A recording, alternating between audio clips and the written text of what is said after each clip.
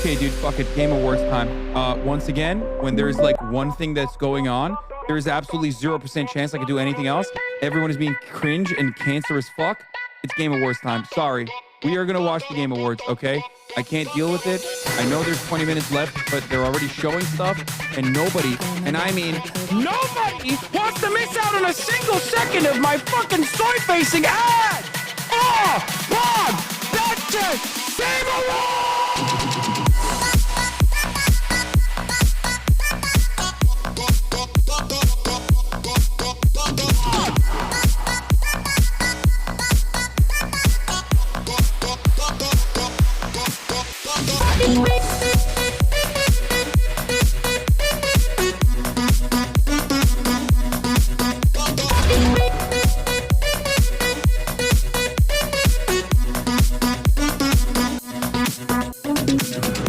I can't even focus on this anymore because all of you motherfuckers keep talking about the PlayStation event. You dude, fucking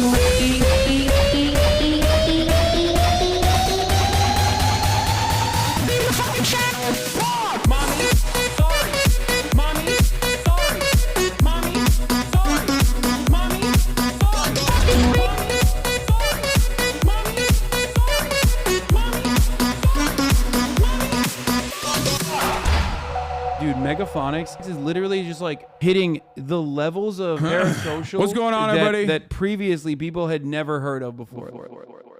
What's going on, folks? I'm live and alive, and this is the Hasanabi broadcast coming to you live from 62 degrees in sunny California, Los Angeles. Folks, we're live and alive, and I hope all the boys, girls, and MBs are having a fantastic one because today is a beautiful day. Today's a wonderful day. Today is a very special day. Hold on, let me grab my drink, and I'll tell you exactly why it's special in a moment.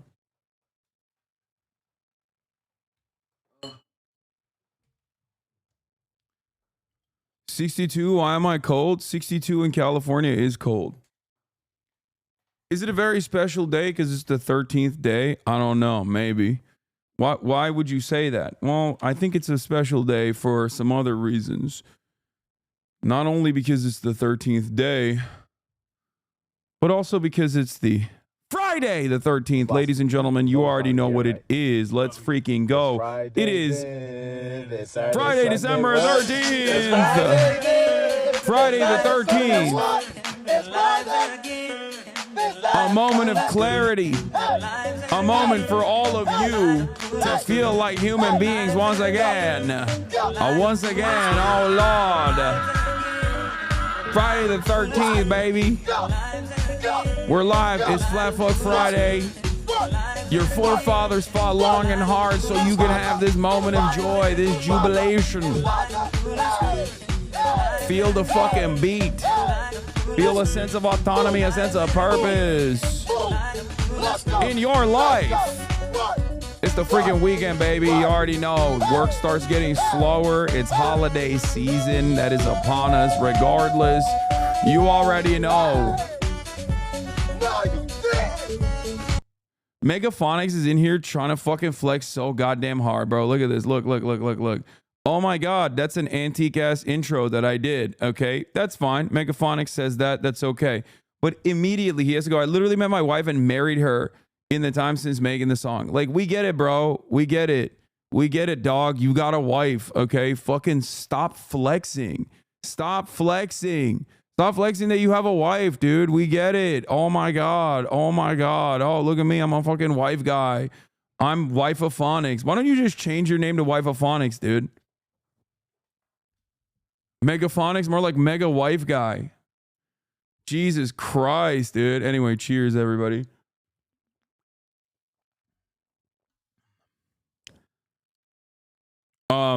This is part of the broadcast where I tell you about my personal news about what's going on in the world of Hasan, Hasanabi, Piker, and let me tell you, there's some good stuff and some bad stuff that has happened. I got a fiance now. I'm Hasan pilling him slowly, but he gets jealous of how much I watch Lamel. Fun for the whole family. Y'all are gay, so you know, I got enough meat for both of you. You know what I'm saying? If we go meat for meat, it's enough for both you and the fiance. Anyway, folks, this is a part of the broadcast where I tell you about my personal news about what's going on in the world of Hasan, Hasanabi, Piker. Okay. In between the time period where I press the stop streaming button, press the start streaming button, and a lot has happened in the world, some good, some bad, like I said. So, ended the broadcast last night. What did I do? Not anything really. Hung out with the family a little bit, but not that much. I usually just like end the broadcast, go on TikTok on my phone, and just like lay there, mind empty, brain open. Just not really doing too much. And that's it. That's literally all I do. That's just straight up all I do. Also, went to bed, woke up. I got some bad news and some good news. Bad news is like I've been feeling kind of depressed. This is one of the downsides of like working out so much. Is that when you have this like crazy structure, this crazy regimen, and you're super used to it, okay? If it even falls apart a little bit, like marginally, and my diet hasn't been as good since England, and also not only has my diet not been as good since England, but like I haven't been able to work out since England as well, right? So, and my dad is here. So of course, he's like fucking up my diet a little bit because like he's just buying like trees and stuff. But all of that combined, obviously, like it just normally for regular people, this wouldn't like break you that much. But for me, it's like I'm in a fucking chaotic situation. I have to like grip the reins and like pull it in and control my life again. But this morning I woke up a little in all this chaos, feeling it a little bit, not to say like, oh, I'm such a victim, but yeah, there's a lot of guilt that I feel. Exactly. Seasonal depression probably too, because it's cold out. But in any case, having said that, the one aspect of this has been that I'm actually putting up more weight for once.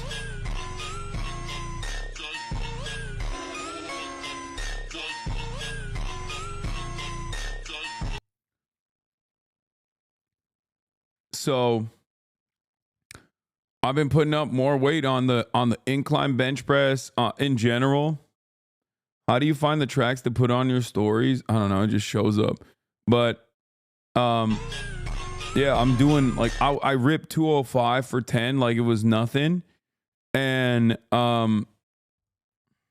honestly, I'm just ripping it, I thought you had new abs now. I do, but it doesn't matter. It's like they can go away in a moment's notice, okay? Smash. They can go away before you even realize it. Yeah, I saw this earlier today. This is funny as hell. But the problem is, while here's the other side of not working out every day, okay? When you don't actually work out every single day, little things can kind of get you, okay? I had noticed that my neck was a little tight. I didn't work out for one fucking week and my neck was a little tight. And it's like, oh, what the fuck is that? Like, what's happening here? What's this about, And one of the problems is like while I'm pushing the weight up on my first push, I like lean in to my neck and I fucked it up a little bit. I tweaked it a little bit. It's not the end of the world. I still have most mobility. It just hurts a little bit. But yeah, I got a little bit of a vertebra crunch in there. It's fine.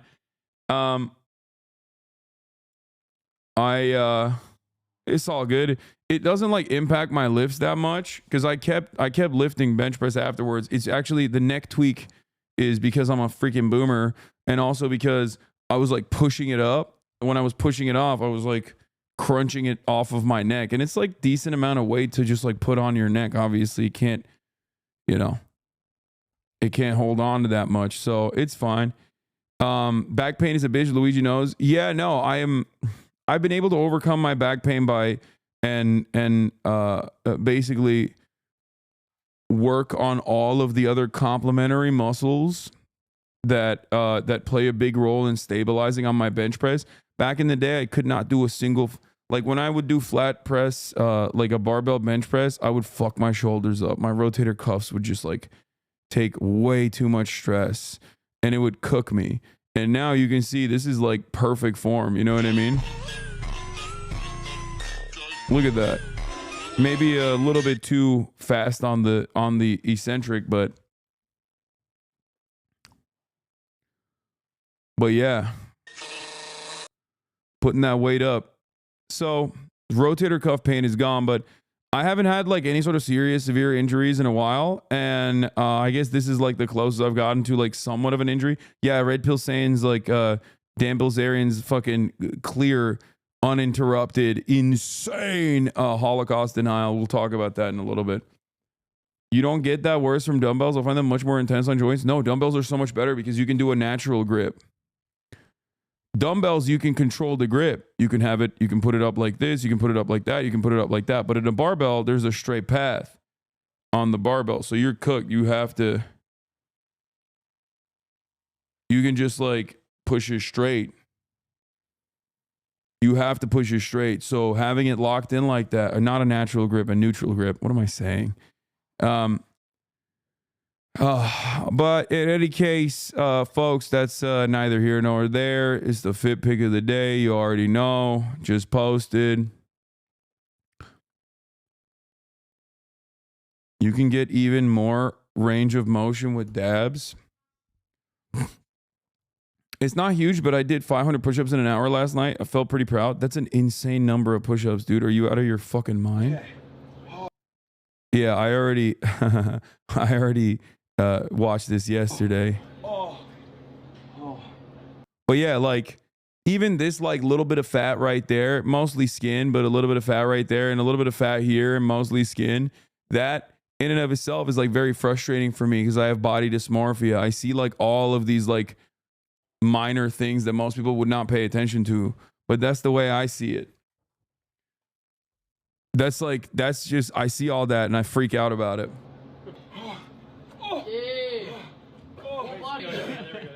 There we go. You might as well dip the head in there. Wait, you did. Let's go. 2 minutes. Go. Whoa. What'd you eat today? Just chicken, huh? What is it? Chicken. What does it sound like, chat? No. Oh. Yo, stop. Jason said, "Close your eyes." When do I get? Oh, fuck me. Holy fuck. Wim Hof. Wim Hof.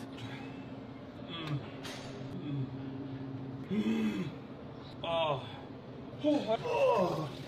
Okay. Let me. Oh. Oh.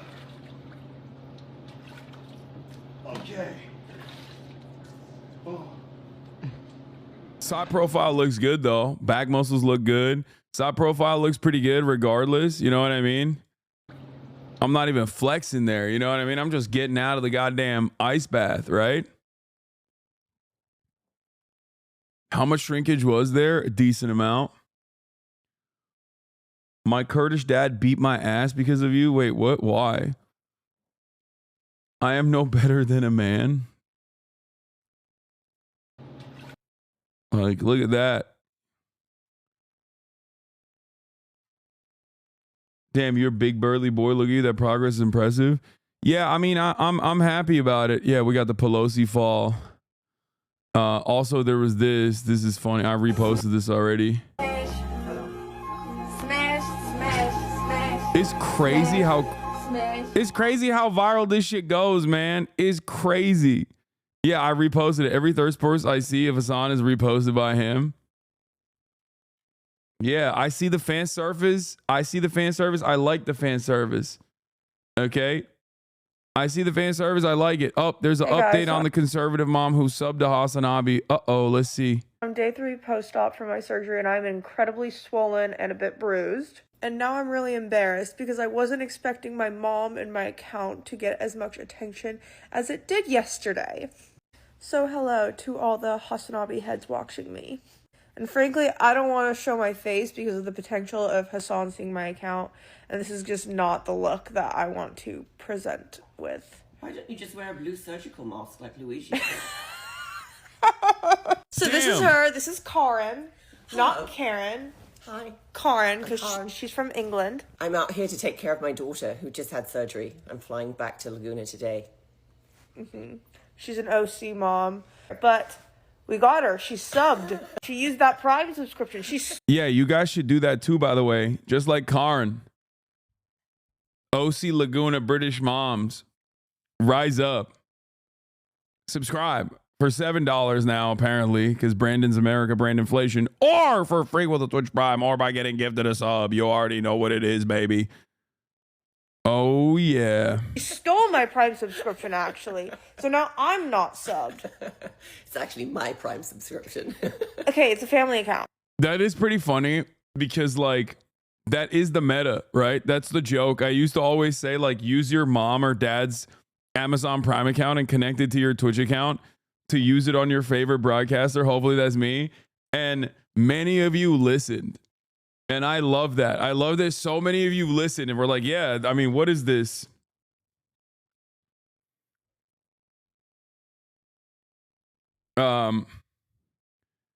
What is this?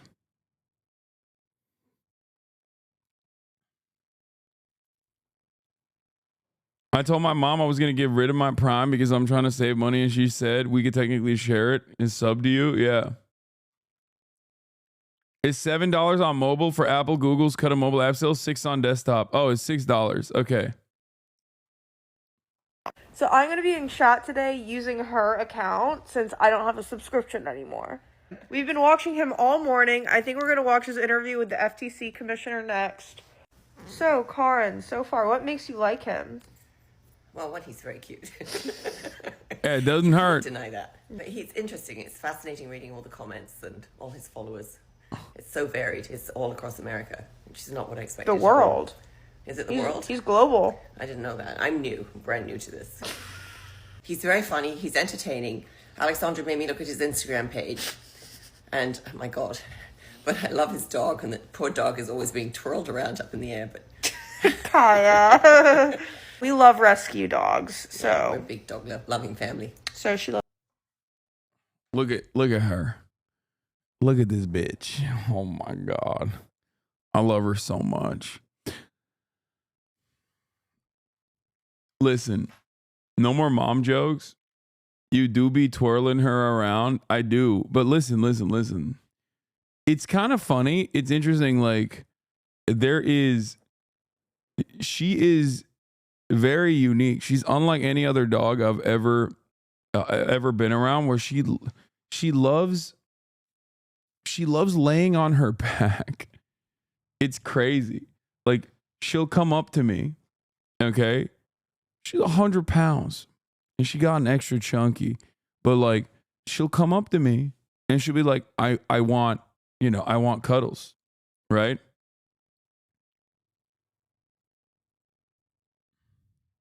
I want cuddles.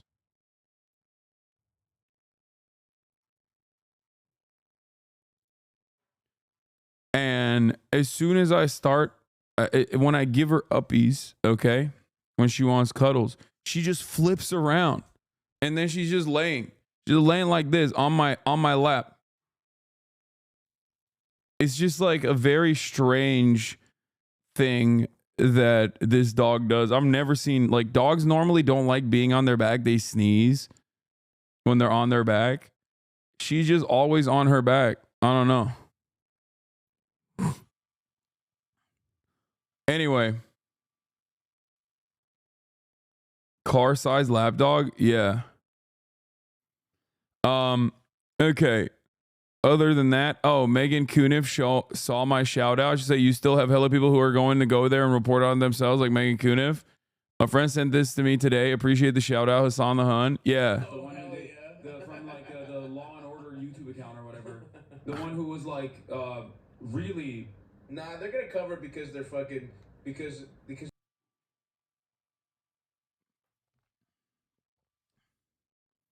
I worked in dog cognition. Every dog caretaker thinks their dogs are that special. Okay. Like, what do you mean dog cognition? What does that even mean? Like, what? And also, stop hating. Like, what? You got a whole ass degree just to learn how to hate dog lovers more? Like, what is this shit? He said, I work in dog cognition. I got a special degree to tell you, like, your dog ain't shit. What kind of fucking job is that?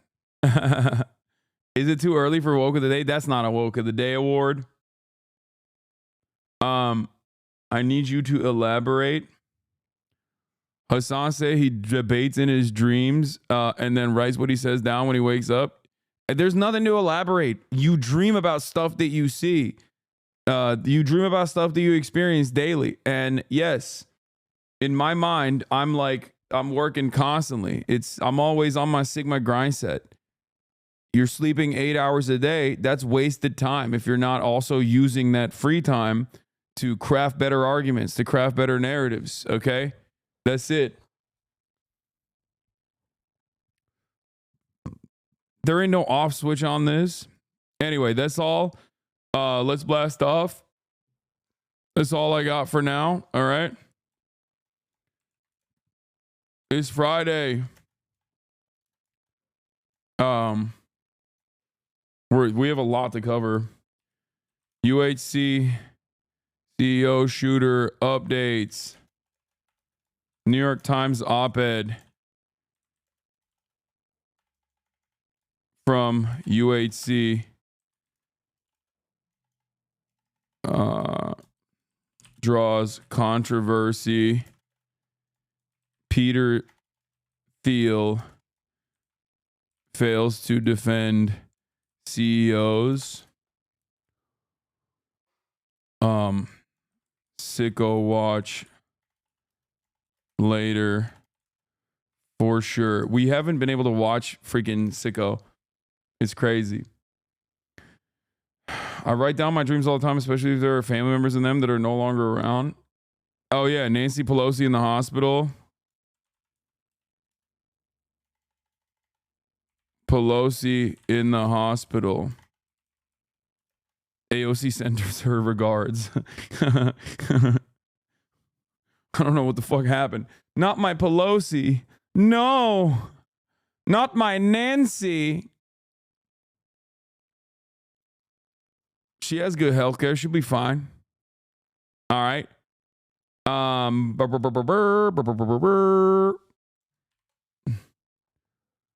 the who must go AOC Nancy Pelosi meme.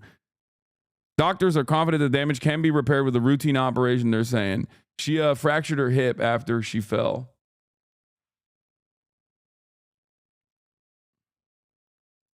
Arky posted your selfie? Oh, wow, finally. Put it away before my wife sees it. Should have had him in the TikTok. Exactly.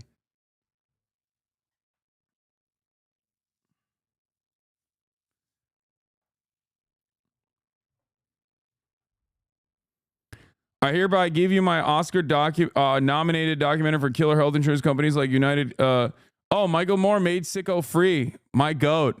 God, I love Michael Moore. People are always so funny when they just like get mad.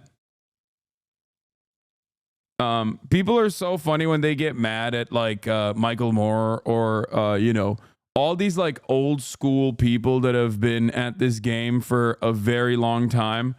Because of just some like minor disagreements in the way that they see the world. And it's like, dude, this person has been doing this for a lot longer than you've been alive, okay? You're not going to always agree. Like, who cares, right? The hell's wrong with you?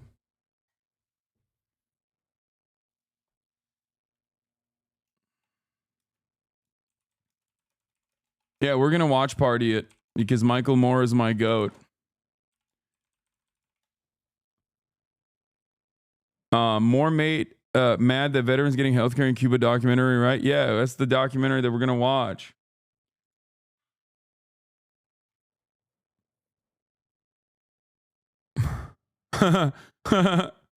Youth have a higher net approval of Mangione than of Brian Thompson, United Healthcare, and the health insurance industry. That's funny. Finally, they do have. I guess they made a like a decent poll that specifically targets this. And I told you, strong positive 18%, somewhat positive 13%. For respondents under the age of 45.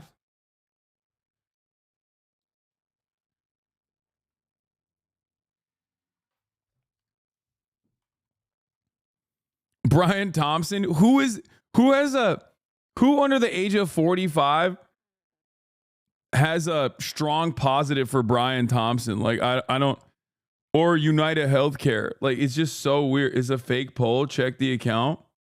Is it? Oh, this has zero. This has 355 followers, but it's been followed by Edinger Mantham.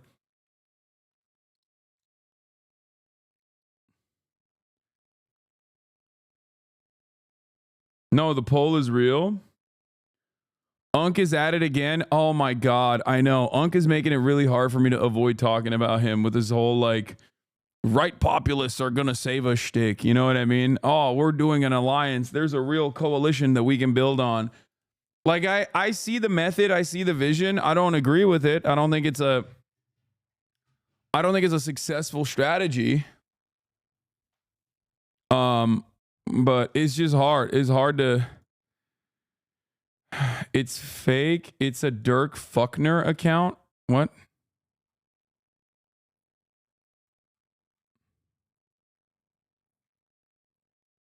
What is Dirk Fuckner? What? All right, whatever. We'll look at the poll in a second. I'll dive into it to try to see its veracity. But I don't rate anything Jank will say since Trump is still a month away. I see it as basic cope. Incels are crashing out. Yeah, I know. We're going to cover that too. Hold on.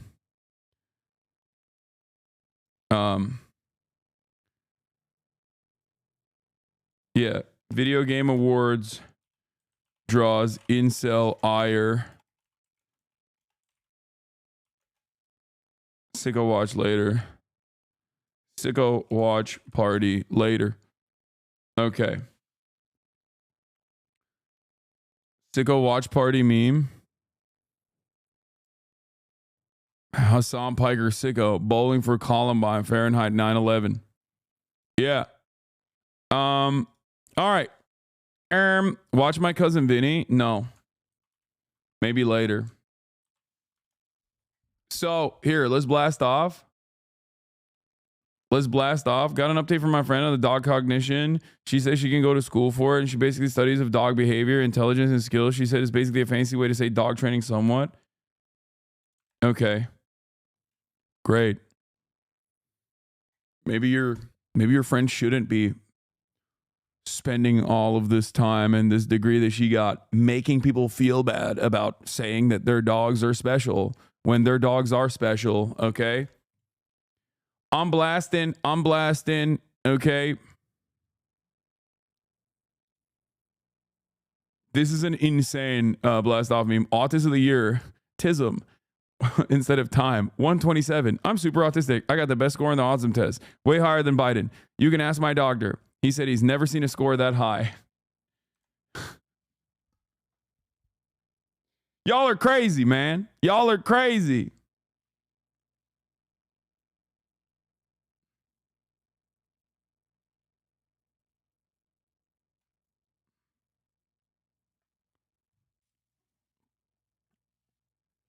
Is the news real that you maybe will play Worms Crazy Golf in the upcoming years? No, that's fake news, man. I'm sorry to break it to you, except I'm not sorry to break it to you at all. That's just fake as fuck. That's super fake news, brother. Don't even begin. Don't even try. Don't even try to see that. Don't even repeat that shit. You know what I mean?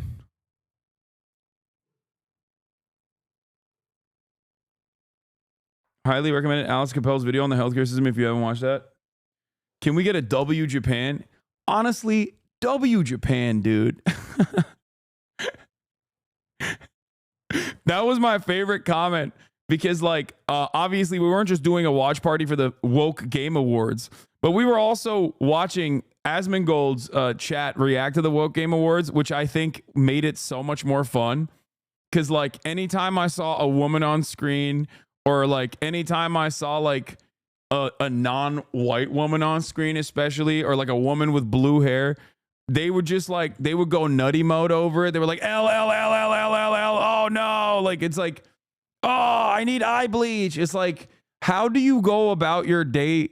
How do you go about your life? Just like having a fucking conniption, having a mental health episode every time you see like a woman or a black or brown person. Like, how the fuck? Like, that's kind of crazy. That's got to be crazy. Imagine you walk into like, I'm assuming that like the Asmongold fan that walks into like a Ralph's, sees a cashier and she's a woman. He's like, no, wokeness has ruined this, the reputation of my favorite grocery chain. Like, what?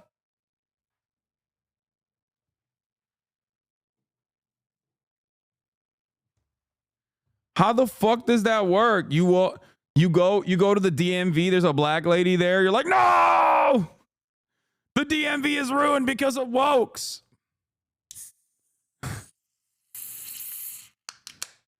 Like, what do you do when you see your mom in the morning and you know, you're like, oh my God, my sister, she doesn't have the beautification filter on her face. She looks ugly in this lighting. Woke. My family is woke. My mother is a woman. This sucks.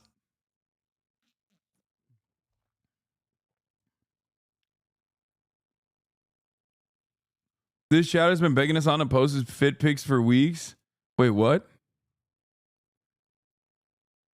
Post award pics? Oh shit. You're right. I keep forgetting. But yeah, I had a lot of fun watching it yesterday. I had a lot of, I truly enjoy, I love that the anti-woke gamers exist. I know it's really fucking annoying for the developers because they sometimes end up like harassing them and, you know, doxing them and shit.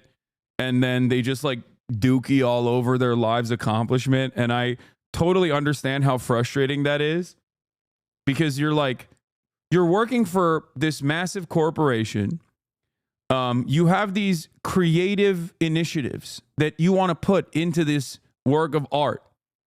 This is your baby. You worked on it for years. You're very excited, even though you kind of also know you might get fired at any given moment because every single part of these companies are now consolidated into these like mega merger companies that only focus on live service, only focus on DLC content, only focus on loot boxes. Everything is shit, right?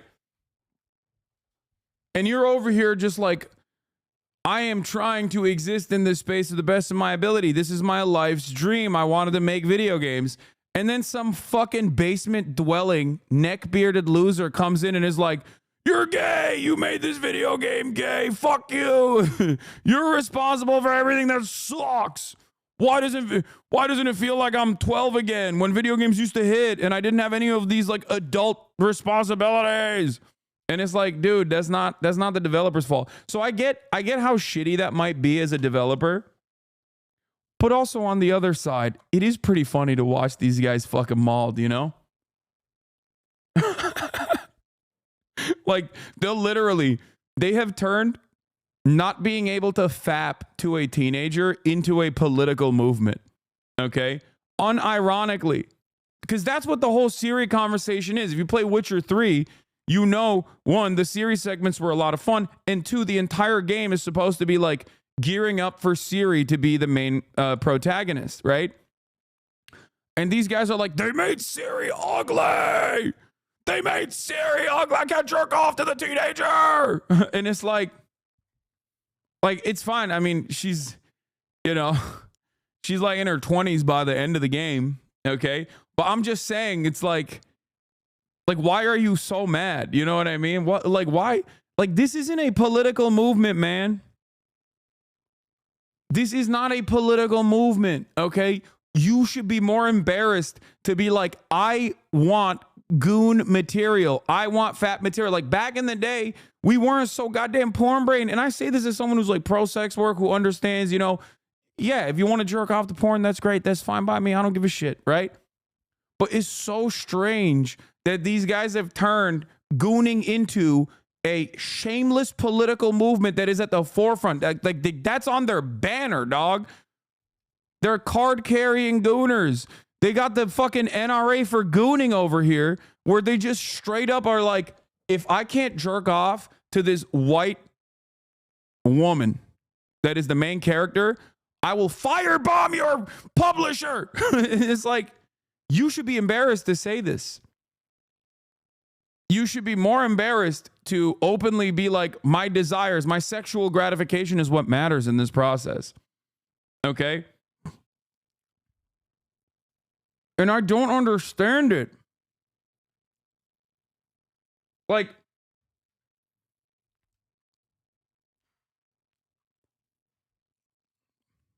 look at this. They've turned gooning into a science. Enlarged orbicularis oris, too compressed glabella, Nasion bridge too high, body of a zygomatic bone is too high. Like, what are you saying? You need to be sedated, dog. Like, I'm serious. If a person in my immediate orbit started talking like this, I'd hit him with a fucking ketamine dart, okay? I'd be like, go to sleep. Shh. I would choke them out until they fucking fell asleep. I'd be like, nope, you're going. You're being institutionalized. This got to be a joke anyway. Amazing, but please, Siri's face needs work. Witcher 3 face model look much better. Hopefully this gets updated. She's older, man. Come on, be serious. I'm very serious. There are some serious anatomy issues. I bet the team knows. $20 says you look like somebody ran you over with a snowplow. It's like, bro. Straight up. You have thoughts like this. You need to be sedated. You need to be sedated and institutionalized. Like, this is thought crimes, okay? This is a crime. It should be a crime to think like this. Straight up. This is the one time I'm saying it.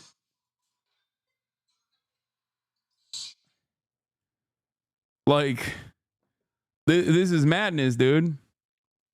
Have any of these guys gotten ass before? No, of course not.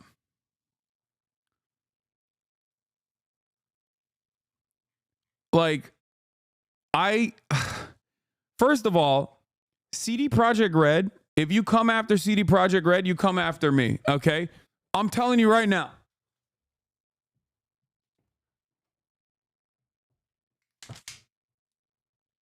I will defend the nation of Poland and CD Projekt Red with my fucking life. Ah!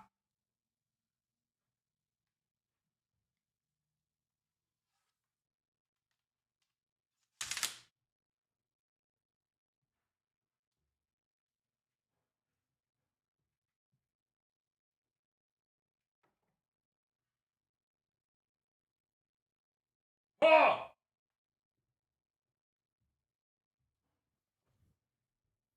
That's number one. Number two, they got one PC in motherfucking Poland, bro. They got one goddamn PC in Poland. And look at how much they do with that one PC in Poland. They put the goddamn country on the map in a positive way.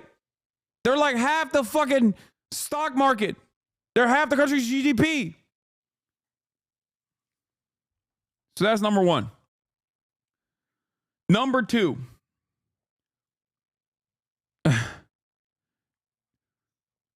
I don't even have a number two. I just fucking love CD Projekt Red's work. So I think it's crazy that they're out here dookieing on that shit.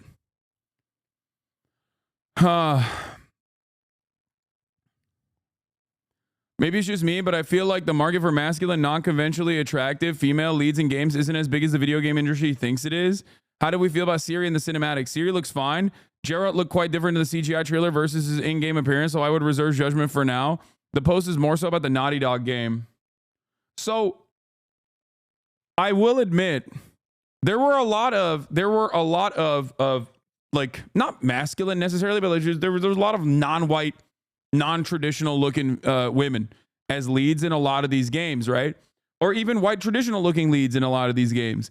But I don't give a shit. I just want the game to be good. I don't care, okay? Like I don't know why it doesn't factor in to my equation, like to the way I enjoy a work of art, if it's led by a woman or a man or whatever the fuck they look like. Like Dave the Diver is awesome. He's a fat dude. You know what I mean? It's hilarious. It's amazing. It plays into the story. And I don't understand. Like, just make good games. That's all I care about. Hasan does not see gender. No, that's not what I'm saying at all. What I'm simply stating is, I don't care. Okay? I don't care. And I'll take it one step further. I don't think you should care either. As long as the game is good, as long as the story is good, as long as the mechanics are good, as long as it's compelling, who fucking gives a shit? Okay? Who cares? I don't know. I don't understand it. Must have triple D's as a women lead, or it's unbelievable to these people. Like, the greatest example of this is, I think, Stellar Blade. Like, it's kind of one note. They're sexy, but it's kind of one note, you know? It's a decent game overall. But again, it's bubblegum. So obviously, like, sexy ass leads don't change that dynamic at all. So it's very, very frustrating. I thought Asmus said he was changing. This doesn't look like change to me. No, he went back. He went back to I mean, he was never gonna stop doing the DEI equals die shit. But I just think that there needs to be a little bit of social shame. And I'm shocked that there isn't more of it. Like, there isn't more backlash overall, because I think that there is so much resentment that people have. There's so much resentment that people have towards. There's so much resentment that people have towards, like, the way that the gaming space has evolved over the years, as it's become a multi-billion-dollar industry in and of itself that is, like, more successful than Hollywood, even global. Okay. And in that process, there's been a lot of mergers and acquisitions, a lot of layoffs, a lot of hyper focusing on revenue rather than the art in and of itself. And, like, people just simply cannot comprehend that, like, the reason why they don't like the games partially is because it doesn't hit anymore because you're a goddamn adult. You're like 45 years old and none of your dreams when you were a child were actually accomplished. So now you carry that weight around you all day. You carry that sense of shame around you all day. And that kind of probably factors into your enjoyment of video games and stuff. When you were a child and you had no responsibilities, of course, the nostalgia, of course, when you were a child and had no responsibilities, like, that shit was way more fun. It banged, you know? Having said that, however, you're not a kid anymore. You're an adult. And in that time frame when you, like, try to enjoy this new work of art, maybe it's not going to hit the same. And then there's the nostalgia component that makes you think that it was much better back then. Okay? But overall, there are structural problems with the gaming industry in general. And a lot of these guys, ironically, and this is something I talk about with politics all the time, a lot of these guys, literally, instead of addressing the real villains here, addressing the real problems here, unironically do the same exact, like, deflection without realizing it. Where instead of getting mad at, like, mergers and acquisitions and crunch, okay, and not letting fucking video games breathe, not letting the development process breathe, and not giving the workers that make these video games more time, more space, more benefits, more freedoms to be able to pursue their artistic vision. This financialization of the gaming industry is obviously going to take away some of the beloved projects that might have even started off in a really interesting way, but that is now unfolded into the codification, the FIFA-ification of all gaming. This is something that I saw even when I was a young boy, okay? When I was growing up, you got FIFA, which was the same dog shit, same slop that they were serving over and over again. EA Sports, it's in the game, right? That was always the same. It was always the same process.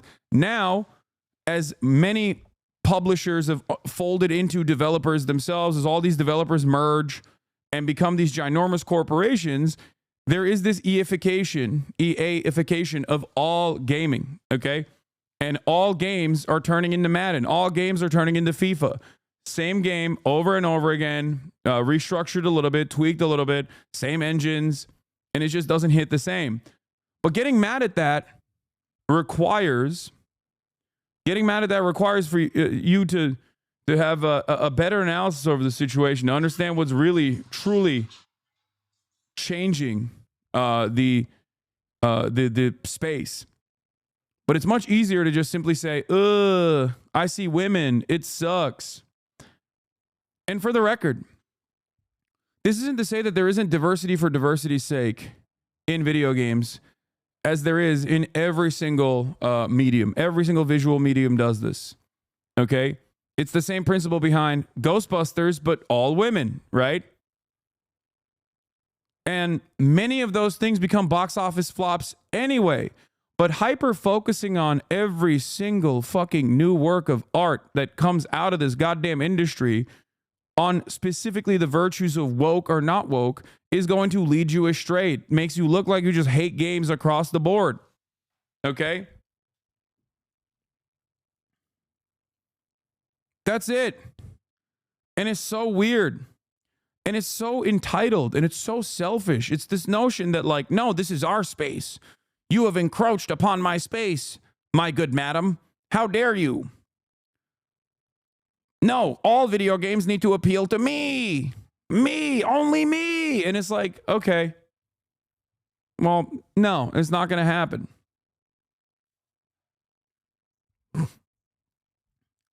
So everyone needs to fucking calm down. Stop making things political. Or if you're going to make things political, I'll use the language that these anti-woke crusaders understand. You come across like a fucking woke social justice warrior when you do that, but in the opposite direction. You're just crying and chirping. And if you're going to actually make it political, understand what actually ruins gaming in general, and not necessarily all this other shit. And they do respond to that. Because remember, the Asmongold audience was very mad about the new Split game that was coming out. What's the Jack developer that's friends with Jeff Keighley? Whatever his name is. Split Fiction or whatever. Isn't that what it's called? No, not Splitgate. Is it Split Fiction? Is that the one? Yeah, Split Fiction, right? So, Haze Light Studios is very good at making these like cooperative games. So they're making Split Fiction. It has 2 female leads. This was very frustrating for the Asmongold audience. They were like, oh, LLL, this sucks. But then, what did the guy say? Joseph Ferris, at the end of it, he turned around and said, and we're focusing on making good narrative-driven games that are fun to play. Only 1 copy is necessary if 2 people want to play it, because we're not in this to do microtransactions, live services, loot boxes, none of that bullshit. We're in this business to make good games that, you know, you can enjoy with your friends. And they ate that shit up. Asmongold's audience ate that shit up as well. So that's the frustrating aspect of this, right? The frustrating part about this is that a lot of these gamers, they hyper focus on the immediate optics of a situation and ironically become the other side of the coin that they constantly rail against, which is diversity for diversity's sake. But that's all you're doing. You're also advocating for diversity's sake. Or you're advocating for identity politics for the sake of identity politics. You just want the characters to be sexy, brolic men. That's it. And the other side of this is when people cheer when developers get laid off, not recognizing that the very same forces that are laying off those developers are the very same people, the executives that don't play video games, that are simply in the finances of it, okay, that are simply invested in the revenue strategies that ruin your fucking beloved games and ruin the industry that you enjoy. Okay? Stats show that most people choose to play as a female character when there's an option. It's not woke, it's statistically correct.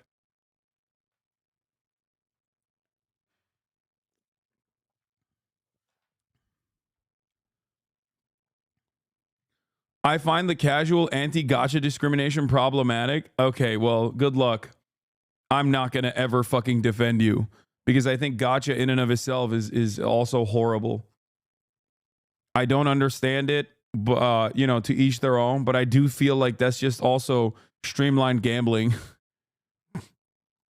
So that's what I have to say about the gaming side of this.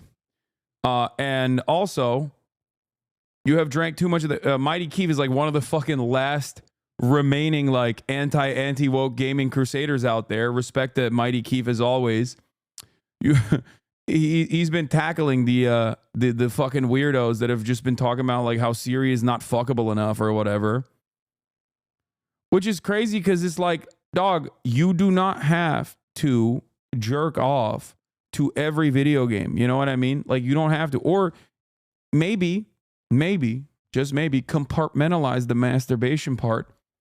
Because there's already a time and place for that. You got Rule 34, right? There's so much pornographic material for you to fap to, but they exist on the porn sites. You can, you know, that's how it used to work. That's how it used to work. Or if you wanted to jerk off to something, you had to go to the jerk off place. You know what I mean? Like, what are we doing? We're becoming like people are not embarrassed or ashamed to just be like, nah, every woman has to be fappable. Every woman on screen has to be instantly jerk offable. And for me, I say skill issue, okay? Because you can masturbate to anything as long as you have motion and lotion and motivation, okay? So that's a skill issue for you regardless. That's number one. Number two, not everything has to be instant gratification. You don't have to like hypersexualize every fucking female character. And you should feel a little bit more embarrassed to say like, no, I need to be able to goon, okay? I need to be able to goon while Siri is just like destroying a fucking dragon.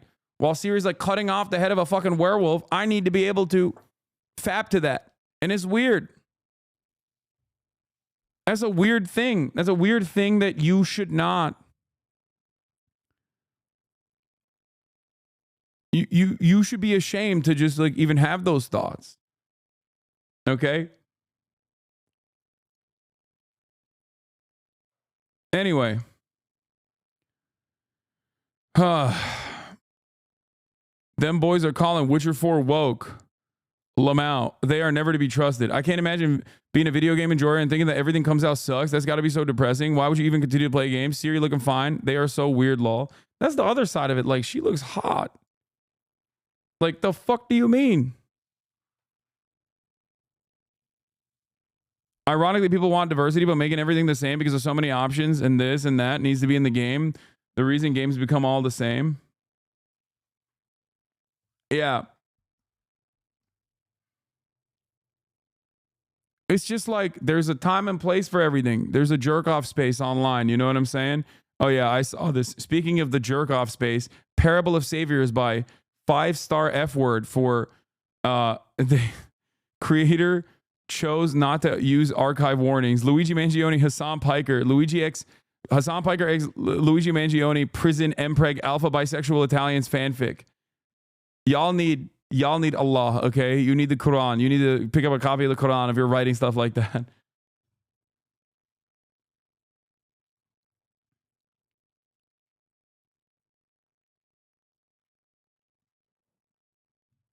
But yeah, I just don't get it. I don't understand it. I will never understand it. You will never be able to make me understand it. I think it's because I'm fucking far too normal. You know what I mean? Where when I see a new video game coming out, I don't immediately go, can I jerk off to the main character if she's female? You know? That's a weird attitude to have. And I think you got to squash that, okay?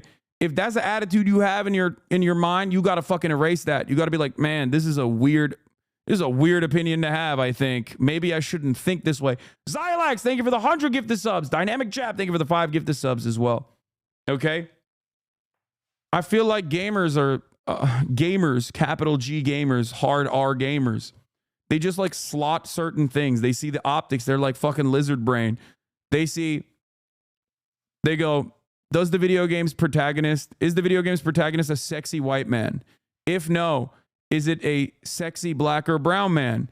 If it's a woman, is she a white woman? Okay. And then it just like, it's the wokeness markers. Okay. They go, oh, is she a white woman? Is she sexy? Can I jerk off to her? It's like a flow chart. If the answer is no, then it's woke and I hate it. Okay. If the answer is yes, then it's not woke and I love it. It's weird. And at the bottom of that pile, obviously, is any sort of visual representation of like someone in a wheelchair or someone who has a non-gender conforming haircut, or someone who has like if it's a woman and they're kind of fucking brolic, then oh God forbid, then it's woke and I hate it.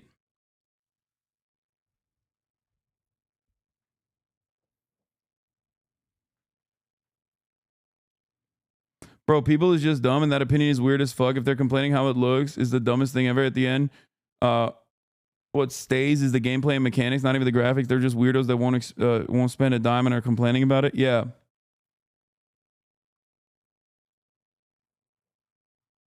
So, odd situation overall. I think people should be a little bit more ashamed.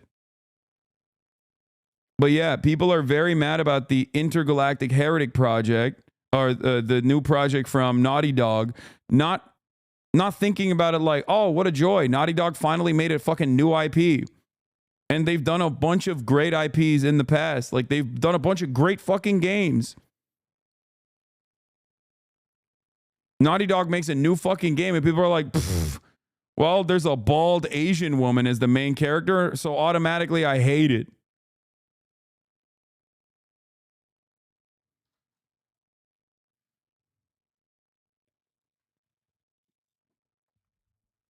And you got the GOAT, the absolute fucking GOAT, the stud, Trent Reznor, doing the score. Okay? I don't know if you guys watch Challengers, but you know I'm a fan. Okay?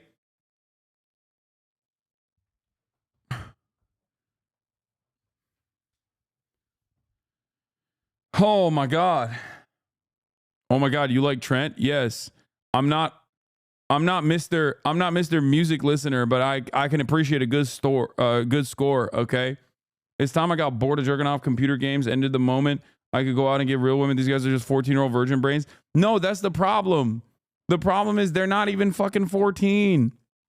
They're desperately seeking out the feelings that they have when they were 14, but they're not. They're like 35. They're 40.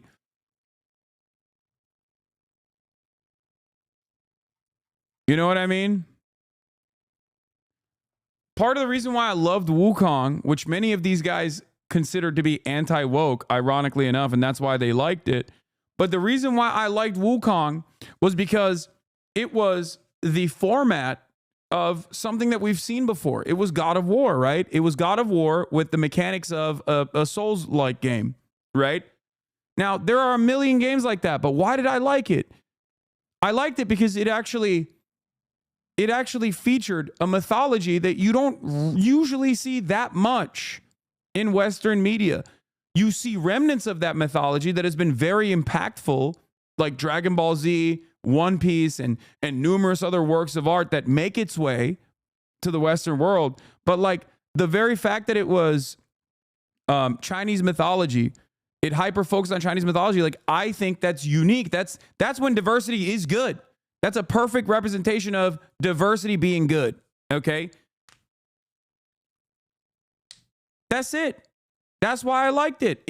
That's part of the reason why I liked it so much, was because it was cool to dive into a unique universe, okay? When is diversity even bad, motherfucker? No, I understand the argument when like people just go, oh, we're going to make the same IP and it's going to suck, but it's now gender bent. You know what I mean? It's like, that shit sucks. It's boring, but that's not because of diversity. It's boring because they're juggling the same IP over and over again. Do you not understand what I mean? That's not even, that's just diversity for the sake of diversity, or that's diversity just for the aesthetics. And oftentimes it's chock full of bad writing in general.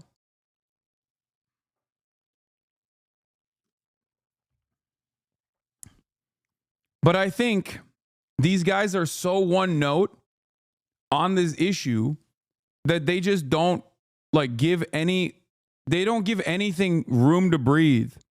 And plenty of this, yeah, it is derivative, but so is all art, okay? But listen to me. A lot of these dudes, a lot of these gamers, you know, capital G gamers, hard R gamers, a lot of them don't need to see or play or experience the work before they make up their minds. They just immediately go, oh, I saw something that is, I have slotted as like anti-woke, or I saw something that I slotted as woke, and therefore I don't like it. Okay? And that's deeply, deeply frustrating. Okay? It's very fucking annoying. And these guys that take advantage of the anger and resentment that people have by grifting to this kind of commentary, but they're grifting to this kind of sentiment and highlighting it and legitimizing it over and over again, they rarely ever get punished either for making the false prediction that a particular game is woke. Do you understand? They'll come out. Fallout is a great example of this. They'll be like, Fallout is woke. It sucks. Like the Fallout movie or the Fallout Amazon Studios show is woke and it sucks. And then it comes out and people watch it and it's fucking amazing. So then they quietly go, okay, never mind. It's actually amazing because it's not woke. The fuck? Yeah. Baldur's Gate 3 is a perfect example of this. It's the most woke game that came out and everybody loved it. Okay?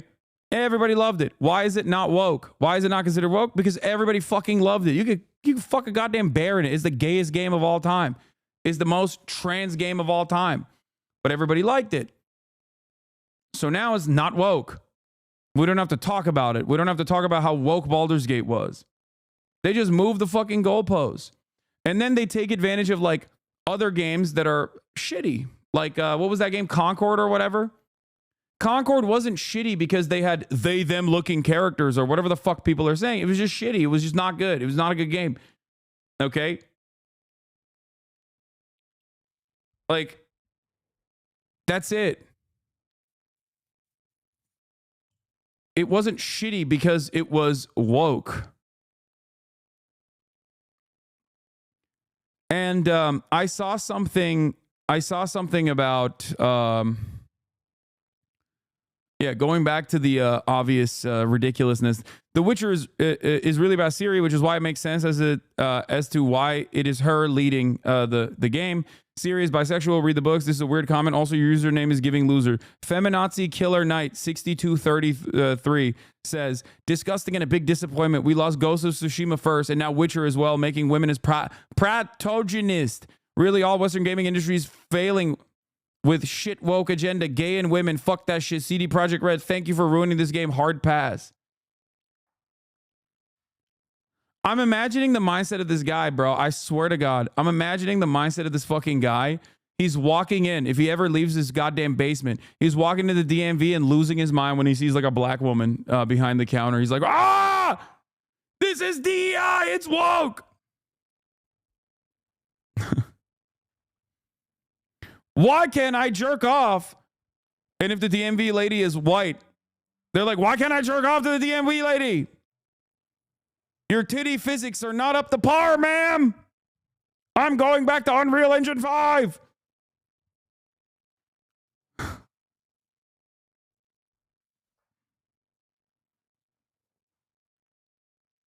Yeah, he has a Red Dead 2 avatar, which is also a very woke game too, but that's, don't even get started on that.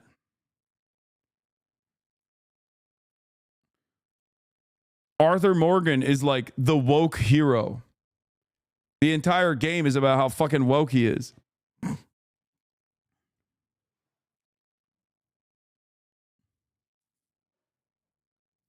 Anyway, the standard for all female characters should not be the merit of the existence of female characters should not be about like how fappable they are. Okay? And if that is unironically your like political movement, that is, if that's unironically your perspective, you're a pervert. I don't know how else to describe this. Like you cannot exist in like civilized society. Like take a fucking shower, you know?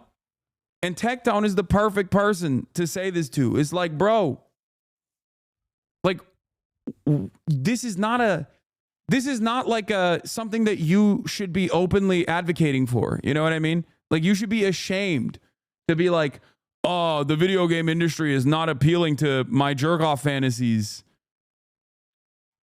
Some games are going to feature this, and that's fine. And some games are going to feature this. Like, who gives a shit? Oh, my Lord. I think people are just... The more time we spend online, the more shameless we become with our digital footprint. The less time we spend with other human beings in the real world, the more creepy people get.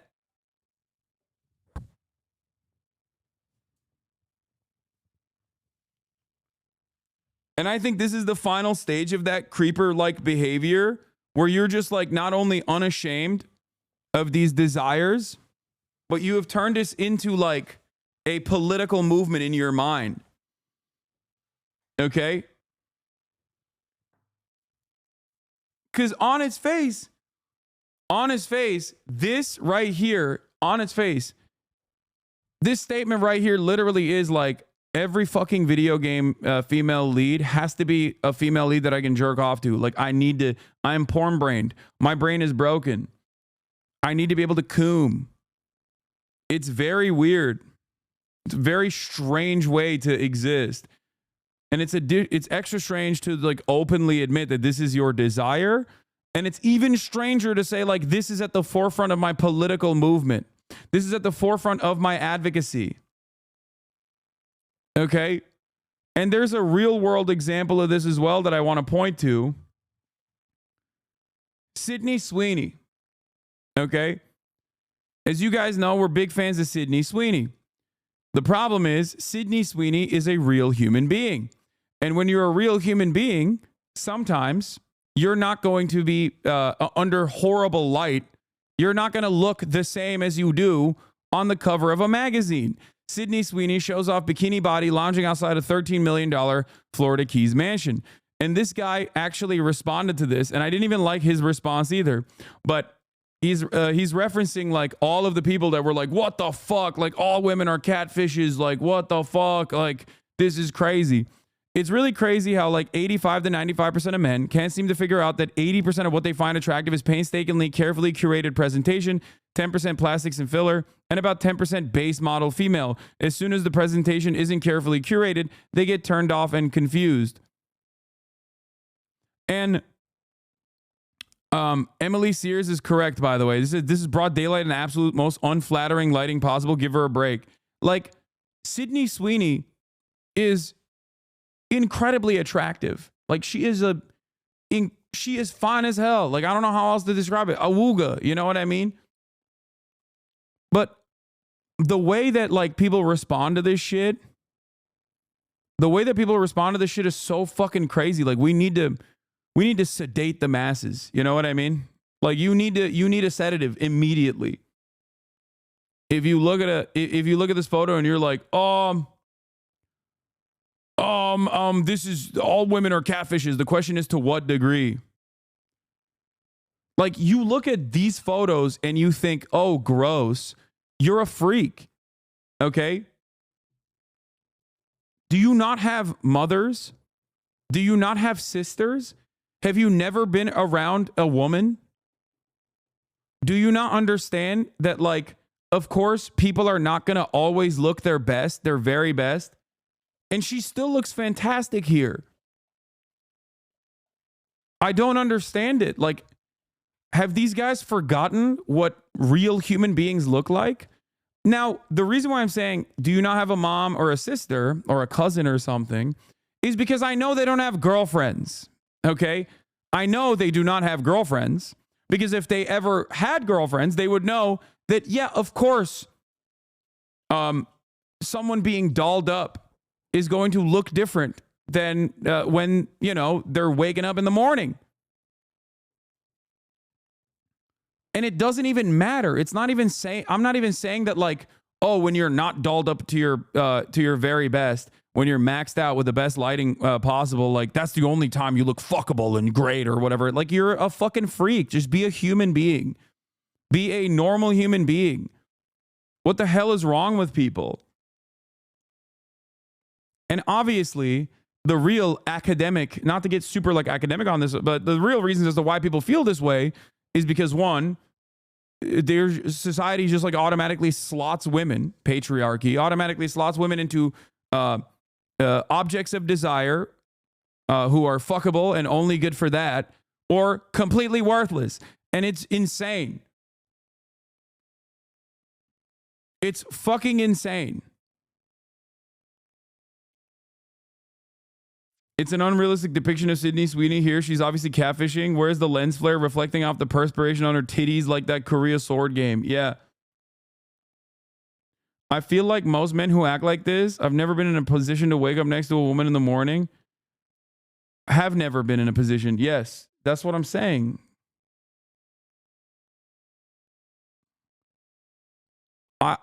Yeah. Just like capital G gamers, these people expect every person and everything to cater to the taste and expectations. They just don't understand what's the matter with the way she looks. There's no issue with the way she looks.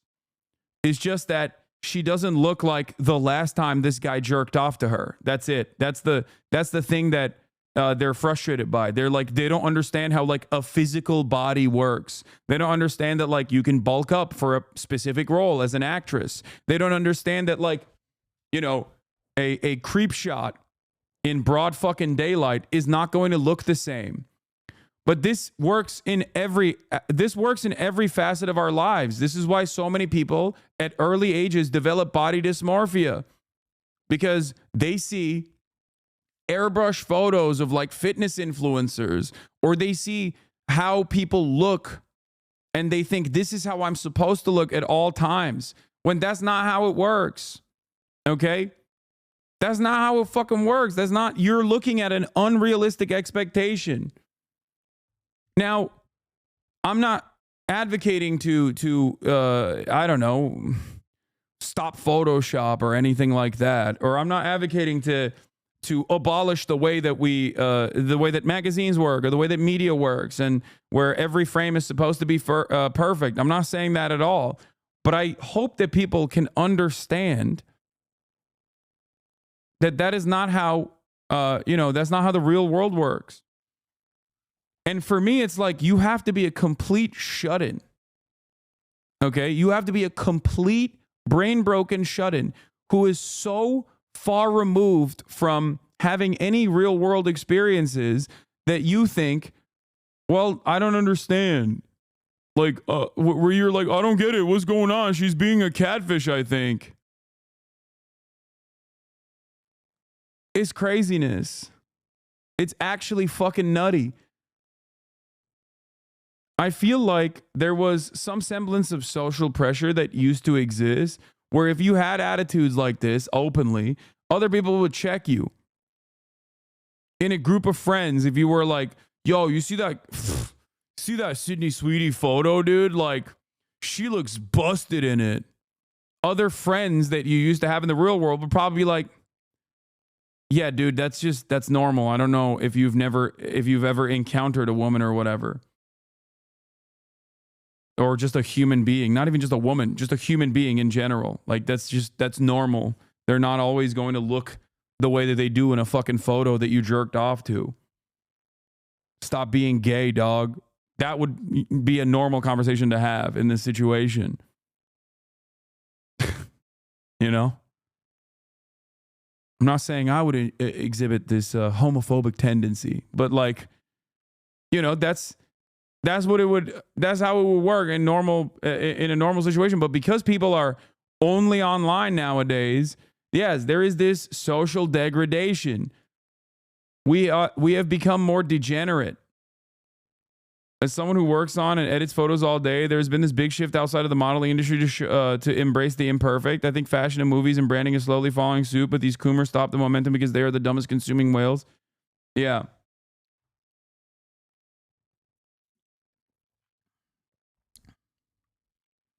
To be fair, the men making these comments are supermodels. Yeah. Well, for them, obviously, you don't have to be, right?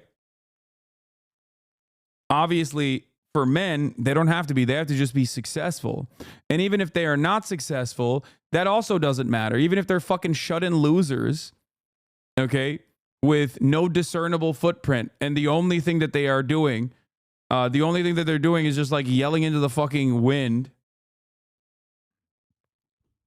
it still doesn't matter. Because as long as they say stuff like this, they get affirmation from other men who are also losers in the same way, and that makes them feel like they are reaching some level of success.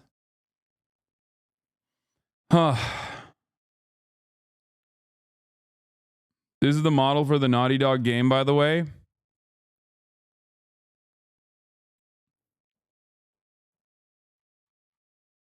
Tati Gabrielle.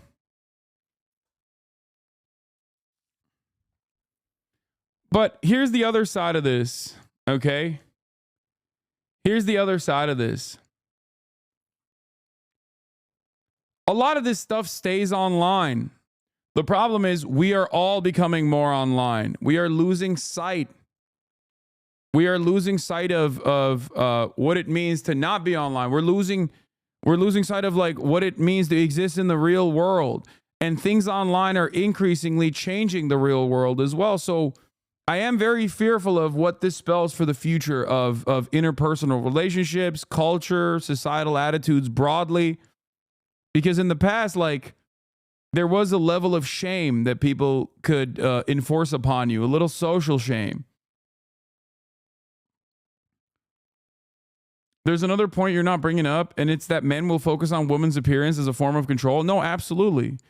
I addressed the way that patriarchal constructs work in this circumstance, but you're right. That is another aspect of this as well. It's like, oh, if you're scantily clad, then you need to put on some clothes. And if you're not fuckable and not jerk offable, then, what the fuck are you doing? You need to be an object of my sexual desire.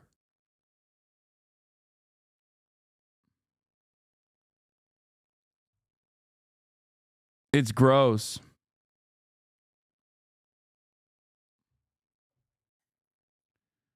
Huh.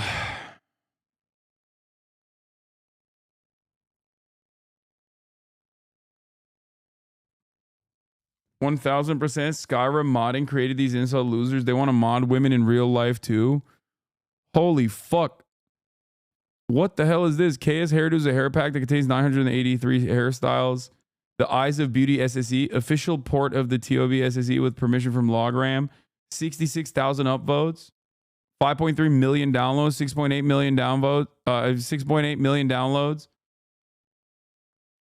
Expressive Face Gen Morphs SE.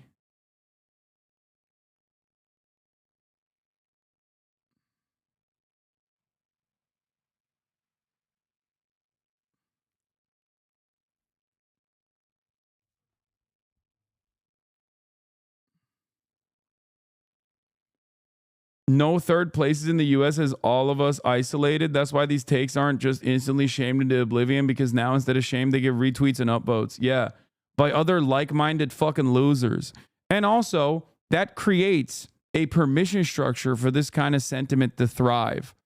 And that permission structure makes it so that other people look at that and go, well, I don't know if this is a normal person or a fucking troglodyte pervert saying this. But other people seemingly agree with it. Other people seemingly agree with it. So maybe it is the correct thing.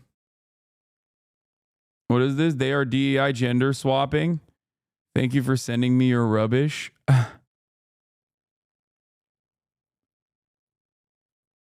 Go watch some cosplayers turn trash into treasure.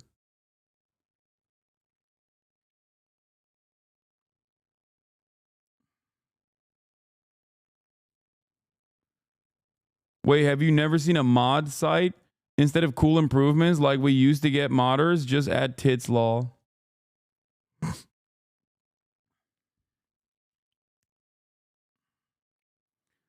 And the other part of this is that Blue Sky post that I saw yesterday that someone sent me that was really interesting. Apparently, this is almost identical to that study that was conducted. I don't know if you guys know this, but there's that one famous study where, like, in business environments, women that speak significantly less than men are still seen as speaking more than men. You know what I'm talking about?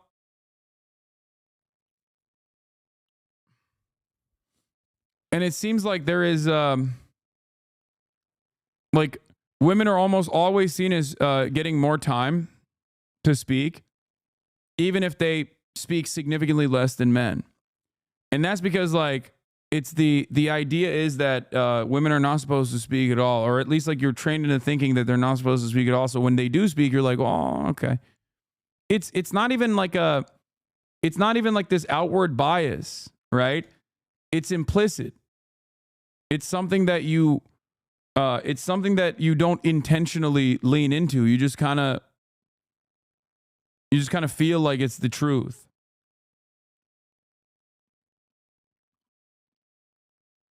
We are, yes. It's because women speaking is out of the ordinary. We're naturally more likely to notice abnormal events. That is the nicest way to put it. Okay? Now, what's really interesting about that, if I recall correctly, that stat is that women speak 30% of the time. They are perceived as having spoken for the majority of the time. Yeah. So what's really interesting about that is that because the gaming space is so, like, historically so focused on tailoring to this, catering to the specific needs of, like, men in general, right? Even when you have like any female roles, we think like, oh, this is happening a lot more than I'm used to. And I think that's a big part of the problem, because there were stats on this, and apparently it's like 7% of all new games that have come out have a female protagonist. And I think, like, the LGBT tag on Steam is even lower than that. It's like 1.3% or something of the new games that have come out. Yeah, this is the Jacob Geller post from Blue Sky. Here. Fascinating video on Steam trends, especially these statistics of all the games released in Steam in 2024. Did you know? It seems that just 2.5% had the tag LGBTQ+, and 7% had the female protagonist tag. This is supposedly the political trend that is overwhelming and destroying gaming. That's what they are saying. Now, it has increased, right? It has certainly increased. But the irony is, it's not necessarily a major increase that these gamers are complaining about. Now, you might say these tags are fucking bullshit, okay? And that there's a lot more female protagonists that are out there in all these games. But I'm not so inclined to believe that. I think we just treat non-female protagonist games as invisible, the norm. We don't see it in the same way. There's that famous study about men perceiving women as dominating the conversation in situations where women spoke half as much as men. These stats are even more absurd.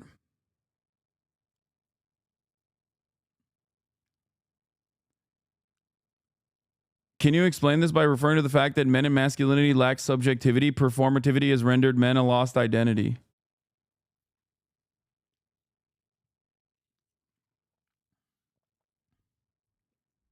Yeah, this is the video. I scraped the entire Steam catalog. Here's the data. know that half of the top 50 games on Steam are indie titles? Or that there are only 4 fighting games with a romantic theme? Here's a fun one. Did you know that the word life appears in more game titles than death? Yet war is mentioned twice as often as love? Today, we're diving into the data and exploring some fun insights into the game development. Anyway, this is just like a very nerdy but very cool video from Newbie Indie Game Dev, okay, that basically scoured the entirety of the Steam catalog and created these like data clouds, word clouds, like all this stuff to just like see where the space of gaming is, like what the space is, what the space looks like. And I think it's pretty valid to look through the Steam catalog. Is the most comprehensive catalog out there. Obviously.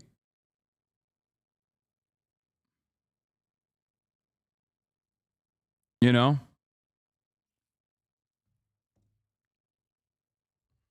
I love data 127. I don't love data. Stop. Reactionaries don't care about data. Don't care. They only care about the vibe, dog. Yeah, I know. I know. What is 127? It's my high score that I got on the autism test, okay? That's what they're referencing.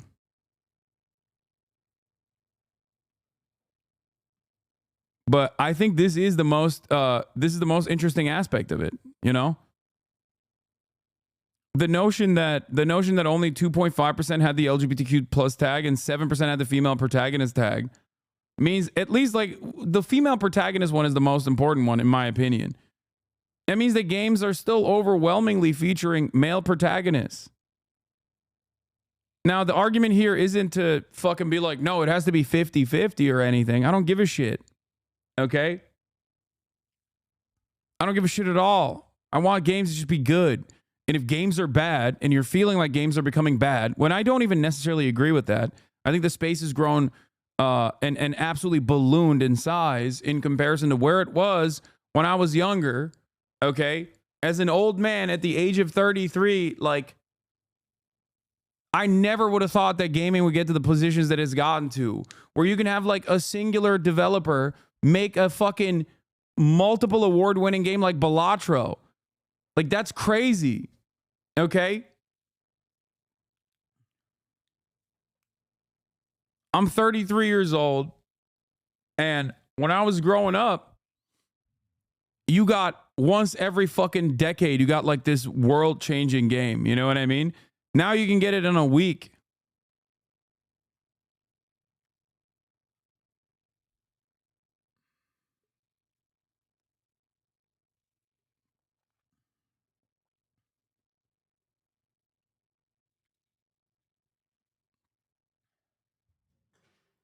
Side-by-side comparison of Akira and Intergalactic.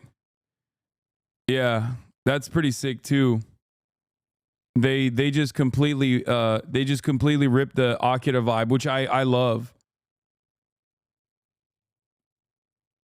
Did you play Roller Coaster Tycoon growing up? Yes.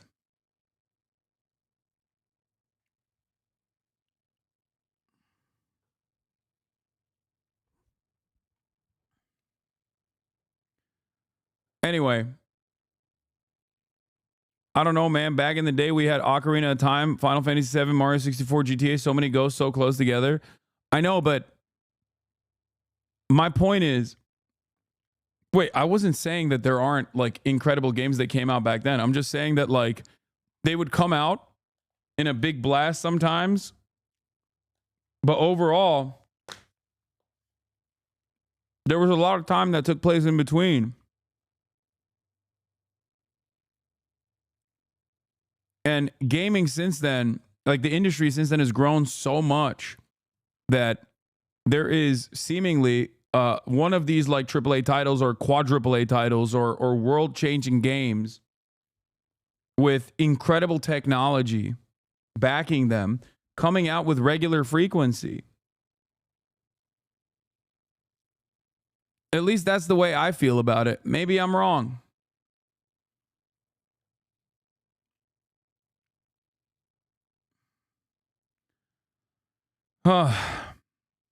Chat has Beatles bias. Yeah. We used to wait 2 to 3 years for a smash hit. Now we have one every other month. Yeah. And it's also international too. There's like, you know, there's a bangers coming out of every goddamn country at this point. Like, dude, think about it. Like, Poland is making fucking these incredible video games now. They got one computer over there and they're using it for good. So I'm not sure about that. A lot of games were released in the late 90s, all pretty much at the same time. No, but it would take a long ass time. In between is what I'm trying to say. All right, anyway. Let's continue. Yeah, motherfuckers in Ukraine make video games like Stalker while they are literally being invaded. Like that is how insane the gaming space has become. Where you can be under fire, okay, being straight up invaded, and you can make a goddamn video game.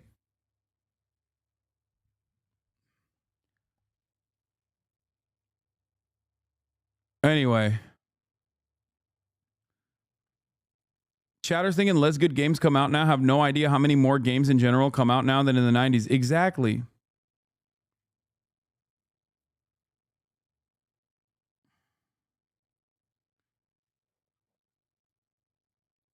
But yeah, let's see what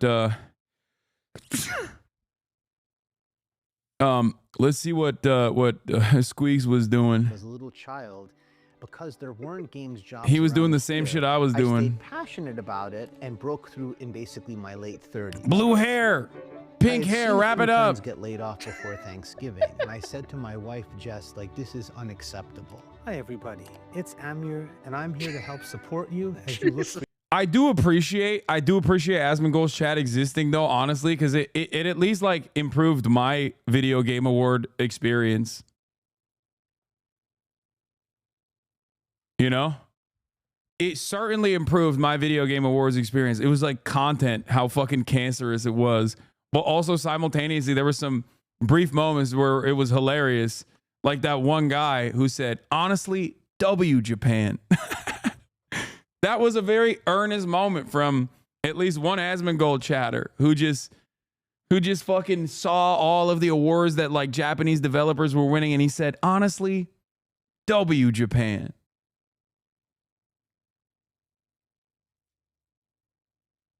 As you look for your next opportunity in video games. I can't imagine. So it's like if they were just like confined to like one part of the internet where they couldn't do harm to the developers or whatever, or have any sort of motion and like put people in the crosshairs of harassment or whatever, it'd be fine. It'd be great if they were quarantined and you could just like look at it from afar like a bunch of zoo animals and laugh. Then that's fine. Back in the day, it was 4chan. They were contained. Now they're all over fucking Twitter. And they're able to monetize the fucking idiocy. It's very frustrating.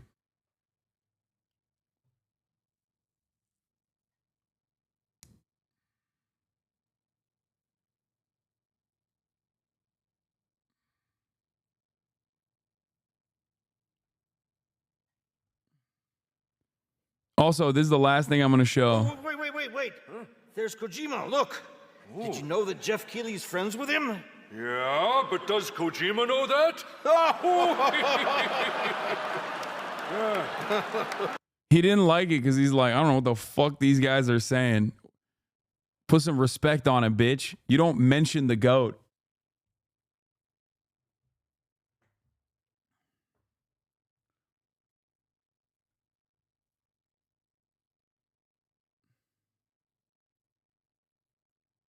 I love the clip I saw Emeru talking to Asman saying, you really are the Lich King. When you were suspended, my chat got wild with some strange ass people. They all had nowhere to go. Yeah.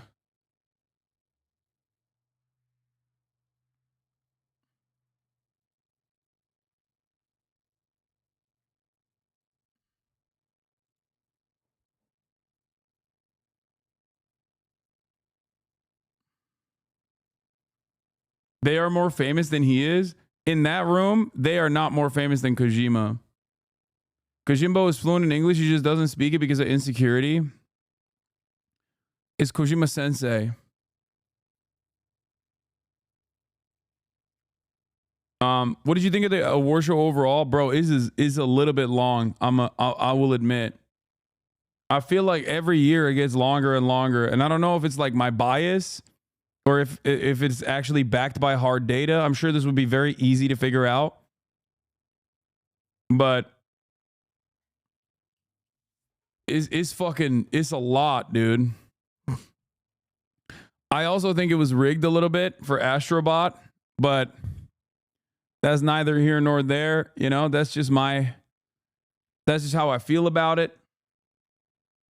I think Black Myth Wukong would have been great. Balatro. I didn't even play Balatro, but like obviously a lot of people loved it. You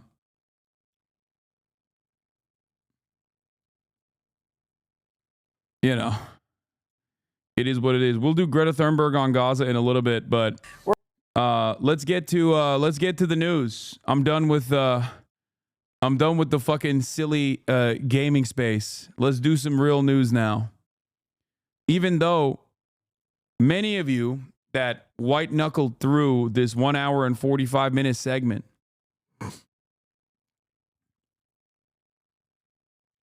need to understand that this is the world that we live in.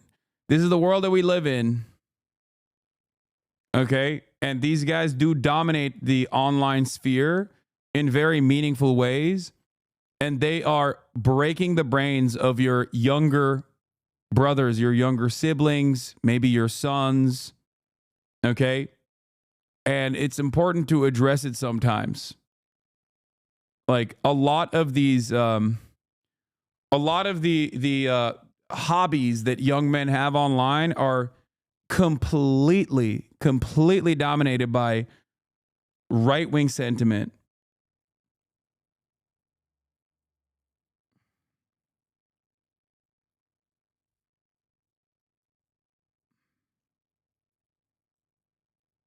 Anyway.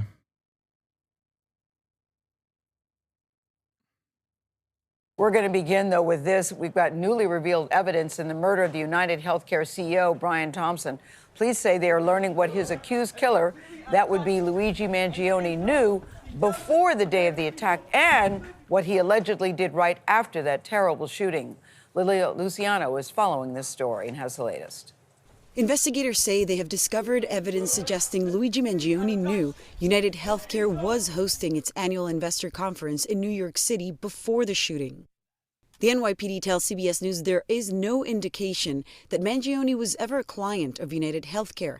Officials believe the company... Wait, you and Kojimbo is 1-to-1? Wait, is this the...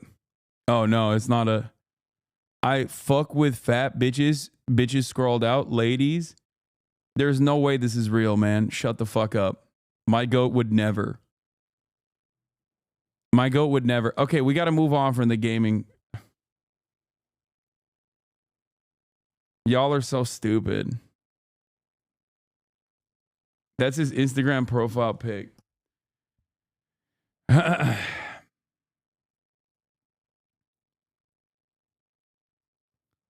Okay.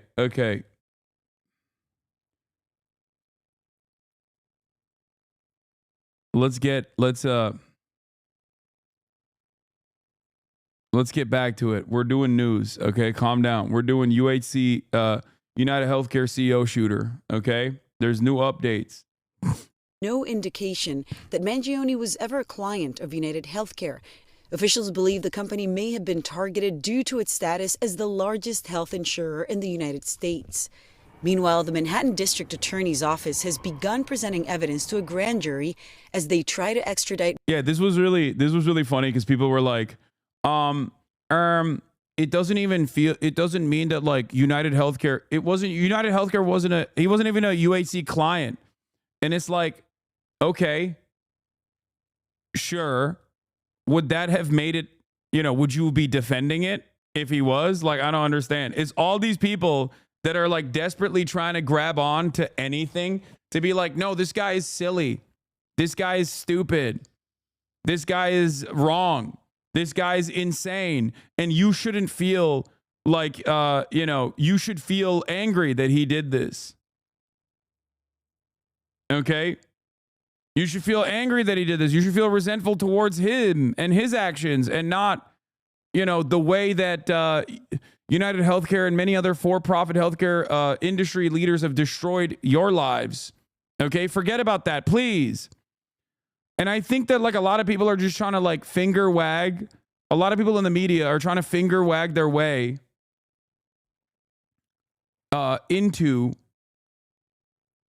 A lot of people are trying to finger wag their way into like trying to reshape the public narrative. And I don't know if it's working or not.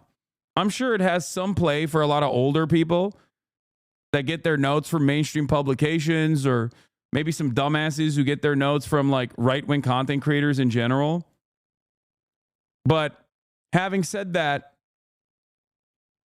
you can't finger wag your way out of this. Like, people are very mad.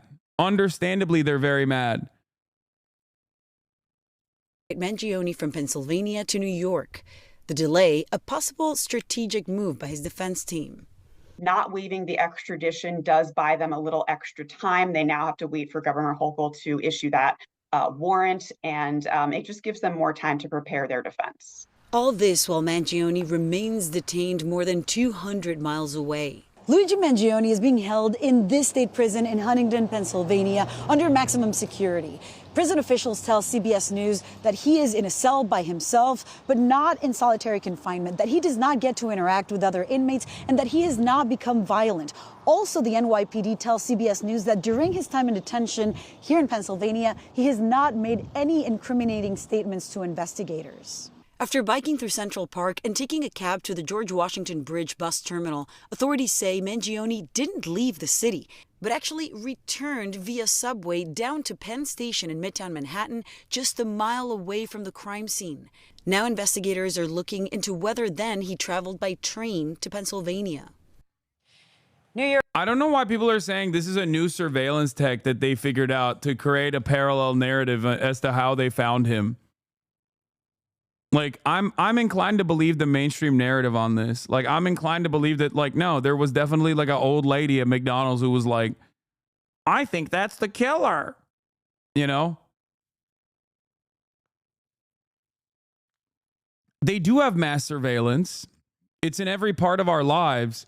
But having said that, you can see that it takes time for them to actively monitor a city with like 14 million people in it, or however many million people live in New York City. What is this, 7 or 14? Am I getting the number wrong? It's 8.2. Sorry, not 14. It's 8.2 million people in New York City at any given moment in Manhattan. Obviously, it's going to be difficult for difficult for investigators to, even with all of the mass amount of surveillance that exists. It's going to be difficult for people to figure out one singular individual wearing a mask and where they go.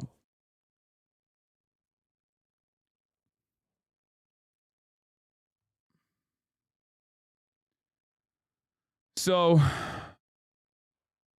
I don't know. I don't know if this is like a person being. I don't know if this is like your McDonald's self-checkout kiosk spying on you or whatever.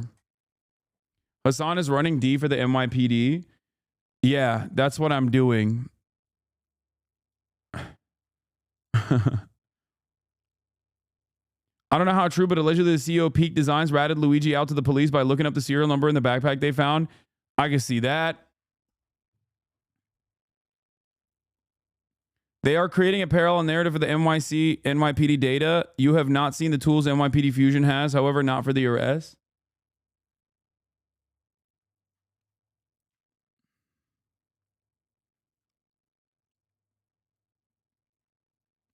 I think a lot of people overestimate the power that like artificial intelligence has. Or maybe they overestimate the power that human beings have. Mass surveillance is here. and it has been here for quite some time. We exist under a surveillance state, but the surveillance state is still operated by human beings, and human beings are not fucking machines. They're not robots. They're not going to be able to like immediately map out the trajectory of a fucking shooter in a city with so many goddamn people in it. Now, not only that, but also artificial intelligence sucks dick, especially when it comes to, especially in instances where you need it to be correct. Okay, artificial intelligence, as it works currently, okay, or AI or machine learning or whatever you want to call it, as it works currently, is only good at being the plausible deniability machine. Okay, it's only good if it's not supposed to work. It's only good for Lavender AI's targeting capabilities. It's only good so you can just say, oh, we handed it off to a machine, and if the machine fucked up, then oops, it is what it is. It's only good if it works. It's only good if it's supposed to be bad, if that makes sense. Just like United Healthcare that utilized AI to process more denials over claims, like valid claims, at a significantly higher rate than human beings would. You're an expert? No.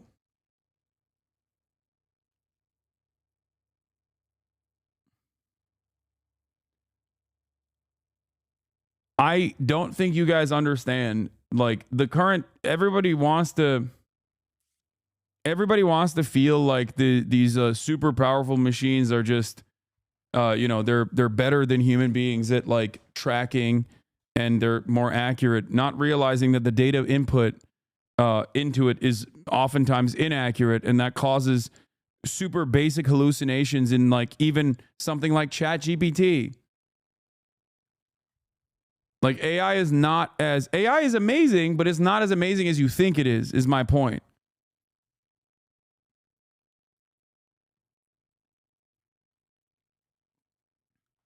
That's it.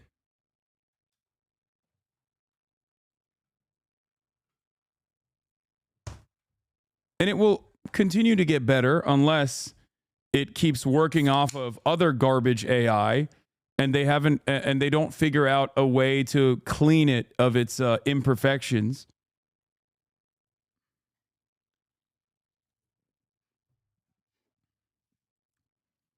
But yeah, I think human beings are still on top in this moment, for better or for worse.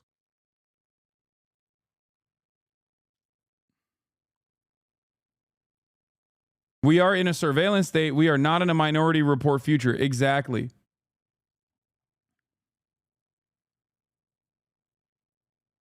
That's it.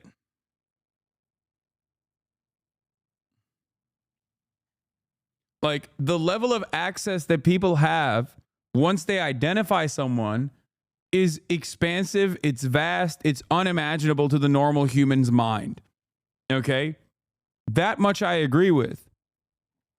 But in instances where you're scouring through like terabytes and terabytes of data, and you have to pinpoint one person with accuracy, AI is not good enough to be able to do that correctly. At least for now.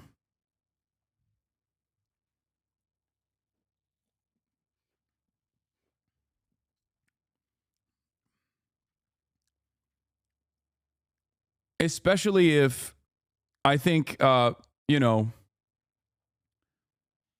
especially for now, like the failure rating. Bro, I agree with every single one of your takes except AI. You don't understand that it's exponentially growing and will supersede human intelligence most likely by 2029. I'm simply talking about where it's at currently, chatters. That's it. I think people think that like AI facial surveillance recognition technology is like so much better than the way people think it is. At least as it stands. At least for now. LLM, ChatGPT, etc. are inherently flawed and will never be able to reason. They can only imitate reasoning relatively convincingly. We will need a new model before we see anything like sci-fi level AI, genuine artificial intelligence, as opposed to very good chatbot. I think big corps using AI to comb through thousands of resumes to hire people is akin to getting precogged.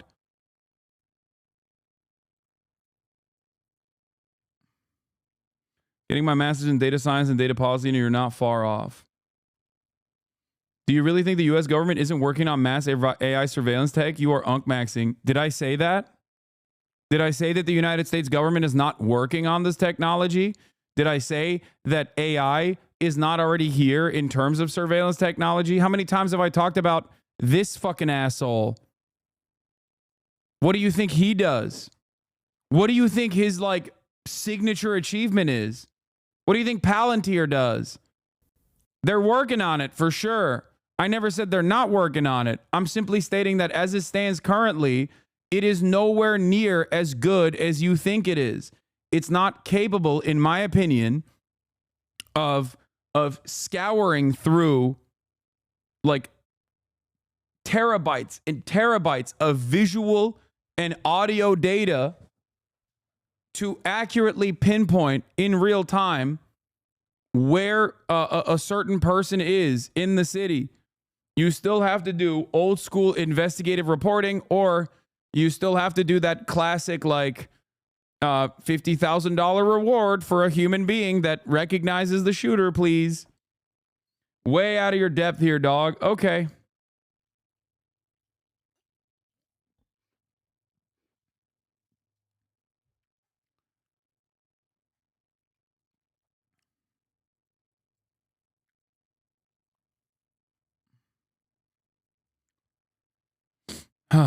And I'm not even saying that it's not going to get there. It will. And it's certainly faster at processing shit than human beings can. But I think that people who think that this is like Minority Report style, like boop, boop, boop, they immediately tracked the shooter, they found him instantly, and they actually mapped out his movements, and now they're like secretly trying to hide that they have this capability by crafting a parallel narrative. I think that's not correct. You definitely aren't out of your depth. You're basically reflecting exactly what top scientists studying AI are saying.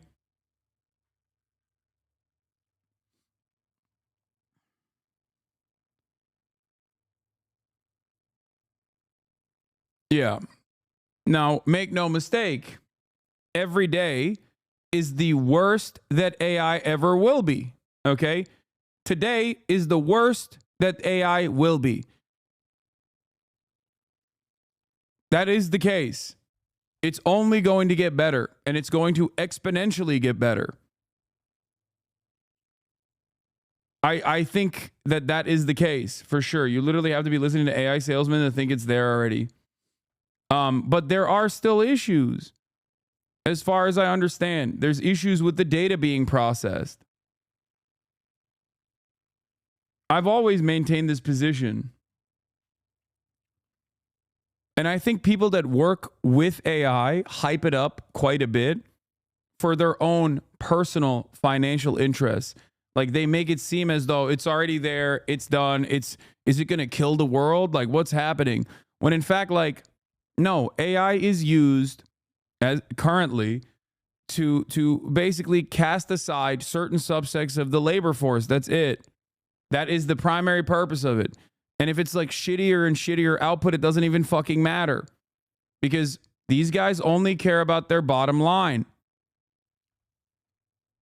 It works only if it's not 100% accurate, and it doesn't matter.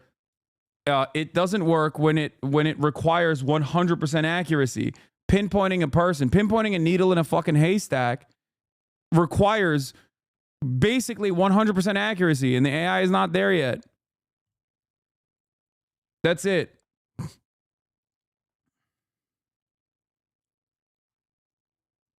But if it's something like, an advanced chatbot, or if it's something like, if it's something that basically can be wrong, and the goal is for it to be wrong anyway, like the AI processing denials at a much faster clip than like human beings, then yeah, AI is great for that. That's what it works for. Anyway, let's continue. Governor Kathy Hochul has said she expects to see an ironclad indictment soon and is adamant that Mangione, quote, return to face the consequences. Meanwhile, this morning, there's a new op-ed in the New York Times from the CEO of United Health Group, the parent company of United Healthcare, titled, "The Healthcare System is Flawed, Let's Fix It." In it, he calls Brian Thompson a brilliant, kind man who is working to make healthcare better for everyone. He acknowledged the flaws in the healthcare system, but condemned the vitriol and threats against healthcare employees, saying, quote, while the healthcare system is not perfect, every corner of it is filled with people who try to do their best for those they serve. I mean, one of the issues with the healthcare system is that the flaw may be at the very core of it. How can you have a profit-motivated system on top of something as necessary as people's healthcare? And that's part of the op-ed, that it's he says no one person or no one designed this one system. It's a patchwork. Yeah. And so now it's time to fix it, while not, of course. Yeah, it's fundamentally broken because profit should not exist. That's it. You cannot have inelastic demand and have profit at the same time. You can't be you cannot have the profit motive in a sector that has inelastic demand. And by the way, this is not just for healthcare. This is also for housing as well, just so you understand. This is my attitude. I have to make this very clear. That's it. So the notion that it's like, oh, it's imperfect, but we're trying our very best is silly. Okay?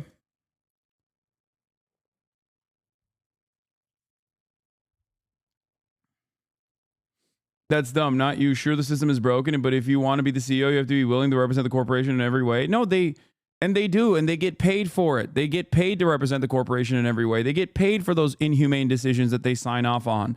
So no, I think it's fucking ridiculous when people go, oh, what the fuck? This is just a normal human being, just like you, just like me.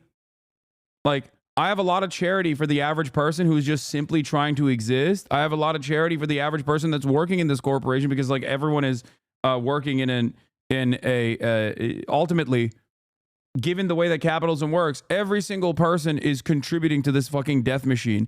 I work technically under an Amazon subsidiary. Okay, that's it. I am a contracted 1099 employee of one of the most brutal killing machines out there, Amazon. Okay?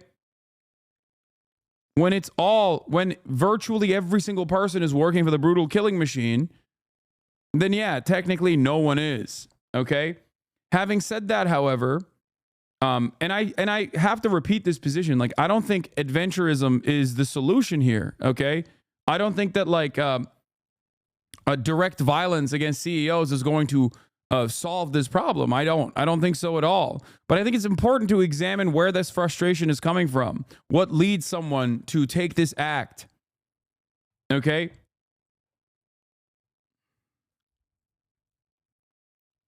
The reason why I cover the story in the way that I do is because this act of adventurism, given how heightened the contradictions are, has created this gap, this messaging gap between what the media is saying, what people in positions of power are saying, and how the average person feels about it. Okay? So it can be a spark that develops, at least to a certain degree, some semblance of class consciousness in the minds of a lot of Americans. Okay? And even if it doesn't, they still have been able to recognize who the real victims are in this situation, who the real pain dealers are in this situation.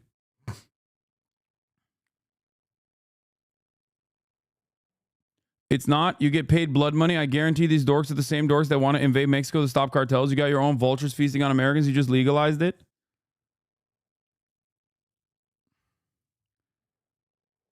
Yeah. People are saying this young guy's a trust fund baby and the CEO came from a working class family. Yes, because they're trying to desperately reshape the narrative, okay? They're trying to desperately reshape the narrative in very meaningful ways, and I think they're still failing because you cannot get a person you cannot logic your way out of real human suffering, okay? You cannot get a normal person, a Deborah or a Barbara or a Hank, living in middle America that has been fucked over by a giant for-profit healthcare company to go, oh, let's be reasonable about this. Like, they just don't care. At most, this is a moment for them to feel, you know, some semblance of, oh, you got what was coming for you. You can't finger wag and try to reason with them, okay? You can't just be like, oh, you feel good about this? Well, fuck you. You're a bad guy.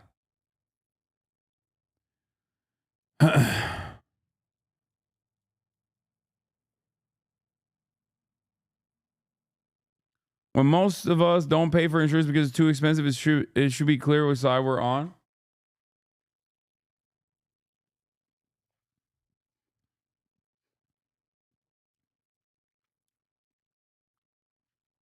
Dog, how can you honestly say that violence is not effective when we've seen more progress in the past week than we have since the Affordable Care Act? It's like how you say Israel has shown it only responds to violence. They've literally shown that, dude.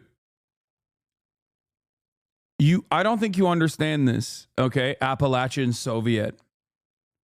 First and foremost, okay? This act of violence may have this act of violence in a vacuum would be completely meaningless. Okay, it's actually the public response to this act of violence that, in my opinion, has created a lot of fear, at the very least in C-suite executives, all in a variety of different sectors. Okay, do you get it? I'm not saying that it has not been impactful. I'm simply stating that you have to recognize where that impact is.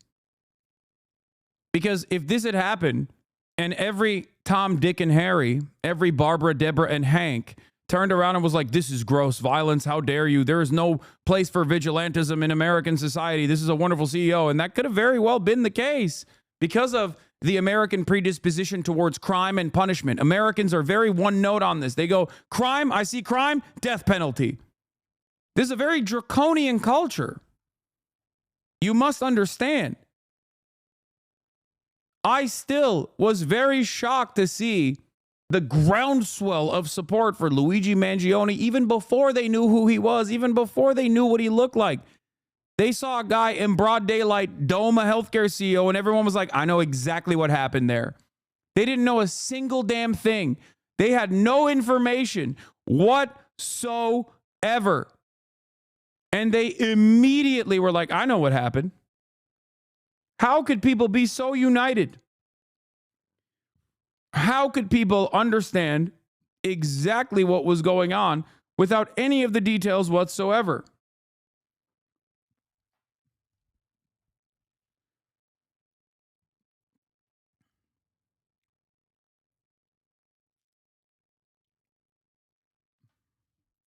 It's because American healthcare is so expansive, so ruthless, so brutal. For-profit healthcare in general is so awful that it has caused a universal suffering. It has universalized the pain. Every American knows at least one person or has at least in some way, shape, or form experienced this pain.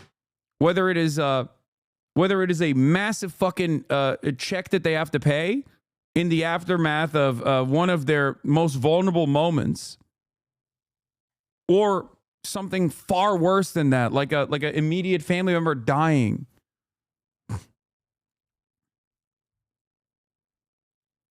That's it. That is the reason why so many people, without knowing a single damn thing, recognize what the fuck was going on. Here, I'm going to show you something, okay? There was a TikTok that I saw of me from a couple days prior, okay, when I was in England.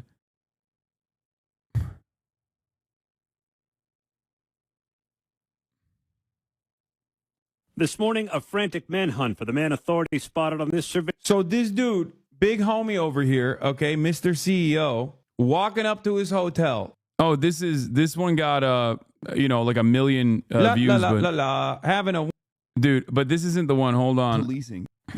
Let's talk about this. Claim denial rates by insurance companies. Look, this is crazy. Look, United Health Group. We are deeply saddened and shocked at the passing of our dear friend and colleague, Brian Thompson, the CEO of United Healthcare. Brian was a highly respected colleague and friend to all who work with him. We are working closely with the New York Police Department and ask for your patience and understanding during this difficult time. Our hearts go out to Brian's family and all who were close to him. 41,000 ha-has. Remember, this is happening. I'm covering this in real time as it had just happened. Only 2.2 thousand kind of sad crying faces. 42,000 ha-has. I'm sorry. Prior authorization is required for thoughts and prayers. 15,000 likes.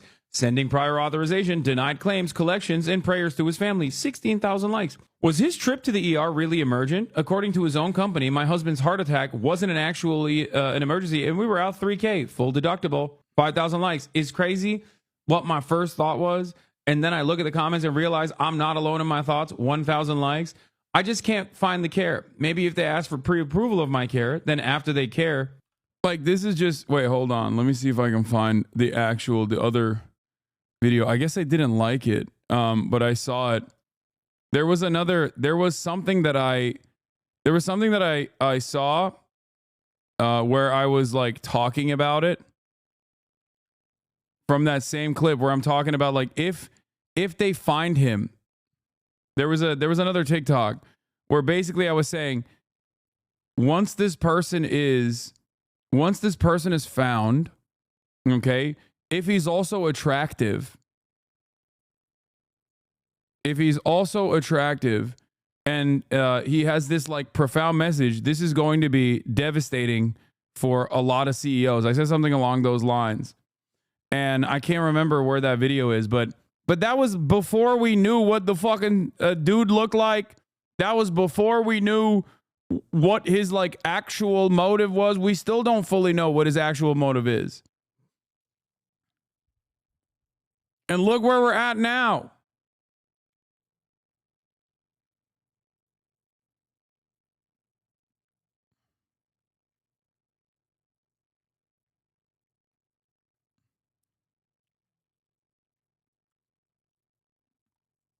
The reason why I'm remembering that is because I saw it and I thought I liked it and reposted it, but I guess I didn't.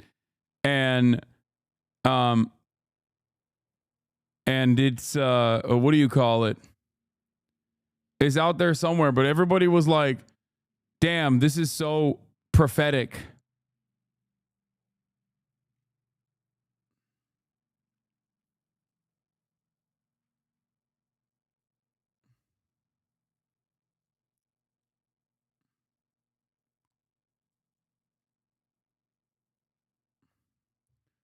It got deleted? No, I doubt it. Anyway, it doesn't matter. It's from my coverage. It's not, and this isn't for the self-glaze.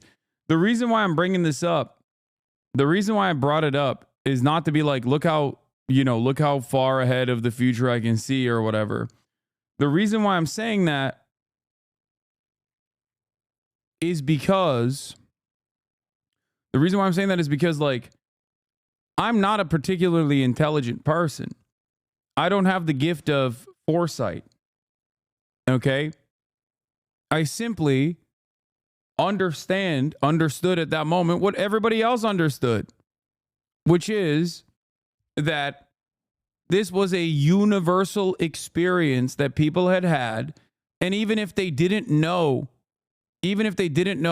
what he looked like, or even if they didn't know who this person was, they immediately were like, I have been there. I have felt that anger and that frustration. And you cannot write that out. You cannot turn around and simply finger wag away the way people feel. You know? Exactly. It doesn't take a weatherman to look outside and see the weather.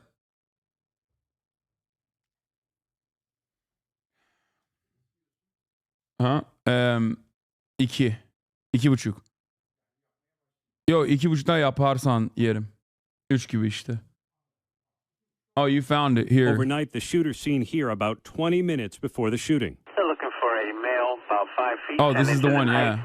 Cream color. Yo, by the way, like, you know, don't get mad at me. I don't want to be like inappropriate here, but he looks kind of fucking hot, dude. I cannot be the only person who immediately went, wow, clearly this guy has interesting style and also is kind of attractive. Which is part of the reason why I thought if they catch him and he gets his message out and he's fucking hot, it's going to be a far more consequential problem. They should let him go. Honestly, I'm not even joking when I say this. They should let him go, because if they catch him and they arrest him and then he gets to talk and says, this is why I did it, it's gonna be a Shinzo Abe situation. Fuck it. It already has become a Shinzo Abe situation. And that's actually the truly interesting part about this story. Now, yep. Pre-watch. That is from December 5th. Okay? December 5th, 2024. This is before they saw all the other photos. This is before his face reveal happened.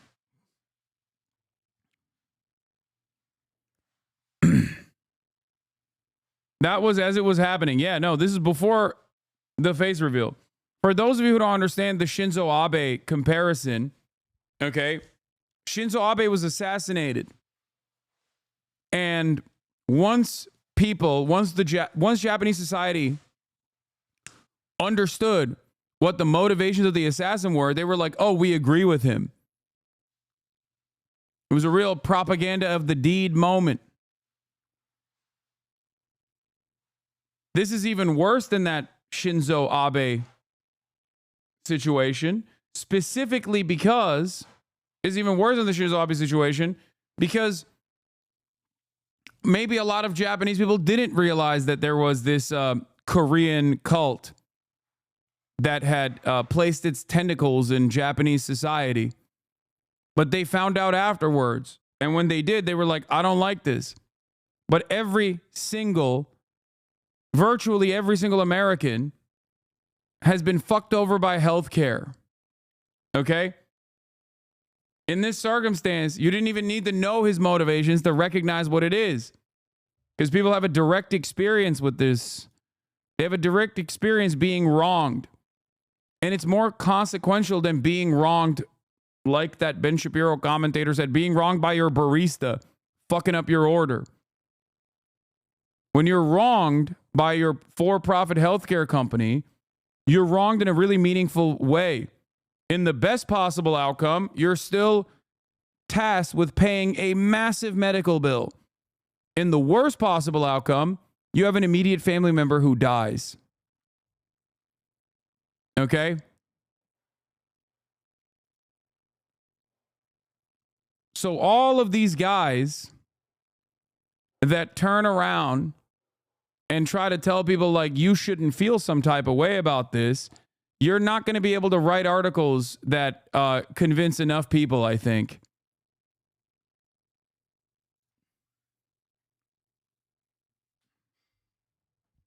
The way people see it, maybe not directly, but indirectly. Yeah, here's what happened, by the way. Japan's government asked the court to revoke the legal status of the Unification Church. So, like, they literally fulfilled the desires of the assassin in Japan.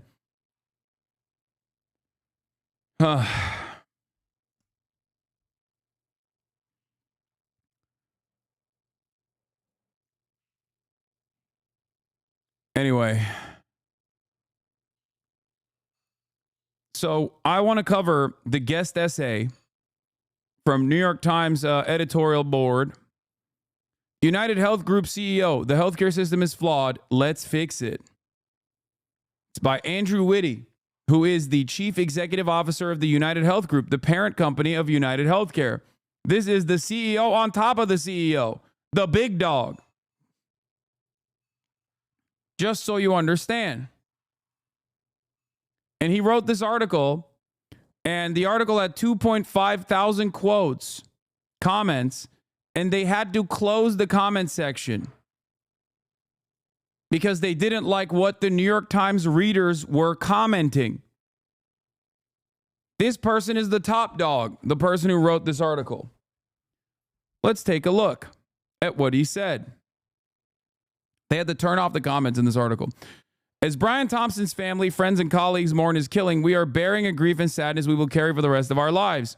Grief for the family he leaves behind, and grief for a brilliant, kind man who was working to make healthcare better for everyone.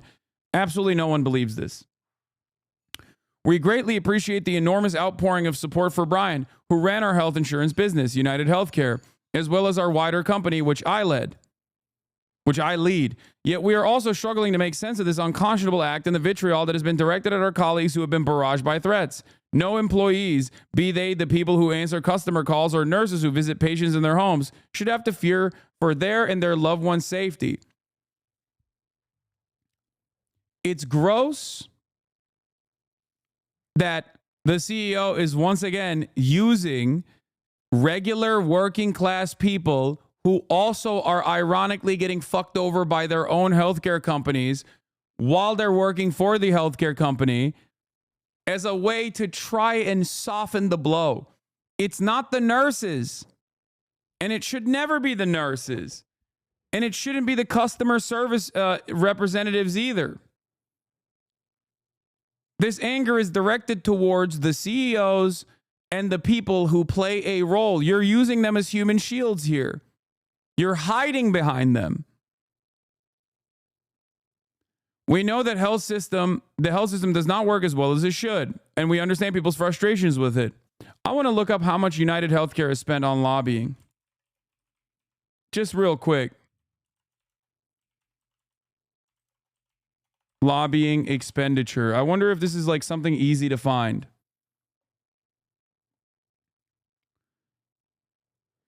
United Healthcare has spent $5.8 million on total lobbying expenditures in 2024. Well. So we do know why the health system does not work as well as it should. And we understand people's frustrations with it. That rings a little hollow when you think about this. This is the direct money that United Healthcare alone has spent on lobbying alone. These are direct funds. This does not factor in the conferences, the wheeling and dealing. Okay? This does not factor in other healthcare, for-profit healthcare groups that also play a significant role. This does not factor in industry-specific lobbying groups. This is just United Healthcare just for 2024, this past election cycle. Please understand, the number across the board, industry-wide, is significantly higher. Okay? Let's take a look at healthcare lobbying in general.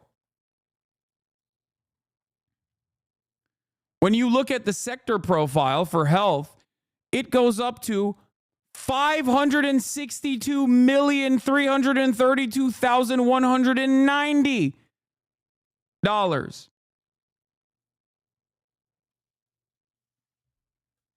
48% of the number of lobbyists are former government employees as well. Once again, this still does not factor in. This still does not factor in. This $500 million does not factor in all of the issues. Okay? This does not factor in how much money they're spending on top of this. This doesn't factor in the ad spend. This, which plays a pretty significant role in why media figures are so defensive of healthcare profits. You spend hundreds of millions of dollars across the board industry-wide on ad spend on mainstream networks, and then those mainstream networks play ball for you. Okay? And the best part about this is all of this also plays a role in why healthcare sector profit margins are only 6%. Because this is expenditure before profits. United Healthcare alone works with almost $500 billion in revenue. $500 billion in revenue generated. All of this, not this isn't entirely United Healthcare. This is just pure lobbying alone. All of that is going into their expenses. And even then, they still come out on top with $33 billion in pure profit. Okay? Just understand. So when a healthcare CEO that sits on top of United Care Group turns around and says, we know the health system does not work as well as it should, and we understand people's frustrations with it. It's like, no, dog, you spend a shitload to directly lobby Congress to make sure it's busted. And then on top of that, you still spend a shitload to normalize the cruelty and the pain people experience. You designed the problems. So make no mistake, it's fucking bullshit when they say, oh, dude, this is ridiculous. In 2023, the ad spending on United Healthcare SVCs in the United States was the highest on television media, reaching a value of $174.91 million US.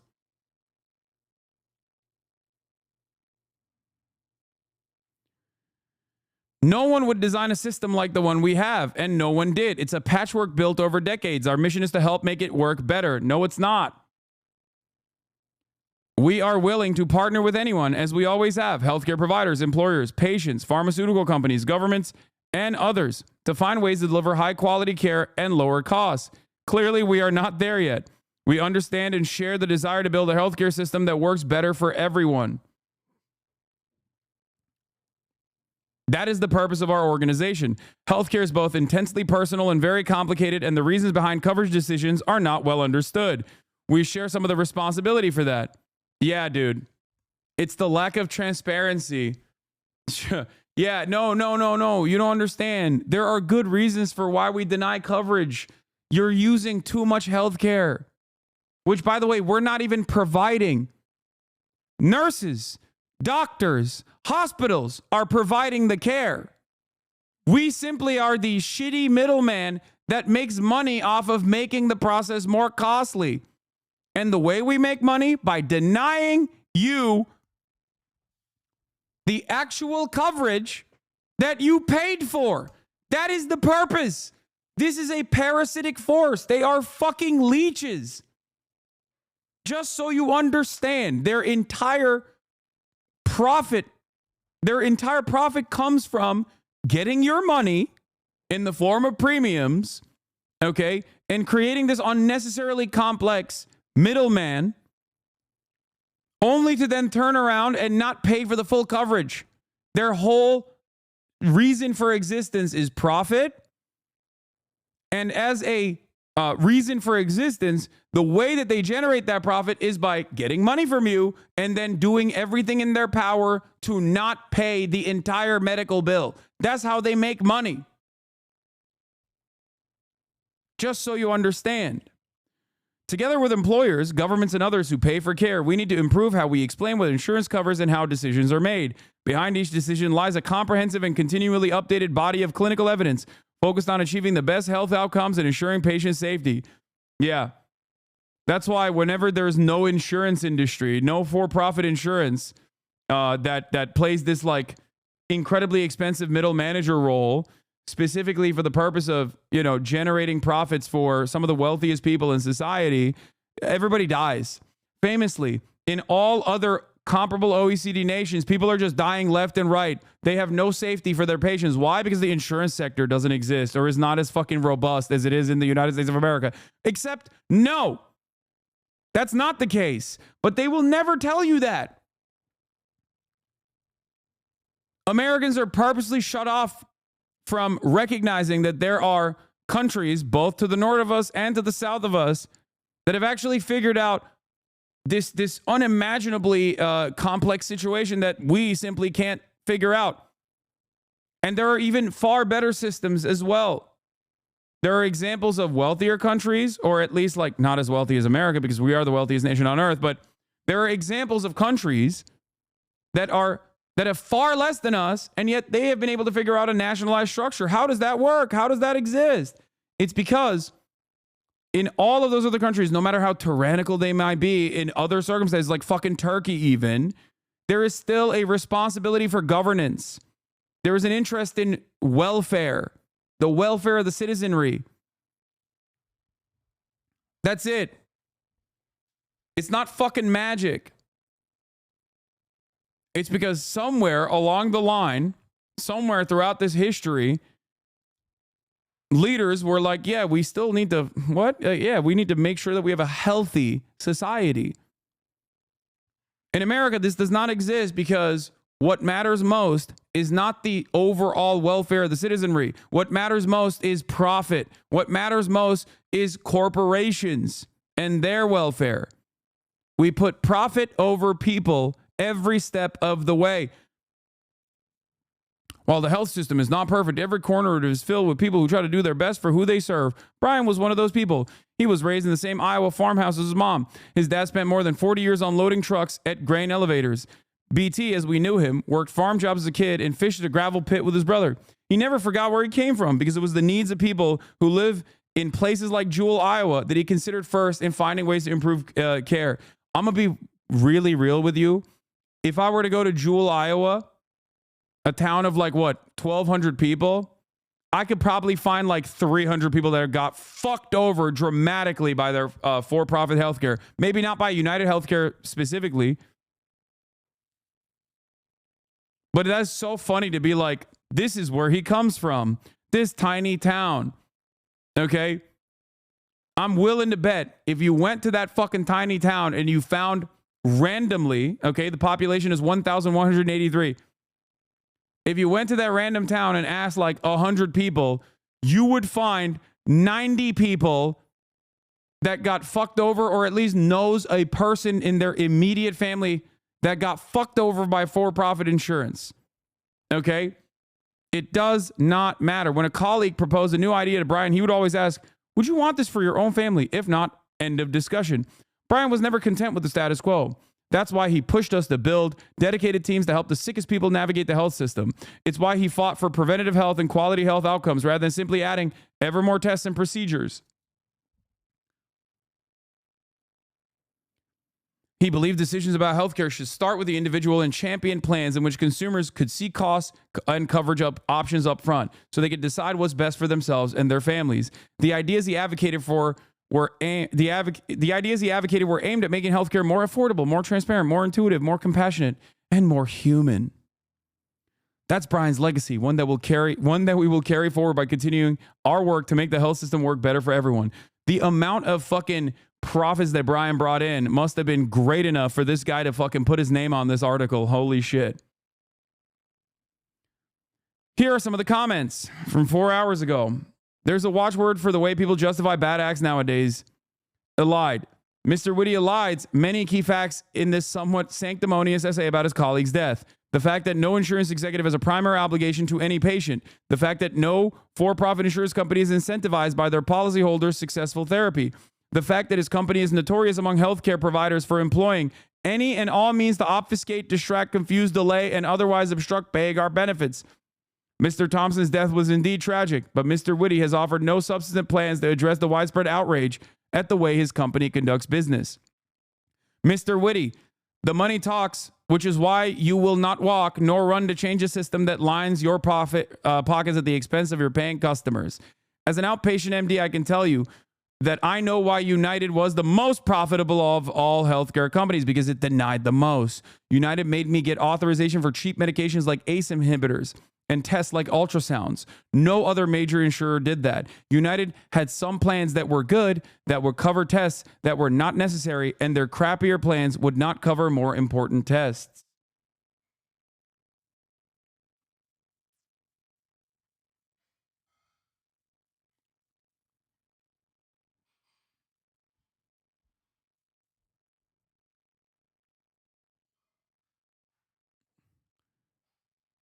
This is a self-serving essay that does nothing to address the real issues of healthcare. This is not YouTube commenters.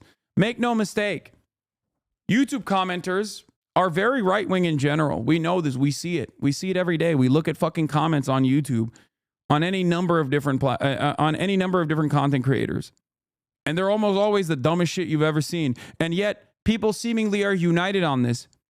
Perhaps it is not because they are card-carrying members of the International League of Communists, but because they are regular-ass people that know what it looks like when a fucking family member dies, that know how it feels when their insurance claims are denied, even though they paid for it. That's it.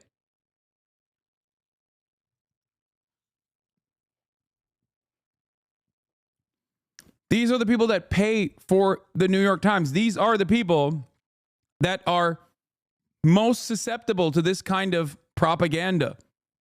And yet, it is not working on them. These are people who, on average, have higher income than the steel mill worker that's living in the middle of America. And yet, even they are cognizant of where the pain actually resides. If your fucking target audience is not believing this bullshit, you can't finger wag your way out of this. These are the people that are most susceptible to the finger wagging. And even they're like, nah, dog, this is bullshit. These are the people who care about civility. Make no mistake, these are the people who care most about civility. If you were to look at a profile of a New York Times reader who takes the time out to comment on a New York Times op-ed, you have to understand, these are the finger waggers themselves in many instances, the professional managerial class, the people that are in, the people that have been recipients of some semblance of upward social mobility that is seen as impossible for many Americans. And even they are like, nope, not believing this fucking bullshit you're putting out there.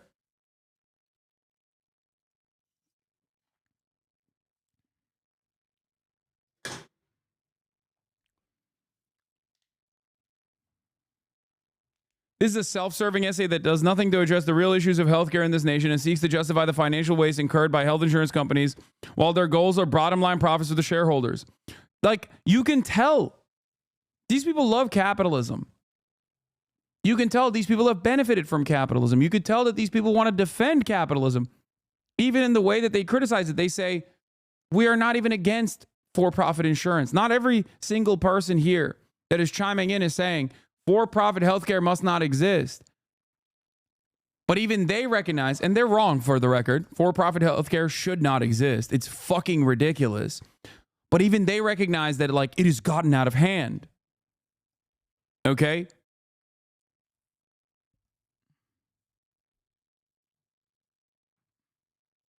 My sister died because of insurance. She battled cancer for a year and they wouldn't cover this scan. A year later, they scanned her in the ER for 4 brain tumors and it was far too late. So many people have a story like Leonora. So many people. I'm sorry for your loss. You can't finger wag your way out of that. Okay? You just can't. It's fucking crazy.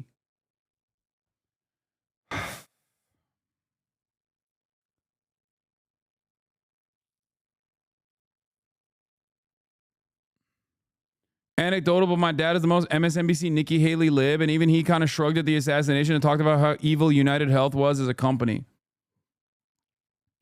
I spent decades dealing with insurance providers trying to get authorization for patients' procedures, payment for services rendered, and explaining why their denials were bogus. The answer to our healthcare ills does not lie in the continued propping up of a system that does not provide quality and is inefficient. We spent too much for too little, and companies like United are part of the problem, not the solution. I've recently read the book, The 10-Year War by Andrew Cohn. Everyone who wants a first-hand look at healthcare reform in this country needs to read this and realize how slow and tedious reform in this field is and why we are so slow to act.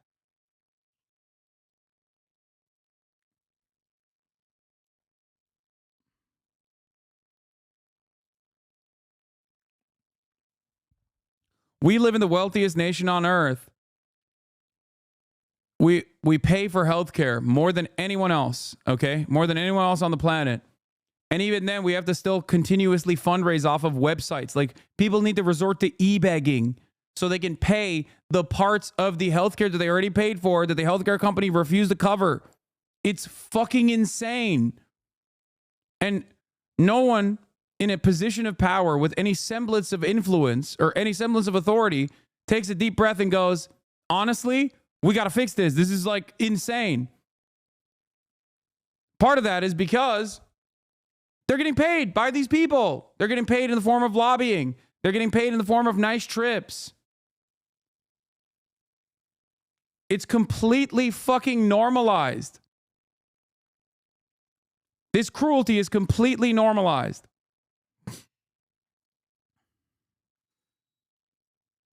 How did Brian justify taking $10 million a year for himself when a small portion of that money could have saved so many? I've met too many people smarter than me who earn less and dumber than me who earn more to believe that pay is purely related to merit. It's wrong the government killed the CEO. It's also wrong that the CEO hoarded personal wealth while he let others die. Let's start by cutting your salary. Being rewarded for bad behavior is sick.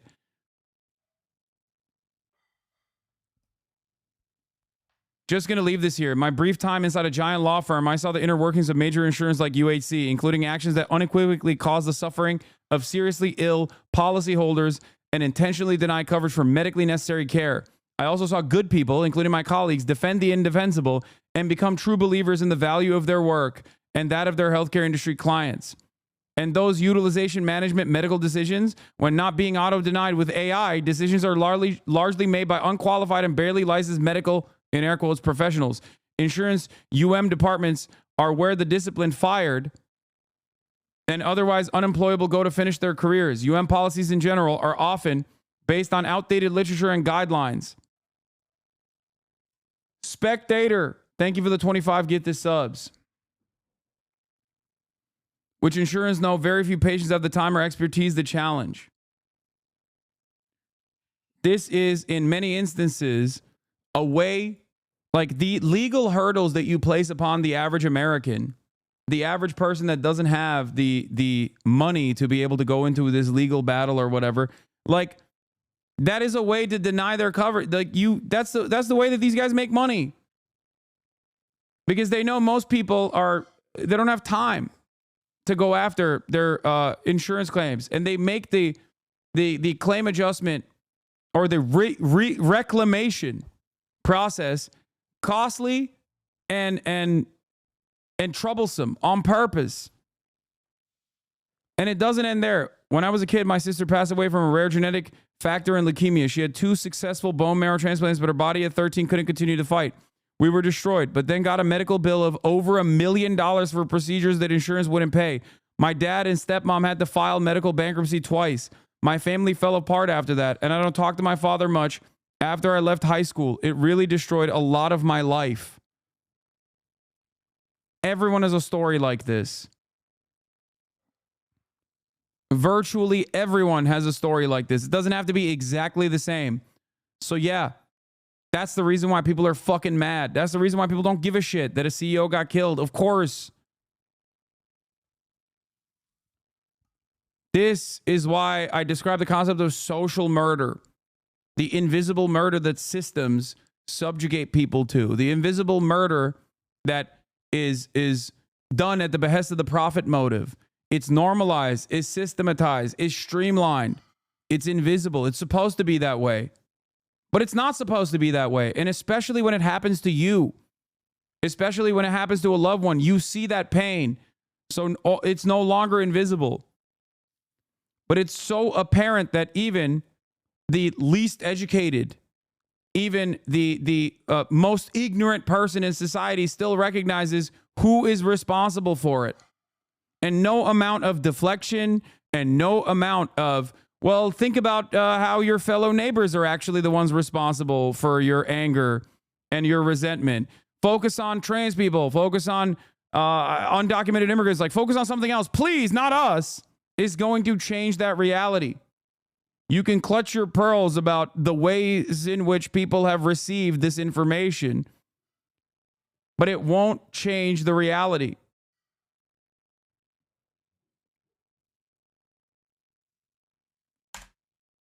GoFundMe CEO, 1/3 of site's donations are to cover medical costs.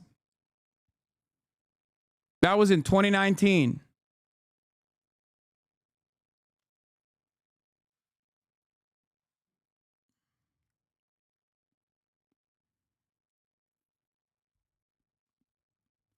And it's so apparent that it's not working that even right-wingers who normally are very good at deflecting the attention away from the real vectors of pain, that are normally so good at making you hate your neighbor instead, even they are falling apart. Even they are completely incapable of making their audiences not be angry at the right people for once. Okay?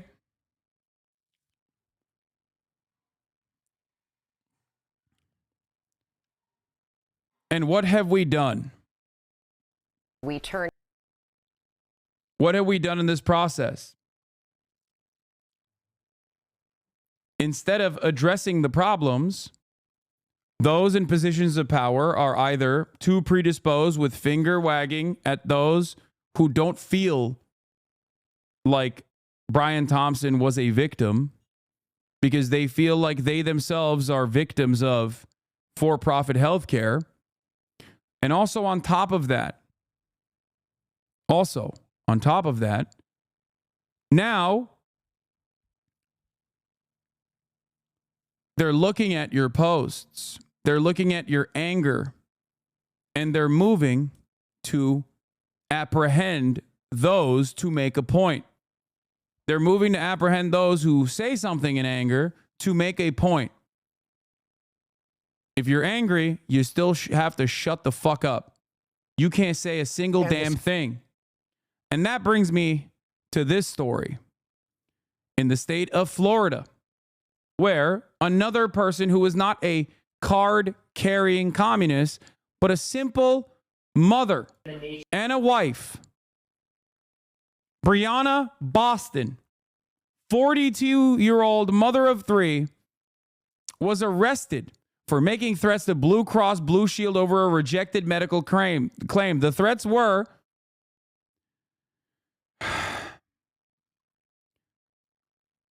on a phone call with an insurance rate adjuster, or on a phone call with someone who was telling them why the claims that should be covered because she paid for it were denied. She allegedly quoted Mangione saying, "Delay, denied, depose, you people are next." Now she's facing up to 15 years in prison.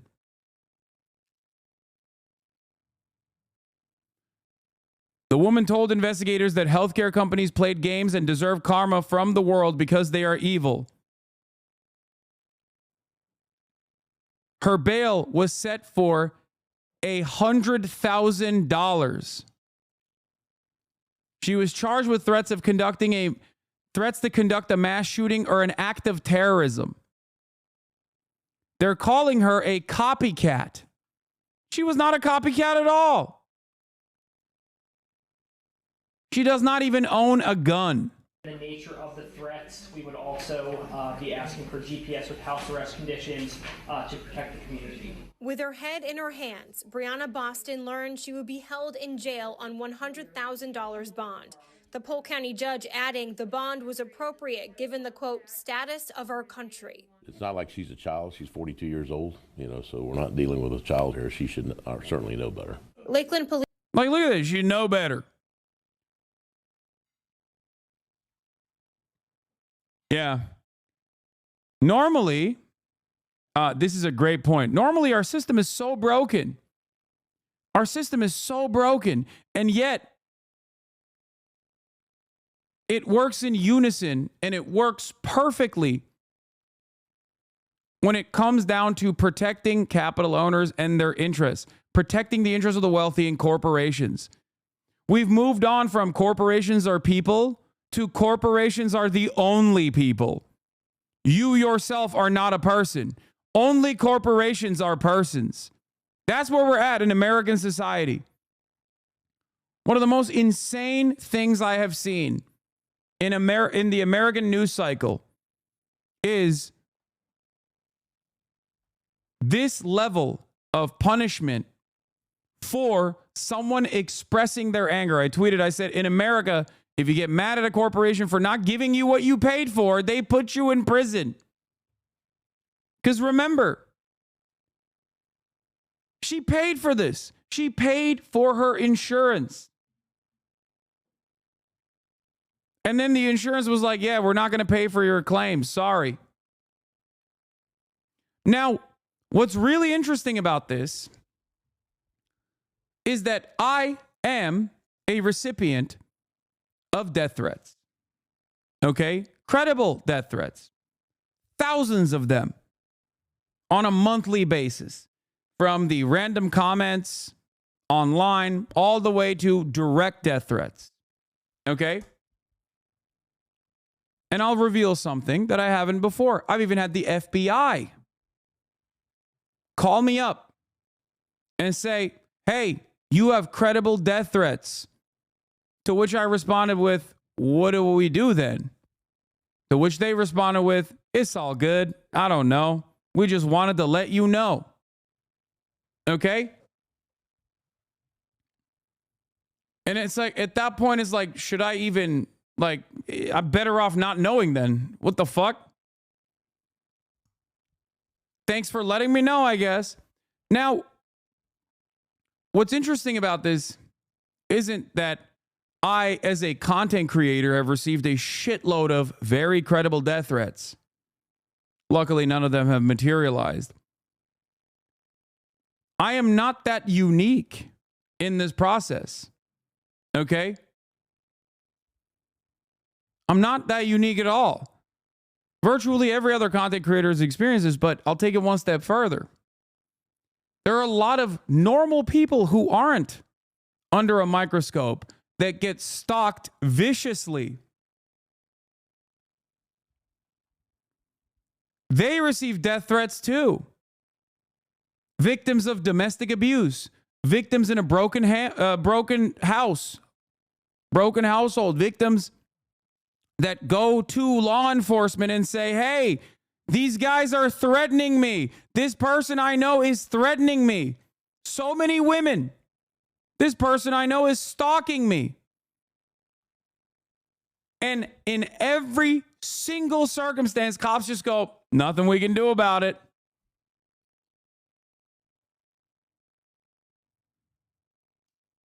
But lo and behold, you have a situation where a corporation feels threatened, and all of a sudden, we have to dish out punishments instantly to a mother of 3 who does not own a gun.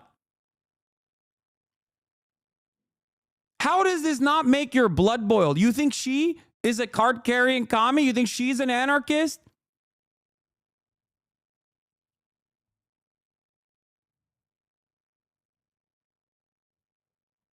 If she was in a circumstance where she was being stalked as a normal-ass 42-year-old lady in the state of Florida, okay, and she went to the cops and was like, I'm being stalked by this person, they would tell you, file a protective order, and that's it.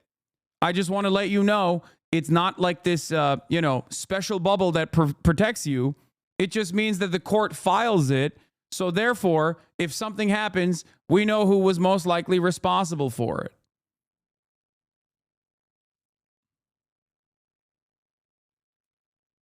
Cops have told me in the past to buy a gun, literally.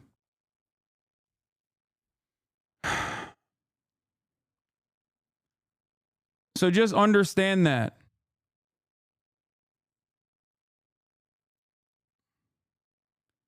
And now, this person, her life is ruined. It is crazy how apparent the contradictions are. It is crazy how obvious it is that the sole responsibility of the police is not to protect and serve the interests of the citizenry, but it is to protect and serve the interests of for-profit corporations. There is no clearer indication of that reality than this right here, this story. Police Chief Sam Taylor says his department was contacted by the FBI Tuesday. Authorities say in a recorded phone call about a denied insurance claim, Boston told a Blue Cross Blue Shield employee, quote, delay, deny, depose. You people are next, end quote. The language matches the words police say were written on the shell casings found at the United Healthcare CEO's murder scene in New York City. We will take this very seriously and we will put you in jail if you do something like this. It is not a joke. According to Boston's affidavit, the mother of three told police she did not own firearms and was not a danger to anyone. Yeah, also the fact that the media is deliberately calling the story an alleged threat to Blue Shield is insane. An alleged threat to Blue Cross Blue Shield. They didn't just destroy her life, they destroyed her family, her whole family's life, yes.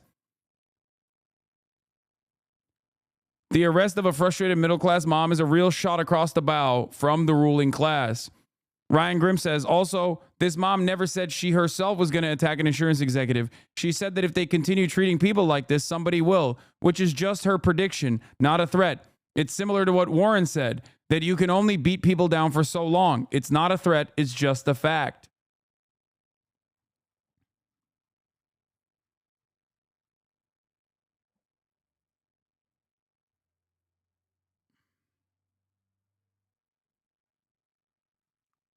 It is crazy. $100,000 for her bond.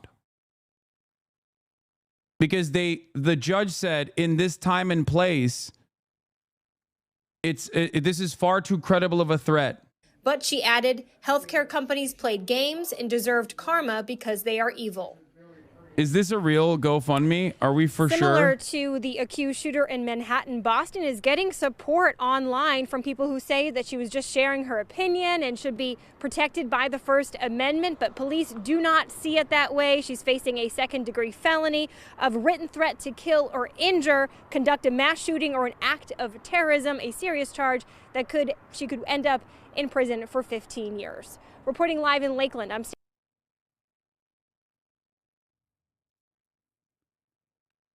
Is this actually real? It's already raised $25,000. I don't know if this is a real GoFundMe or not. I have no way of figuring out this is real. It's like the organizer from Milwaukee.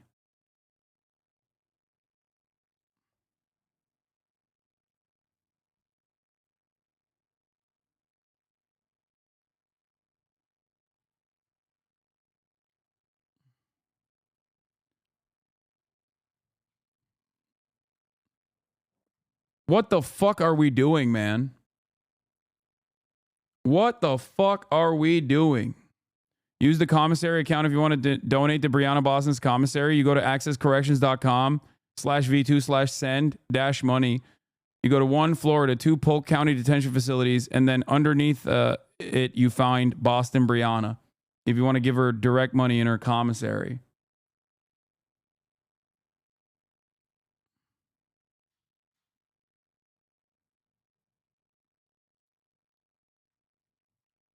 Innocent mother of 3, Breonna Boston, has been released. No crimes, no weapons, no threat. Kind bail bond senders, thank you. Ignore all GoFundMe links unless confirmed.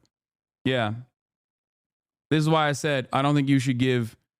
I don't think you should like spam links without getting proper prior authorization. But yeah, so she has been released. She was released today. Annem.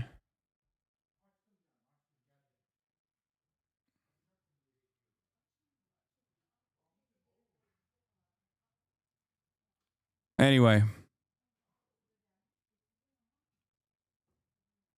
She had to be. So she's okay? She's not going to jail? No. No, she still is going to have a trial. She's still going to have a trial. She just doesn't have to wait it out in prison, in jail, until her trial date. She's just out on bond.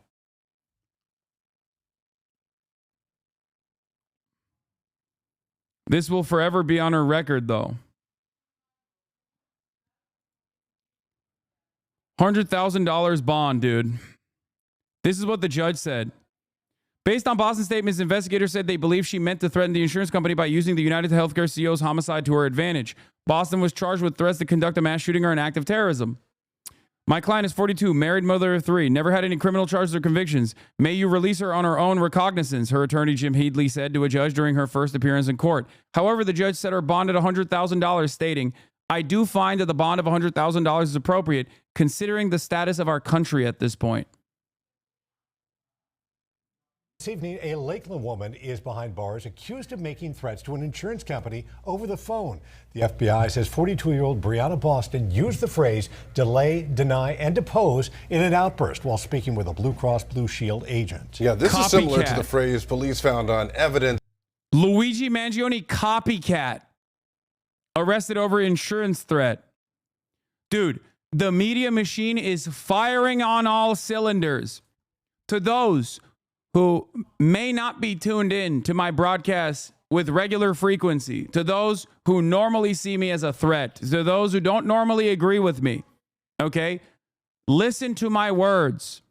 If you see your favorite right-wing content creator basically channeling this exact same attitude that the mainstream media is firing off on all cylinders to normalize the violence that you experience on a daily basis from for-profit insurance companies, to tell you that it's wrong that you feel angry and resentful and spiteful towards those in positions of power that have fucked over your lives. Remember where their bread is being buttered. They are doing the exact same thing that CNN is doing, that Newsweek is doing, that the New York Times is doing. This is my message to all the Ben Shapiro fans. If you find it strange that Ben Shapiro has sided with the insurance CEOs and is actively trying to tell you, like, oh, you shouldn't be angry and resentful, they do not care about you. They care about defending the system, and that system is fucking you over. Okay? Yeah, Michaela Oakland says, I've gotten so many rape and death threats on this website and even went to the police about particularly serious ones years ago, and they said there was nothing they could do about threats. Are threats only illegal if they're directed at corporations? Yeah. Yeah. Only when it's a threat directed at a corporation is it actionable.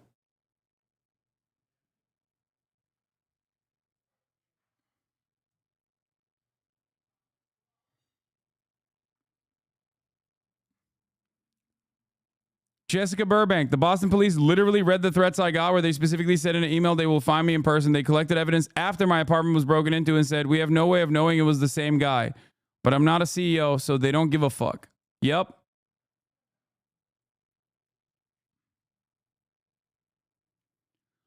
Huh.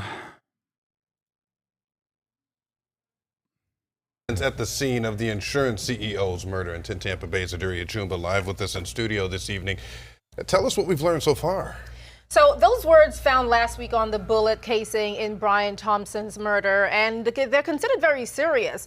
Now, tonight, Brianna Boston is learning a hard lesson after investigators say she used those very exact words during a phone call. Now, according to an affidavit from Lake... Yeah, she learned a lesson, all right. It is that the police will only protect corporations. They have no care or consideration for average people who have been fucked over. Even if they themselves have, at a certain point, been victim to the same structures that have harmed them as well, or their immediate family members. Because it's not like cops are not getting fucked over by insurance. Of course they are. Every single person is. Even rich people are.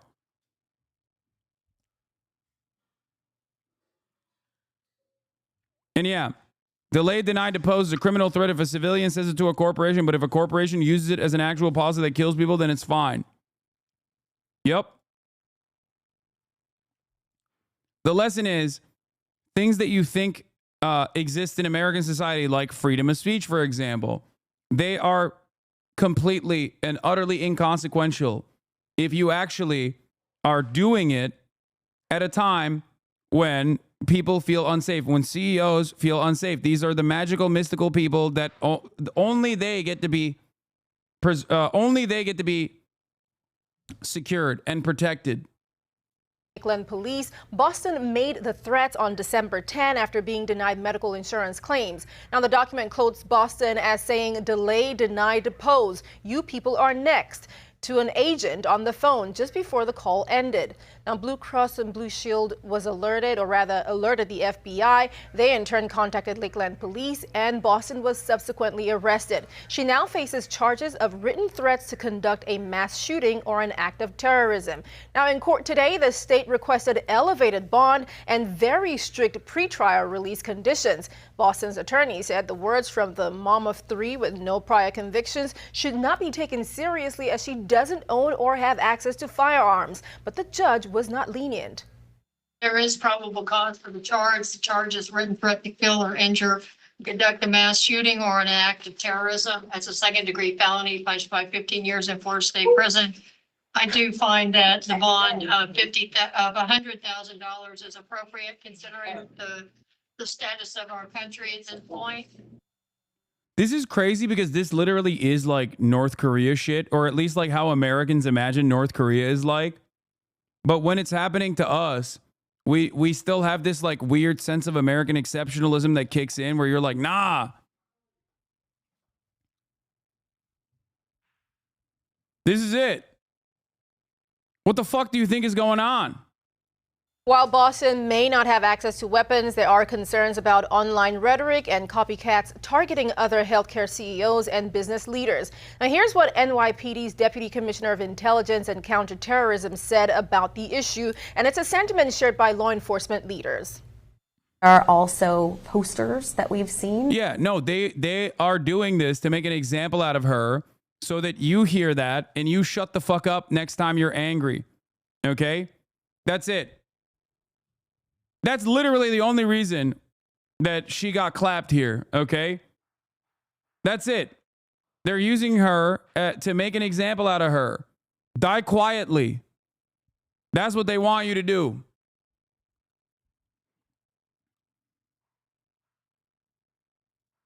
Online and in New York with various CEOs' pictures on them. These are perceived threats, and it is important for everybody to know that we will take these threats very seriously. Under Florida law, penalties for making such threats can land you in prison for 15 years if convicted. For now, the judge says if Boston meets her bond, she'll remain on restricted house arrest with an ankle monitor. She also must have no contact with any Blue Cross Blue Shield staff, whether in person or electronically. In studio, Aduria Chumba, 10 Tampa Bay. Great. That's great. Thank you.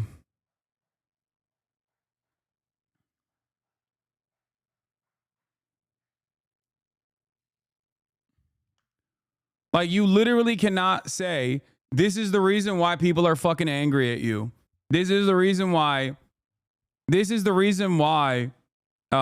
what happened with Luigi Mangione happened. What happened to Brian Thompson happened. You can't say that. That's a threat.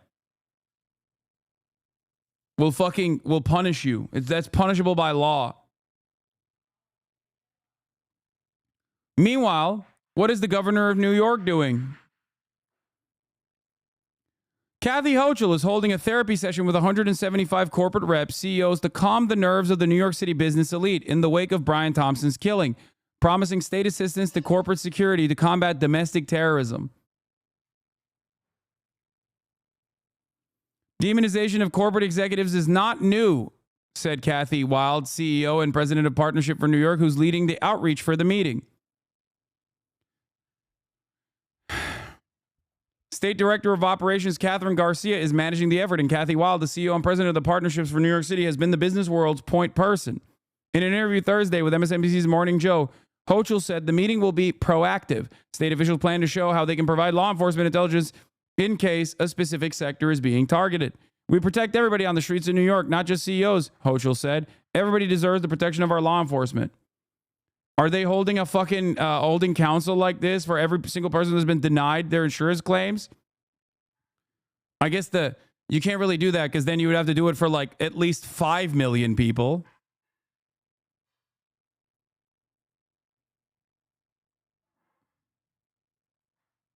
You know?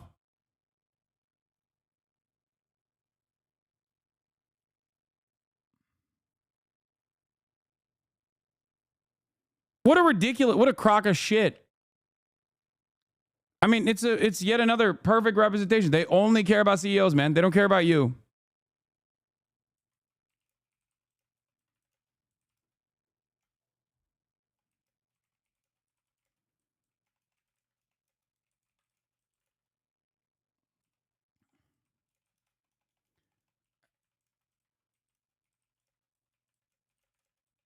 As a wake-up call. I hope many more people have seen this past week as a wake-up call for who our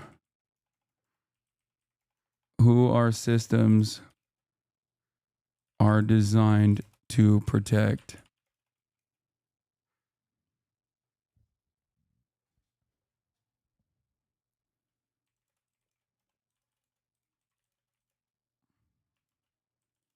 And angry.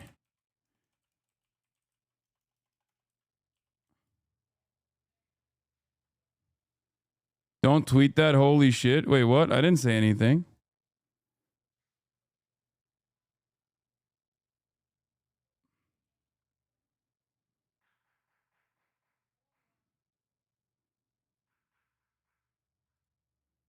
Has Hasanabi gone woke? Yeah. Remember, I told you, like, it's going to be the only thing that comes out of it is just like extra unnecessary prosecution for people who have, seemingly threatened corporate CEOs or whatever. No real changes. Additional prosecution for, mothers of 3 or whatever. Don't tweet that. They'll arrest you. Okay, good luck.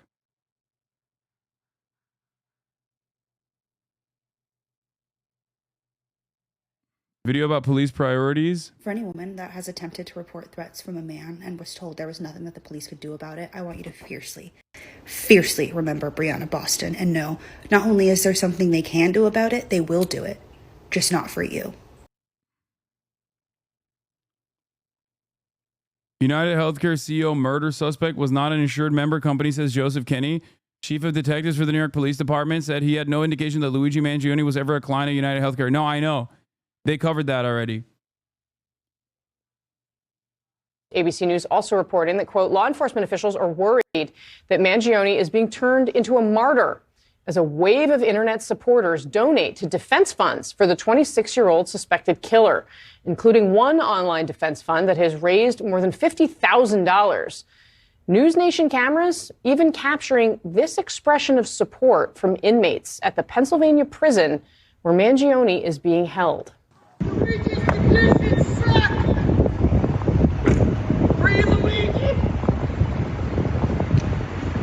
Free Luigi.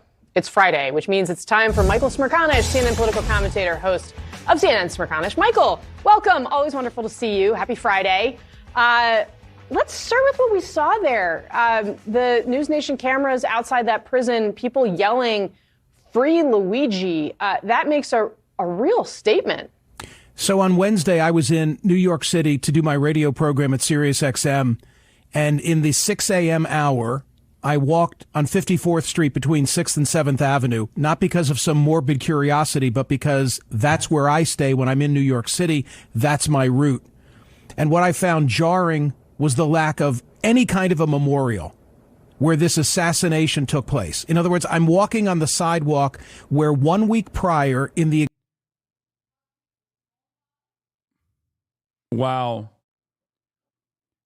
This is a guy who has his priorities set. You know? How devastating. How devastating, dude. Yeah, he wasn't like a victim of a drunk driving incident, okay? Like a child whose life was lost far too soon or some shit.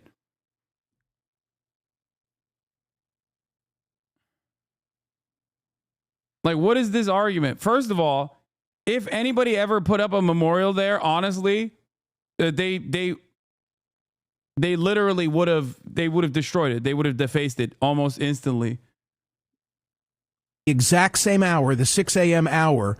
I guess maybe he didn't see the balloon that said CEO down.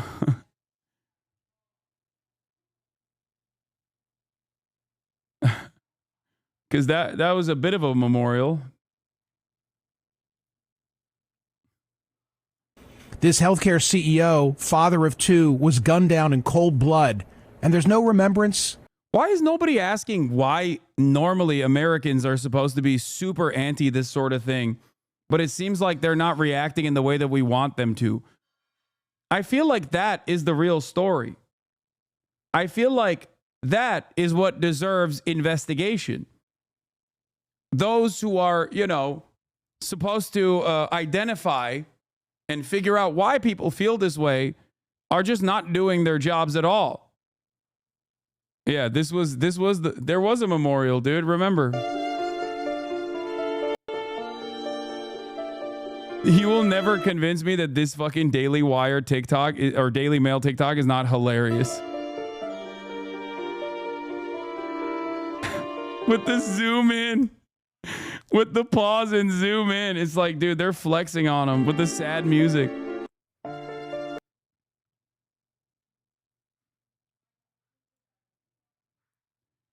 Like, how are you so incurious? How can you be so incurious as to why people feel the way that they do?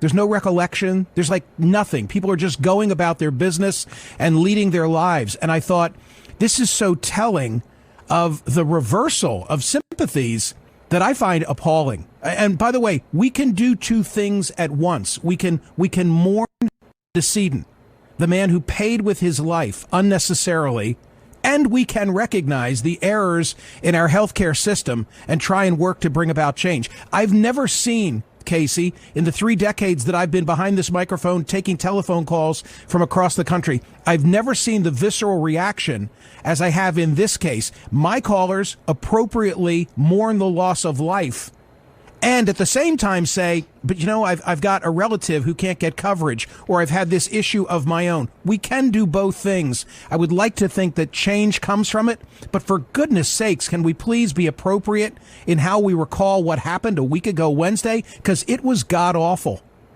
Yeah, of course. It was absolutely god-awful.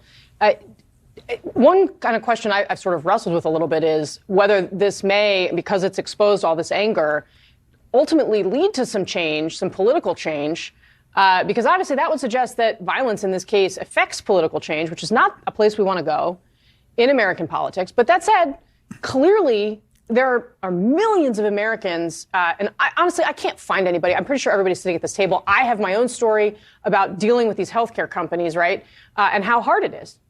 I think that you've really put your finger on the conundrum for politicians. And that is, how do you take action but not be perceived as responding to the violence and therefore rewarding it? Oh, yeah. We can't reward Luigi Mangione by giving fucking people free health care. We can't do that. Let me tell you, okay? I don't give a fuck.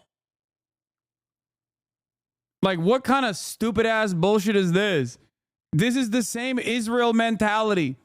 This is literally Israel. We can't reward Hamas by refusing to do genocide to the Palestinians, guys. We have to keep the genocide going until morale improves. Like, wow, a real gambit, a real dangerous gamble here.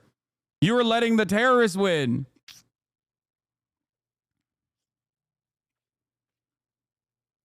I feel like they just live in a bubble, even worse with the finger wagging. I mean, I just don't understand. Like, does Michael Smirkonish or whatever, Smirkonish, not have like a single fucking family member that's like, dude, what are you saying? You know how fucked this shit is? Like, you don't know a single person? Like, I just don't get it. I literally don't understand. Like, I get playing a role here, okay? I get playing a fucking role. Like, your role is to normalize the violence that people experience, okay? That's just like your job. But goddamn, dude, how can you keep up a straight face in this regard? I'm sure you're aware of the fact that there are wanted posters being placed in Midtown Manhattan as we speak that are identifying corporate CEOs and healthcare individuals. I mean, it's horrific, and we don't want to condone and encourage that sort of behavior.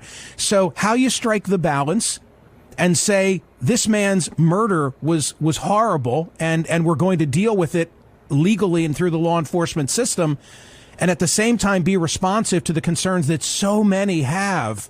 There's nothing more important, right? If you don't have your health, what's the old adage? You have nothing if not your health. So I get it, but we've got to be able to do both.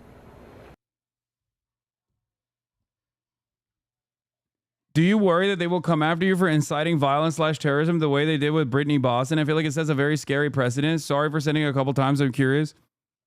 It's fine. It'll be okay. I'm not.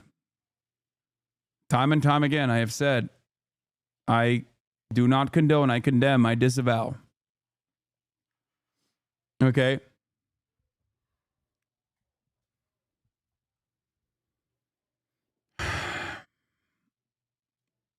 So, yeah. Time and time again, I have said I do not condone, I condemn. Please. I condemn.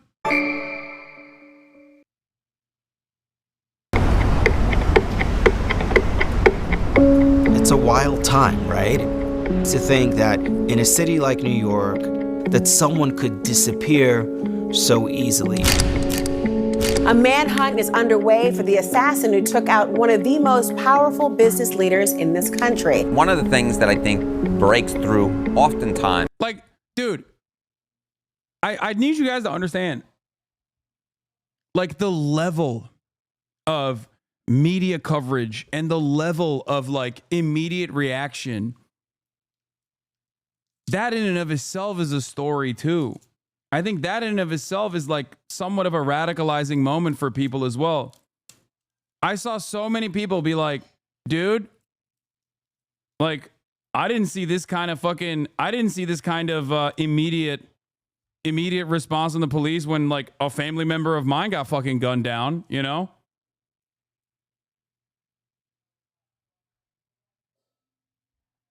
It's like, when a CEO dies, you gotta have the whole nation on alert, you know? America is a nation that has been inflicted with gun violence. Thousands of people every year die to mass shootings. And we have no solutions for that and no protection for that. And yet when a fucking CEO gets clapped in broad daylight, it's like society's collapsing. We have to do something.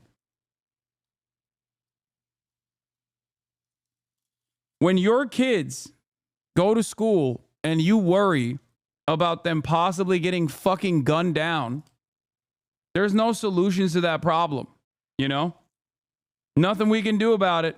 Sorry. What did J.D. Vance say? Mass shootings are a part of daily existence, whether we like it or not. It is what it is, guys. But goddamn, this is like if a serf killed a feudal lord. The response is almost the exact same. Yep. Yeah, best I can do is door control.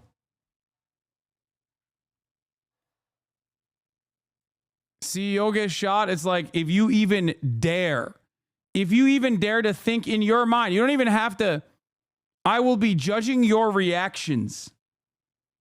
And if you even dare to not say this is the most devastating moment in American history, that a for-profit healthcare CEO that got assassinated, who was responsible for countless deaths, countless families ripped apart. If you don't actually immediately go, sad, I'm so sad, we have fallen as a society, we will arrest you. Good stuff. They can't arrest all of you. That's the reality. There is a lot of protection in numbers. There's a lot of freedom in that. Is a manhunt. Allegedly or reportedly, a silencer may have been used. The motive for this murder currently is unknown. Many people sought vengeance on their own behalf. People are celebrating someone who's accused of gunning down a man. Really was a modern day assassination. It's December 4th. It's the busiest time in New York City. We're approaching the holiday season. Brian Thompson wakes up to speak at a conference. As he's approaching the side entrance of the Hilton, there's the gunman who steps out from the street onto the sidewalk and then shoots him in the back and the leg, and Brian falls to the ground. The gunman is very precise. He knows who he's looking for. Kind of takes a couple of hours for the news to get out there and for people to realize the magnitude. A cold-blooded assassination this morning outside the... Yeah, it took like 3 minutes for everyone to be like, oh, this shit is actually not something that I care about. Like at the most, people were just like, honestly, on the one end of the spectrum, people were like, this is awesome. Why not more? Okay. And of course, disavow, we condemn. How dare you think that way? On the other end of the spectrum, the maximalist position on the other end of like caring was basically, oh well, life moves on. Like, that's it. Most people looked at this and were like, oh, a fucking healthcare. Like the median response to this was, oh, a healthcare CEO was assassinated. Oh, I know exactly how that happened.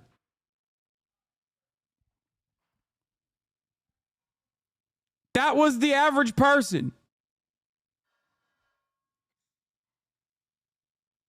The Hilton Midtown Hotel. United Healthcare CEO Brian Thompson shot in cold blood this morning. That happened in one of the busiest places on earth. And that is just crazy. You can start to see the interest just grow. Who did this and why?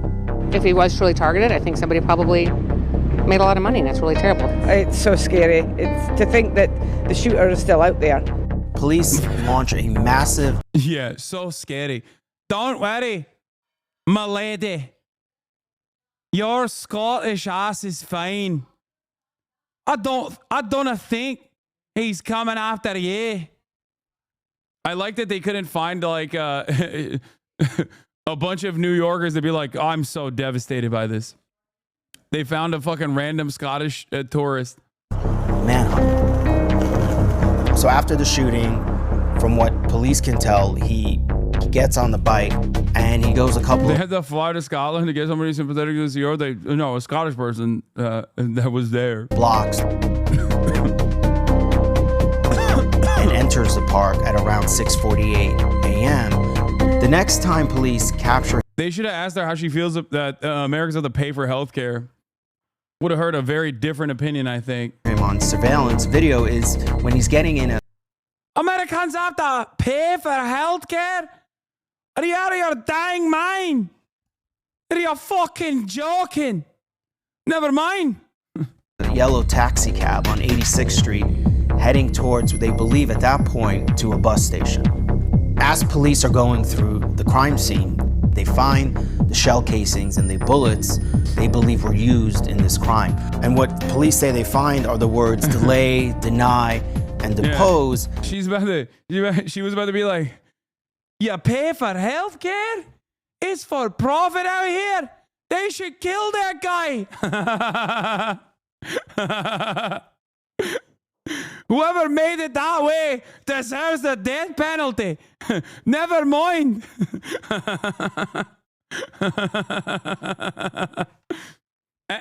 Kaya, please. Every time she sees my mom, she's like, oh, is... And right away, they realize that this may have something to do with the health insurance industry. So, how big is United Healthcare? Well, more than 50 million Americans are on it. In terms of its revenue, nearly $300 billion. According to the Fortune 500 list, United Health Group is in the top 5. You know, we're talking about companies like Walmart and Apple.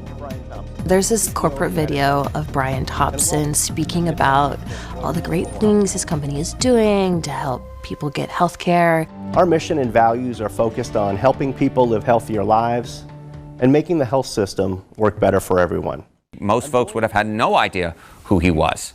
There really has not been a name to associate with all this frustration in terms of health. Well, it seems like there is now. Healthcare in this country, but now I think for some people there is a name that is associated with it. True. Then, in about 5 hours or so, police would hold a press conference. Right now, we are asking the public for your help. And even there, they didn't have a full picture. He moved around without causing any kind of suspicion. We did have video, enough to know what occurred, but we certainly did not know who the suspect was or really had a good idea of what he looked like. And then all of a sudden, we start getting better images. Pictures show him at a Starbucks, just 2 blocks from the shooting site. Part of the reason why Americans stayed tuned in was because there always seemed to be some new development happening. First, we were able to get a look at his face with the mask on, then with his mask off. New images of what the NYPD is calling a person of interest. This could be a major break in the case. The moment that photos started coming out about him, it started taking a turn. Because a lot of people find him really attractive. Yeah. Do you think that's why so many people are supporting him? Honestly, yeah. It's the halo People fucking effect. People say this, but like, dude, they didn't know what his face looked like and they were supportive of him. Like, what do you mean? People were supportive of him before they knew what his actual transparent motive was. People were supportive of him before they saw his face. People saw a healthcare CEO being gunned down in broad daylight and were like, that's awesome. Okay. And sure, him being white, him being attractive, him coming from like a good family, a wealthy family, like all of that actually plays a role in this for sure. But I don't think people gave a fuck about the way he looked when they were figuring out what the motive was. They literally figured out the motive before we knew the motive. One must examine why.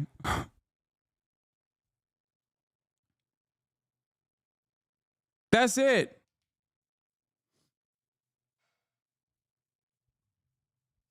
That's it. Not us, though. We cried. Exactly. Thank you for saying that. We cried immediately. I cried. I crowed. We creed. I think a lot of this is just like done to infantilize the people and to reframe the public sentiment as like one born out of horniness and not one that is like, a valid concern that people have, a valid resentment that people feel. Yeah, I cried, you cried, we crowed. We crowed! Like manifesting in real society. People couldn't, I think, in some ways believe that someone who looked like this would commit this kind of a crime. Support is exploding online. People are joking about the suspect being sexy, talking about Brian Thompson. We saw people saying, I can't even pretend to care. I hope he's looking up at us. I'm sorry, prior authorization. Yeah, this has nothing to do with, this was literally before people knew what his face looked like. I remember these comments because I read them out loud. Okay, I read them out loud literally a couple hours after the shooting had occurred. So I know for a motherfucking fact that these people had no idea what he looked like at all. You know? CNN has a very let them eat cake attitude towards insurance companies. Free Luigi. Hey, don't forget to mention how empathetic the shareholders of UHC were who went on to the shareholder meeting at Hilton. Why are we not examining the health insurance industry and how they've conspired against the American people? So much that has come to this. HGTV now has higher ratings than CNN. Luigi is receiving good messages from all over the world. This was as cringe as it gets. Remember the police were bluffing about knowing his name? They had no clue. Free Luigi. Violence didn't start with a gunshot. Oh my God.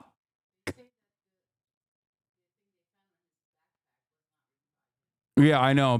My mom has seen the conspiracies and is saying, they're saying that the thing that they found in his backpack was not his.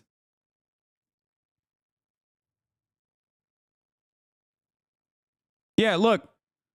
United Healthcare CEO Brian Thompson shot and killed near a hotel. Faceless, lifeless. We just know who the victim is, right? Who cares? Thoughts and prayers and general good vibes of the assailant. Will insurance cover the expenses or is he out of luck? He died doing what he loved, not getting necessary treatment in a timely manner. That is on December 4th, immediately after it happened. Nobody knew anything other than who the victim was, and this is how they arrived. This was the conclusion. Come on, man. Sorry you didn't get prior authorization for my thoughts and prayers. Everybody gets sick. Everyone has to go to the doctor. Everyone has experienced the cold, heartless bureaucracy of it. People forget that these numbers that they're interacting with affects actual people's lives. The anger was very clear and direct. People jumped online to share their stories. Because United Healthcare had just denied my son a refill for his life-saving medication. Do you have a story about United Healthcare? Because I sure as hell do. I saw a million. Like, look at that. That's a Barbara. Hey, yo, that's a Deborah, dog. That isn't like a non-binary communist by the name of Sock. That's a whole ass Deborah. When you're losing the Deborahs who are so predisposed to law and order narratives, you fucking lost it. You know what I mean? That ain't a septum ring wearing bisexual aromantic DSA voter, okay? That's a whole ass Barbara.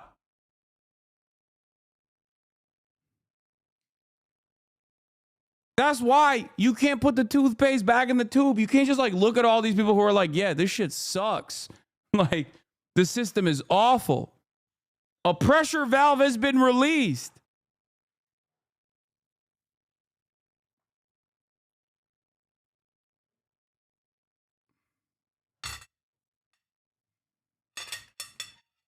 Luigi got the Barbussy quaking. Okay.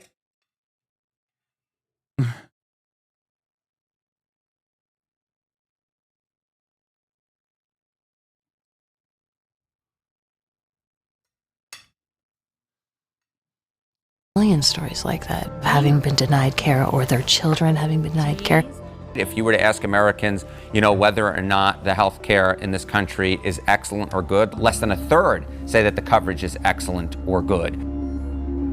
People are responsible for their own actions, but this murder doesn't happen without the greater context of resentment, distrust in institutions. The meeting of the Security Council is called to order. The breakdown in trust has been going on for 2 decades. The purpose of that resolution was to disarm Iraq of its weapons of mass destruction. It started. Normally, I would say this is a little crazy. We're going back to Neo-Confucianism or whatever, but like, this is something that I talk about quite a bit. Obviously, a big part of my commentary and coverage revolve around looking at media in a critical lens, okay? No, this framing is not wrong. Elle is pretty goated. I really like her coverage on CNN. I think she does a great job. But I think this is worthy of analysis. 9/11 or a post 9/11 America and the lies that the American media went along with in terms of justifying the illegal war on Iraq, the illegal occupation of Iraq, was a pivotal moment for a lot of people where they saw trillions of dollars of waste. They saw death and destruction. They saw how much these otherwise credible institutions that are supposed to always be on the pursuit of truth, that maintain some level of dignity, were completely playing ball with our government. And as time goes on, and as conditions worsened overall, as income inequality got worse and worse, the distrust only grew. And now we are living in the ashes of that. When you see so much disinformation online run rampant, when you see people who simply make money off of saying the media sucks and is lying to you, and then redirect your attention at like random nonsensical bullshit in an effort to divide Americans, remember, this was one of the first instances that radicalized a lot of people against mainstream narratives.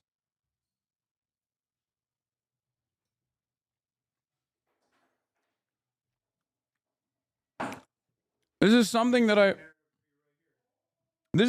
I talk about quite a bit.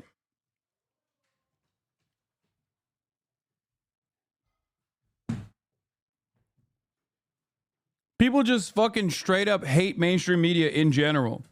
Some of that hate is unwarranted. It comes out in times of instability and chaos, in times of repression, whether real or imagined, like COVID, for example. But the media has certainly given people plenty of real reasons as to why they must mistrust it. And I say this as someone who relies on mainstream media. I say it as someone who hopes that one day the many wonderful journalists who's reporting the truth in an accurate manner will be rewarded for it rather than get vilified for it. I say this as someone who understands the necessity of mainstream media. It is very, very frustrating that there is no consensus. It's very frustrating that there is no real,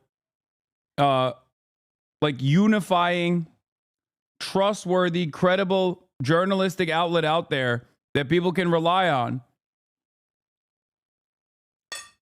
And that its agenda causes people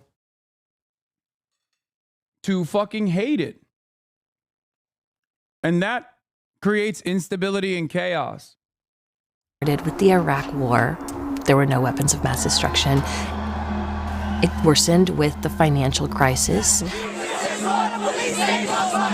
and the bailout of the banks. Well, normal people lost their homes. It was like the emperor has no clothes. It's when they realized that the institutions did not have the answers that they thought they would. It leads to frustration, and more than that, it leads to hopelessness. And when you have hopelessness, actions that cannot be tolerated, at least in some corners of the country, are tolerated. Viewpoints towards the healthcare industry are so negative in this country that folks were willing to look past the fact that a father and a husband was shot dead. The people in these higher positions, like CEOs, they need to look at the cost of living and the cost of their products, and they need to do better. Good, how are you doing? What a way to start, right? I'm sitting interviewing the police commissioner and the chief of detectives. You believe he's no longer here? We said we have reason to believe he's no longer in New York And City. that, I assume, is based on video of... We have video of him entering the Port Authority bus terminal. We don't have any video of him exiting, so we believe he may have gotten out. No one knew where he was for a whole weekend, but police were still working. They were getting hundreds and hundreds of tips, reviewing hundreds and hundreds of hours of footage. On Monday, December 9th at 9:14 a.m., police finally get their big break. The suspect is seen sitting in McDonald's eating a hash brown, and an employee of the McDonald's calls 911. At 9:58 a.m. in Altoona, Pennsylvania, the police there take him into custody. And there they discover that he has fake IDs, a gun in his bag. This gun is really interesting because it's a ghost gun. You can't trace a ghost gun because it's done, in many cases, through 3D printing. This is a guy who literally was able to print his gun. But also in the bag, they find his passport. And that is where they learn his real name, Luigi Mangione. That night, the Manhattan DA's office files charges against him for murder in the second degree, criminal possession of a weapon, and then also a forgery charge. If they've charged the right guy, Mangione's story is quite surprising. He's not some poor guy from a broken family. He has relatives who are wealthy and a big part of the community. He went to an expensive private school for high school where he was valedictorian. Sending us to Gelman was far from a small financial investment. He went to the University of Pennsylvania, an Ivy League school. He got a master's degree in computer science. He eventually ended up in Hawaii in a surf commune. He had a lot of friends. He seemingly has everything going right for him. He had so much opportunity, from wealth to education. How did he develop these feelings to the point where he decided to wake up one morning, plan all of this out? Something changes in his life. On Reddit, his purported profile is many, many comments about his extreme back pain and the lengths he's gone to try to get treatment. There's also reports from friends that he kind of fell off the face of the earth for 6 months. There's some reports that he got really into psychedelics. I think it's very telling that his manifesto is very, very short. He says he acted alone, that the US has by far the most expensive healthcare system in the world, and that he's the only one who's able to grapple with this fact with brutal honesty. The manifesto, in many ways, speaks of kind of a martyr. On Tuesday, December 10th, he has a court appearance to be extradited back to New York City to face that murder charge. The sheriff's office is transporting him to the court, and as they arrive, Luigi Mangione sees cameras there, and it's very apparent he has something to say. And clearly out of touch and insult the intelligence of the American people. And then you see the sheriff's office struggling with him and pushing him into the courthouse. So the next steps here really are the extradition hearing. He is going to have to face those murder charges. He will get indicted, and then we're going to have court proceedings.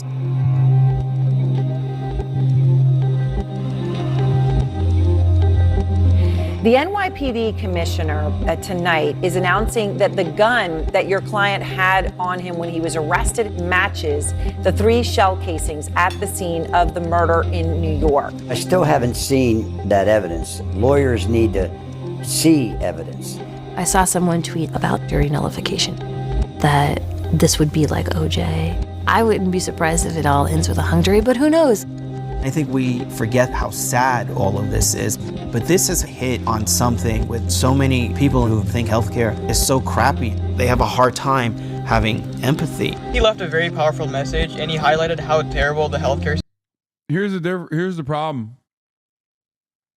Some people have good bosses, even though many have bad bosses. Some people, not us, have had good relationships with cops, although many have had negative relationships with cops. No one has had a good relationship with their healthcare insurance provider. It's not relatable. Like, in theory, I understand why policing as an institution has to exist. Someone has to solve crimes, for example. Like, in theory, I get it.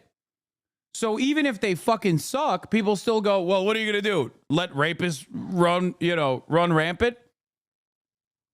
There is no world where you can make a similar theoretical argument for the existence of for-profit healthcare.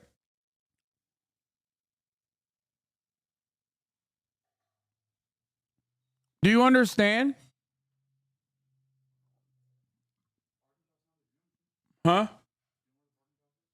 Oh, I don't have it. It's not here. Okay, then.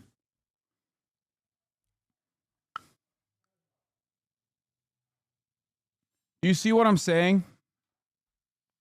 System is America. I think he'll go down as a hero in history.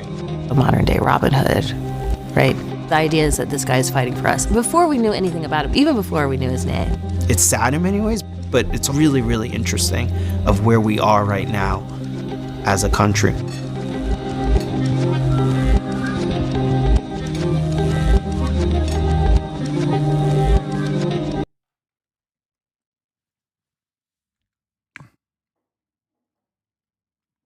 What do you feel about the suspicion that the self-service McDonald's kiosk was used to face track Luigi? Does the Altoona McDonald's even have a self-serving kiosk? The suspicion, I think, is silly. I think I'm much more, they all do.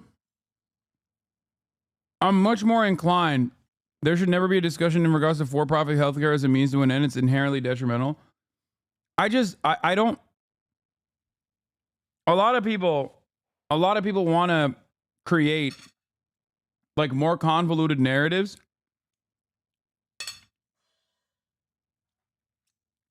because they think like it's impossible for the biggest news story of that day was top of mind for everyone in Altoona, alongside, you know, as well as everywhere else, where they called it in. You know what I mean? Like, I think the narrative that you're hearing from the media on this is probably not untrue. I think it's probably correct that some older employee was like, oh my God, crime and punishment, this is a killer. I could see that.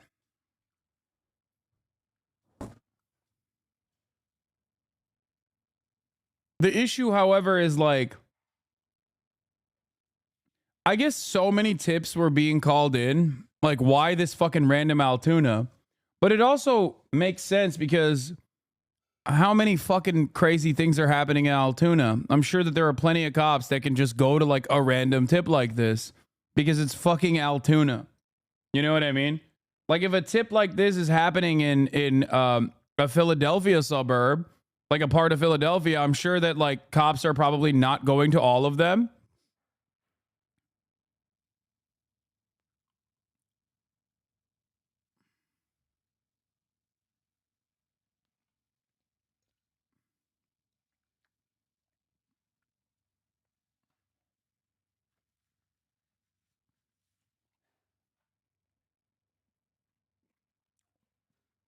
I think it's far less likely that police have that level of surveillance.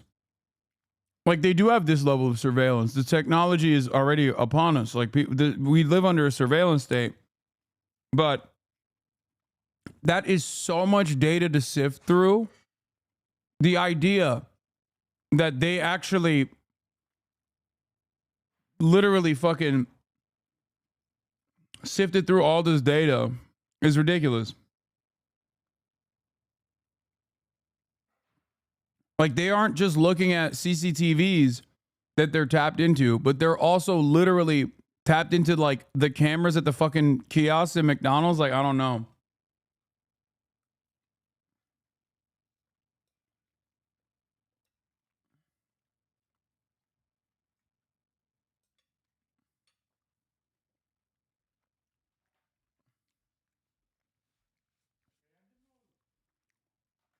All right. It'd also have to go to an aggregate cloud of nationwide footage. Would be an incredible amount of data. Yeah. You said it yourself. NYPD's an army? No, dog. Like, there's no army that can deal with that. Your boomer is showing? Okay. I think it is infinitely more likely that some random fucking boomer was like, oh, this might be the killer.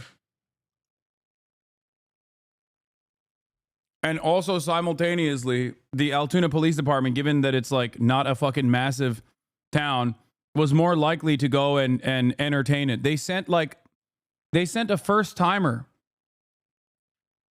Like they sent a fucking relatively green cop too. It's not like they sent like a random B cop to investigate.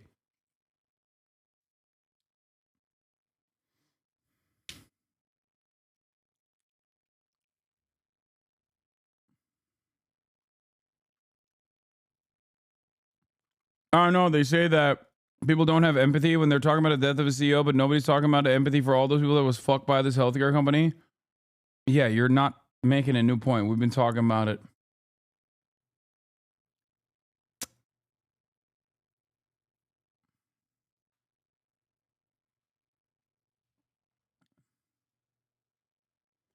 Anyway, as I have promised, we are going to be watching Sicko.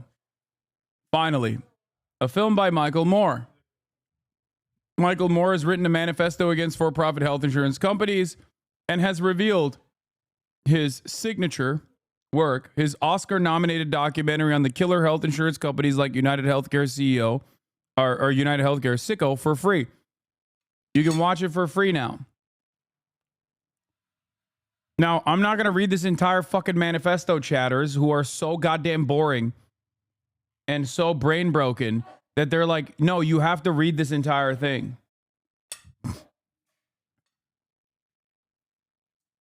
Yes, he's released it for free that you can watch.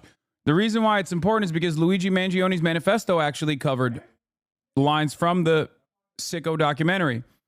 In Mangiano's manifesto, he said he was not the most qualified person to lay out a full argument against our for-profit healthcare industry. Apparently, to Mangione, one of those qualified people is me. In his manifesto, he references how I've illuminated the corruption and greed, implying folks should go to my work to understand the complexity and the power-hungry abuse within our current system. It is not often that my work gets a killer 5-star review from an actual killer, and thus my phone has been ringing off the hook, which is bad news because my phone doesn't have a hook. Emails are pouring in. Text messages, requests from many in the media.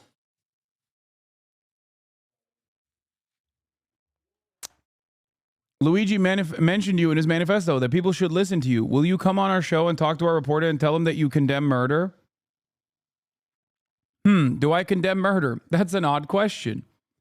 In Fahrenheit 9/11, I condemn the murder of hundreds of thousands of innocent Iraqi people and the senseless murder of our own American soldiers in the hands of our American government.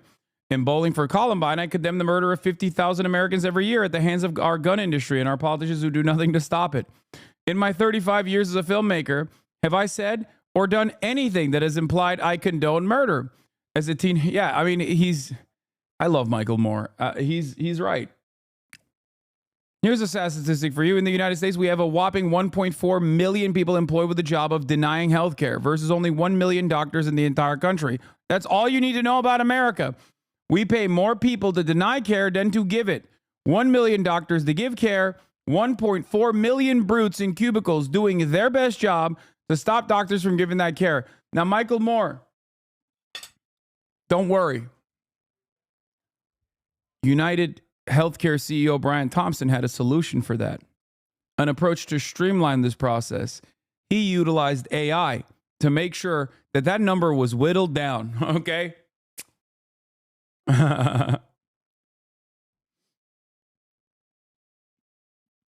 If the purpose of healthcare is to keep people alive, then what is the purpose of denying people healthcare other than to kill them? I definitely condemn that kind of murder. And in fact, I already did. In 2007, I made a film Sicko about America's bloodthirsty, profit-driven, and murderous health insurance system. It was nominated for an Oscar as the second largest grossing film in my career. After the killing of CEO of United Healthcare, the largest billion-dollar insurance companies, there was an immediate outpouring of anger towards the health insurance industry. Some people have stepped forward to condemn this anger. I am not one of them. Oh, my goat. I'm nutting. The anger is 1,000% justified. It is long overdue for the media to cover it.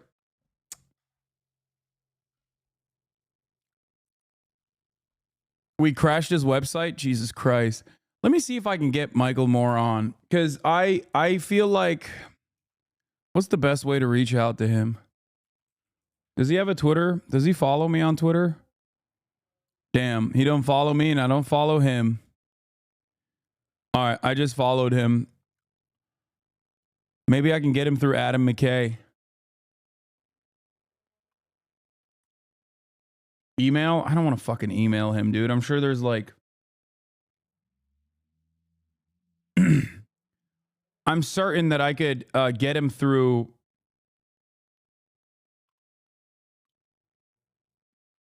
I'm certain that I can get him through one of my many different friends. There's probably at least... There's 32,000 people in here right now. There are probably, in this community right now watching, 100 people minimum that have direct access to him. I think you guys forget.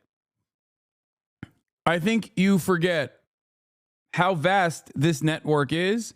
And I think you forget how much people in this community... No way, dude. Are you fucking kidding me? I am certain of it. 100 is literally a conservative estimate.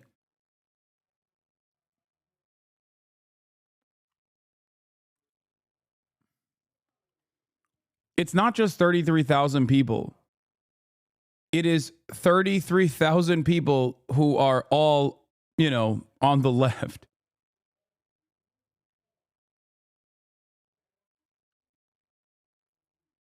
What is this? I know Michael Moore personally. I can ask him if he wants to be on the stream. Let me know. Yes, please. Thank you. I believe this. Let me text Michael Moore. Dude, I don't think you guys understand. Dude.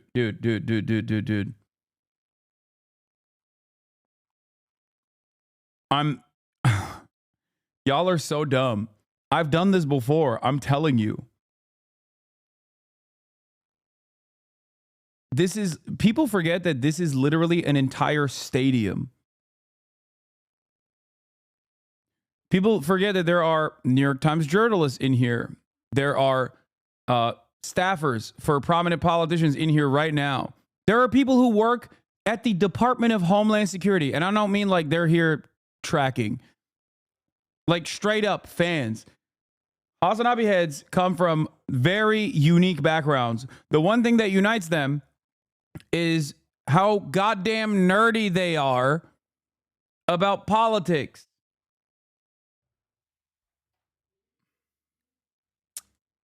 There are federal agents in here right now. Ones that are tasked with observing and ones that are certainly just simply fans. The one group of people I think I don't actually have any fans in is cops. That's it.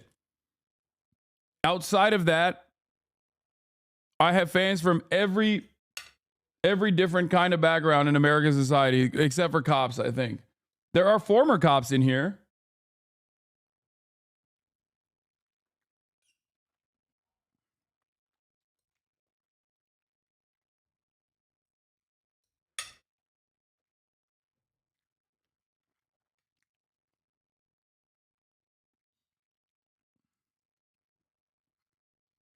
Anyway. This is pre-ACA as well. This is pre-Obamacare. Something to remember. It's kind of an interesting thing. It's an interesting phenomena that like pre-ACA health insurance was so unimaginably cruel that healthcare providers could deny people health insurance that they wanted to like pay for due to pre-existing conditions.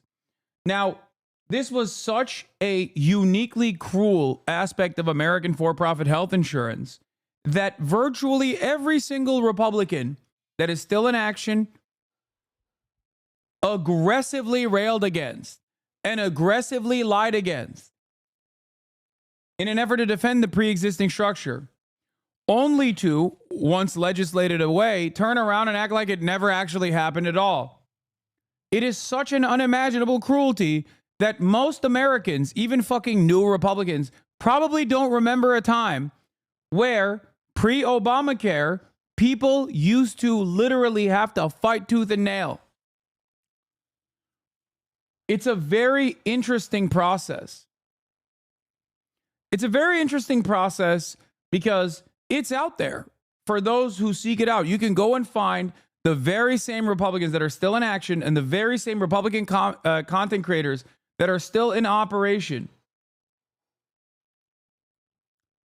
openly say this is socialism, this is barbaric, this is violent. To force private enterprise to cover people with pre-existing conditions are unacceptable.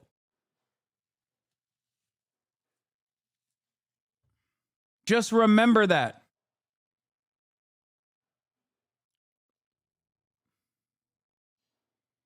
They lied about it. They said they're going to do death panels with Obamacare. They're going to kill the old. She's a whistleblower. What the fuck are you talking about?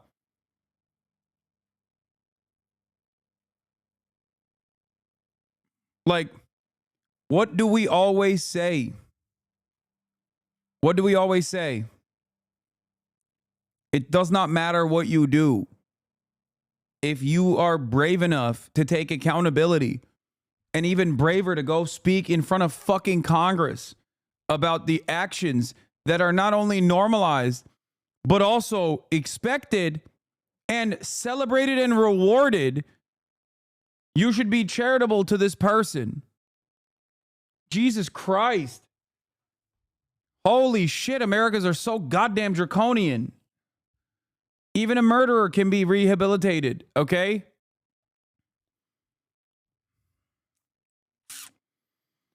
Oh.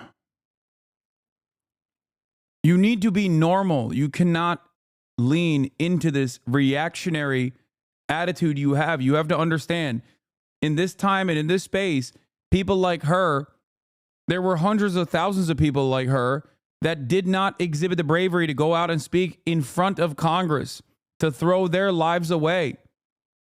Okay?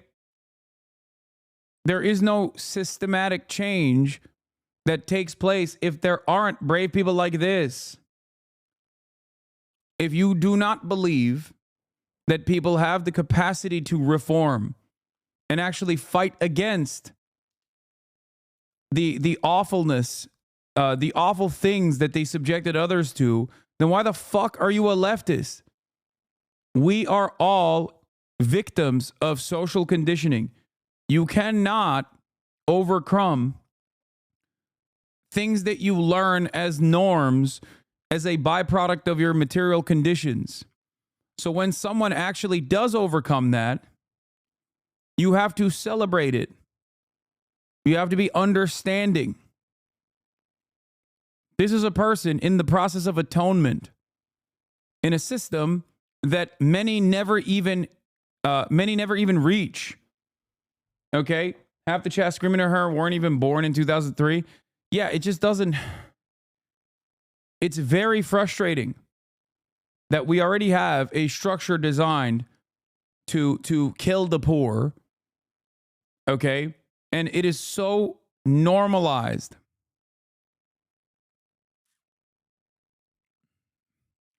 This was in 1996. Thank you.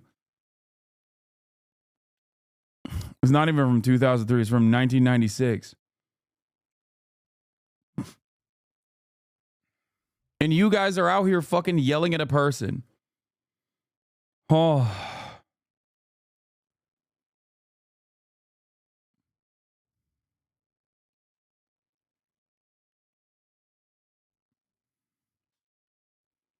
Please.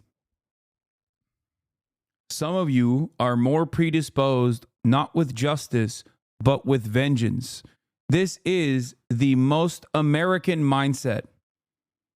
You cannot have this mentality if you want to be truly a progressive person, an empathetic person, a person who wants to make change, a person who cares about solidarity, a person who cares about instilling class consciousness in others. Okay?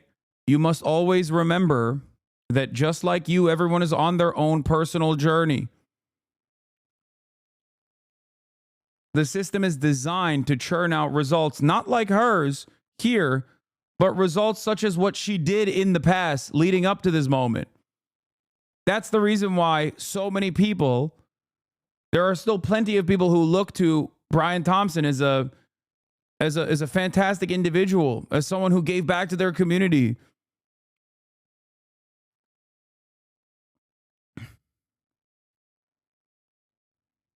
Please. Yeah, use a bunch more big words that will convince us all. I'll use little words, okay? Every person has done something horrifying at a certain point in their lives, okay? Or every person has, in certain instances, been rude or ruthless or bullied someone. Should we just keep you to that standard? Stop being a fucking dickhead and understand that people have the capacity to change. And celebrate those who do. Also, fuck you. Here, take a permaban.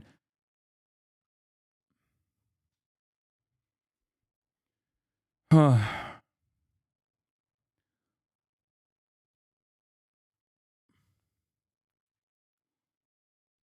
you go. You get no rehabilitation. How about that? Get a little bit of your own fucking medicine.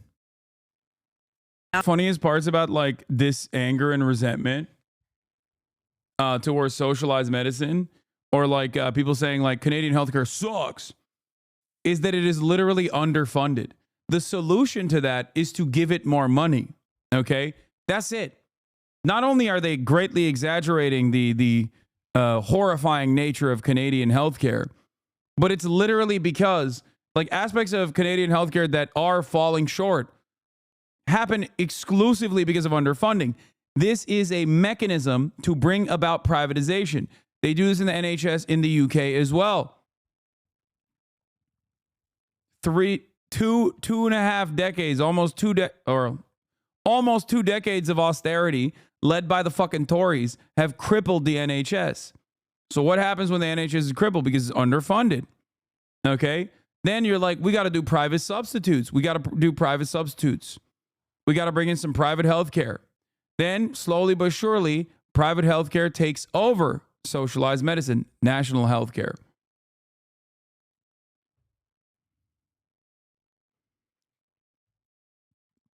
The irony, of course, is the very same austerity measures that happen in socialized structures in an effort to privatize already are baked into the free market capitalism that we love here in the United States of America.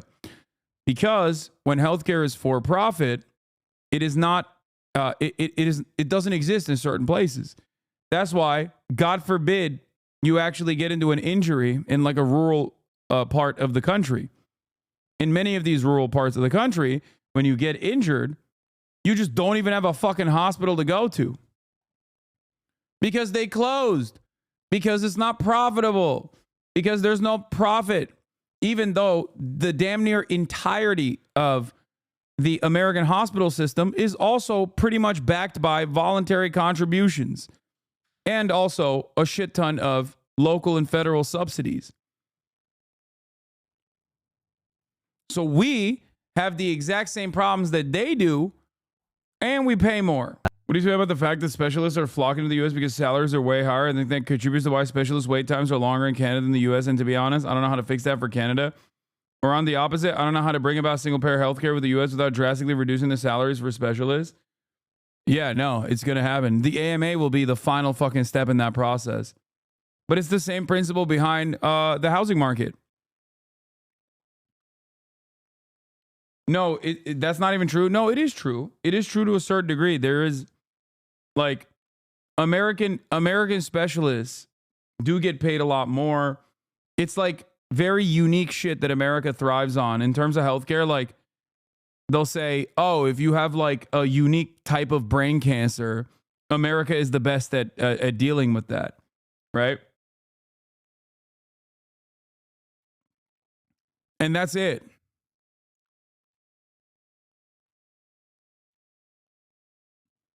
It's ironic because like America is cooking Canada in that regard as well, because it's just like the average pay for doctors is significantly higher here.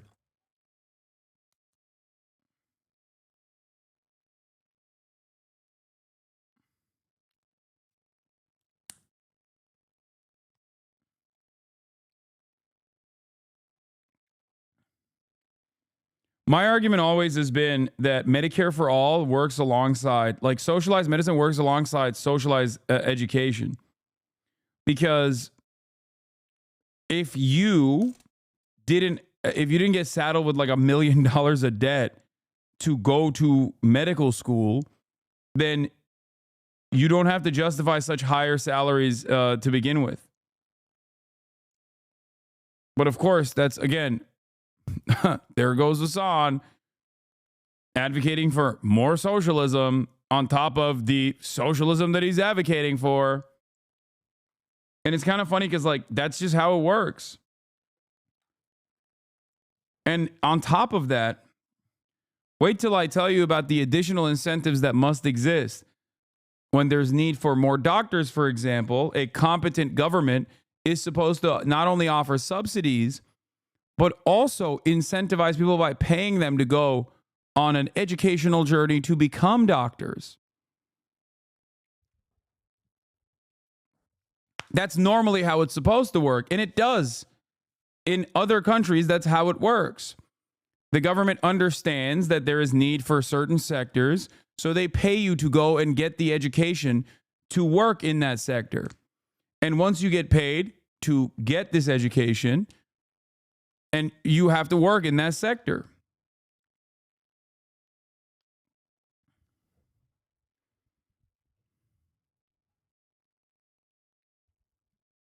For example, in Turkey, I don't know if I'm fucking this up, but basically because education is free, okay, all the way up to college level, even though there's private education as well. When you get that free education, you have to go get assigned to work by a lottery system in an underserved area. Turkey is a shithole. Why even mention it, Lamau? That's why all our doctors leave for USA, Lamau. 1 out of 5 Canadians don't have a family doctor, Lamau. Makes 0 sense. Turkey is a shithole. Why even mention it, Lamau? See, that's the one chatter that's going to really love that private healthcare. You know what I mean? I can't wait. I can't wait for that private freedom to come to your fucking dumbass country, okay? Like, Turkey is an incredibly poor country. Turkey is run by a corrupt autocrat who is insanely, I mean, he's a kleptocrat through and through, okay? Yes, I'm a capitalist. Hopefully we get private healthcare. Oh, God. Yes, baby. Yes. Yes. Advocate for your own demise, you fucking peasant. It's great. My lordship, we must restore the monarchy. My hand for you, good sir. I am a peasant. I advocate those who simply do not have the capacity and the mental fortitude to understand. My lordship is godsend. He knows best. Yeah, if we get private healthcare, more doctors will come to Canada. All our doctors leave because it's public. Yeah, exactly. Me lordship, you know best. It's so funny because you're not factoring in that, like, even if more doctors come to your country in that process, your dumbass is not going to be able to pay for it. Oh, so good. He's like, well, the doctors are now bountiful, and yet I cannot pay.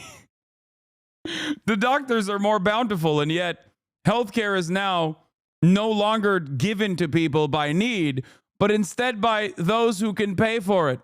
And it seems I cannot pay for it. But it's okay, because at least I now know that there are more doctors in Canada. Also, remember how I said in socialized medical systems, this is born out of underfunding?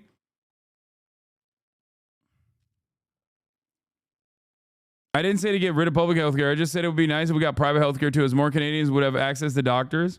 Yeah, no, totally. No, definitely. Considering that you're angry and not looking at the actual solution, which would be to fund the healthcare system further, you do not understand that it's coming for you regardless. Also, I thought that you could get private healthcare in Canada. A lot of people who have money don't have family doctors. So even if you want to see a doctor, you can't see one. I'm not angry at all. What do you mean? Fund what healthcare system? Healthcare is already funded.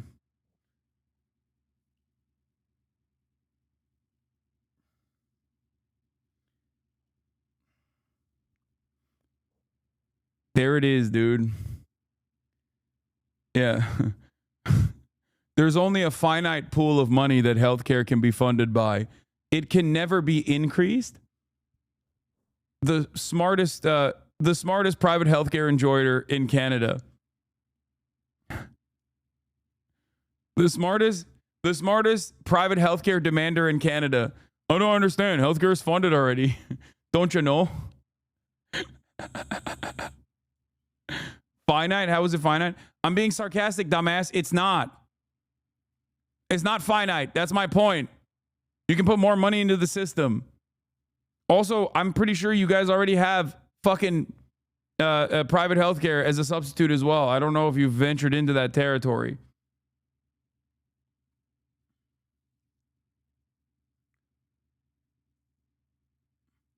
In that process, you could even pay doctors an even higher wage if necessary.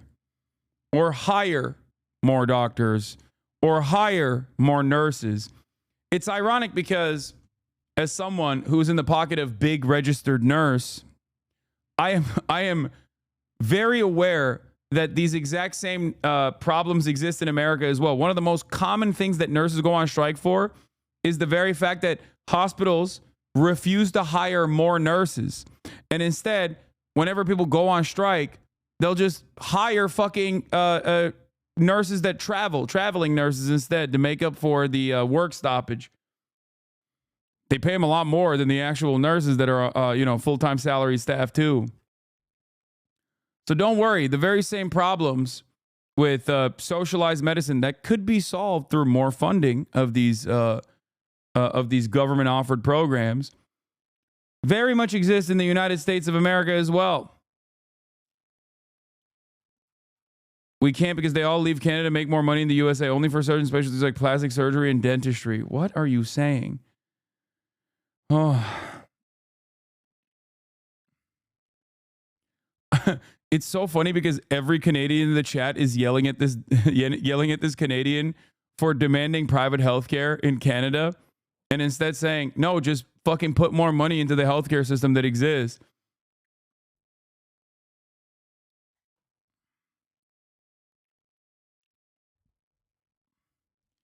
No, he's saying that the only private healthcare that exists is for certain specialties like plastic surgery and dentistry.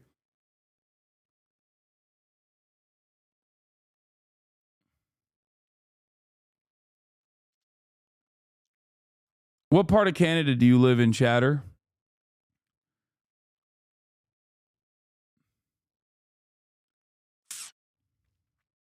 Toronto, T-Dot.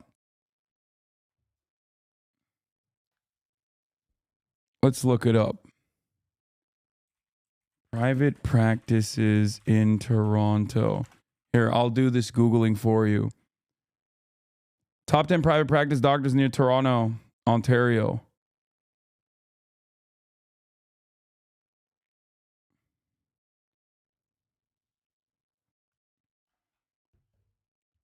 Saskatoon Agreement of 1962 permitted doctors to opt out of Medicare, and with the exception of Ontario, physicians across the country can still do the same. Some provinces do have barriers to limit private practice.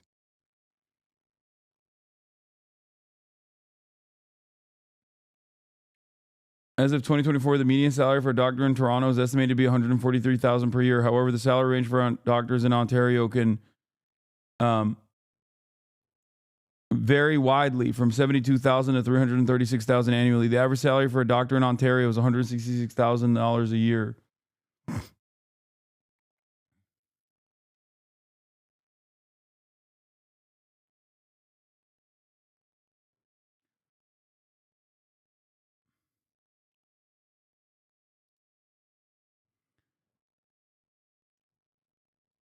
Here, there you go. You can go to a nurse practitioner with murky rules in a private clinic in Ontario.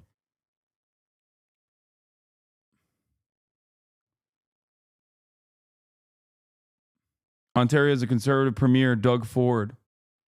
Dude, you're just wrong. I swear to God, if he says Ontario, I'm going to lose it. Go to East York. They literally have private clinics there. Lamau, he's moving the goalposts. Now he wants a psychiatrist. If he's just looking for a family doctor, as he specified earlier, nurse practitioners provide primary health care at private clinics. A lot are subscription-based. That's not the same as seeing a doctor, buddy. So you can get it. You just don't want to get it. You specifically want it to be a doctor and not a nurse practitioner. You can get your scripts from them, all this shit, but it doesn't matter. I'm trying to help you, man. I'm trying to offer some healthcare solutions to you're specifically like, nah, you don't understand. I have to have it be private. But now you're like, no, I actually have to have it not just be a private clinic, but I want it to be a doctor as well. Would you rather get medical advice from a doctor or a nurse, lol? I mean, I would rather get medical advice in a fucking socialized medicine structure. So that's it. That's my choice.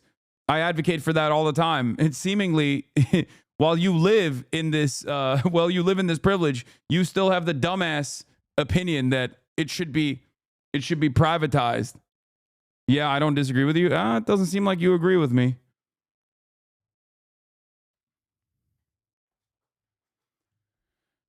Not fully privatized. No, I don't want any sort of privatization. If it were up to me, it would be a national healthcare system that's fully funded.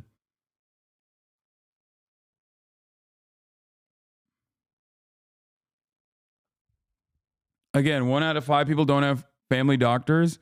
Yeah, 1 out of every 3rd American doesn't have fucking primary healthcare providers at all. So it doesn't fucking matter. Okay?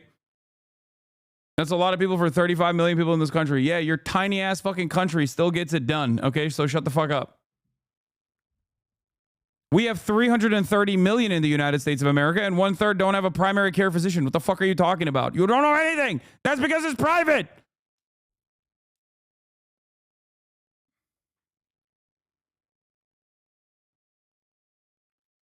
Yeah, that's fucked up. It's not public in the USA though. Brother, you don't understand. And I don't know if I can ever get this across your thick dome, okay? That is what you can look forward to with private healthcare. You're like, "Oh, but there should be some semblance of like socialized medicine." And then also then you know, some private partnerships, some private private and public partnerships. Like that's the best path forward. And I'm telling you, instead of funding the current existing public structure, opening up ways for more privatization will unironically lead to your country looking a lot like mine. That's the problem. I can't believe we're having this conversation over literally how devastating American healthcare is because it's fully private. I don't know if you mentioned this either, but the higher pay for American doctors doesn't necessarily attract the best doctors. It attracts the ones that want to make the most money. Plenty of extraordinary doctors do work for Doctors Without Borders or pro bono because they care about people, not for money. I know, that's capitalism brain rot that I forgot to address as well. The idea that like money is the only incentivization structure for anyone to do anything. But obviously we cannot rely on the magnanimous nature of humans. So I do understand that argument as well. Like that there obviously still needs to be an incentive structure. But the solution to that is to, once again, fund the healthcare system adequately rather than crippling it, starving the beast, if you will, only with the interests of sneaking in for-profit healthcare institutions as a substitute. Doug Ford's plan to outsource surgeries to for-profit clinics won't save Ontario's healthcare system, experts said at a public hearing on the bill. Investing in public hospitals, which communities have spent hundreds of years building, is the answer, they say.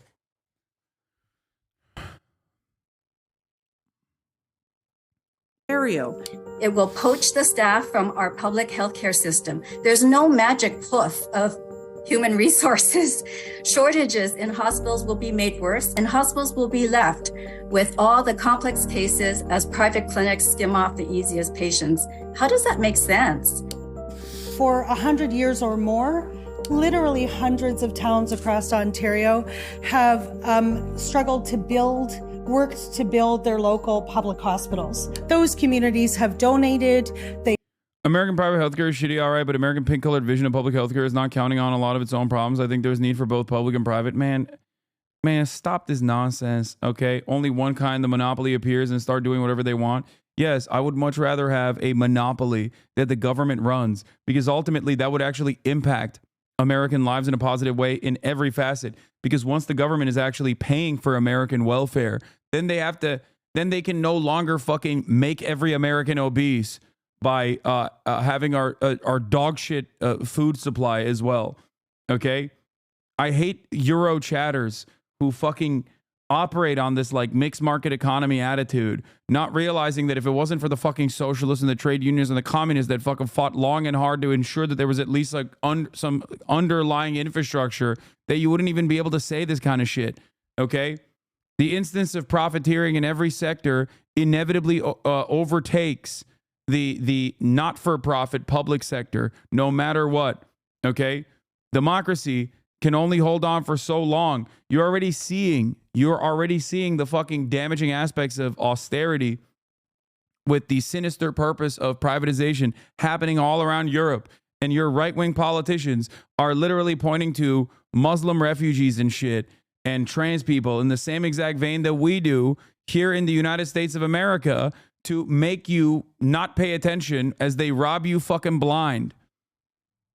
If you're wondering why the very same institutions that you relied on that were, publicly funded are no longer as good as they used to be maybe 10 years ago, that is the reason. Because ultimately they will cripple it. They will underfund it. They will cripple it. And then when people get mad about the lack of quality care, When people get mad about the wait times on public transit, for example, inevitably they will sell it off to a private corporation, and that private corporation might actually make it look good in the first couple of years when they're operating, but ultimately they will make it so much worse. The UK learned that the fucking hard way with its railroads, okay? And then what do you have? You have no one. You have no accountability. You have people who are not accountable to anyone, operating under this idea that, like, well, the free market will actually fix the problems. It's far too late at that point.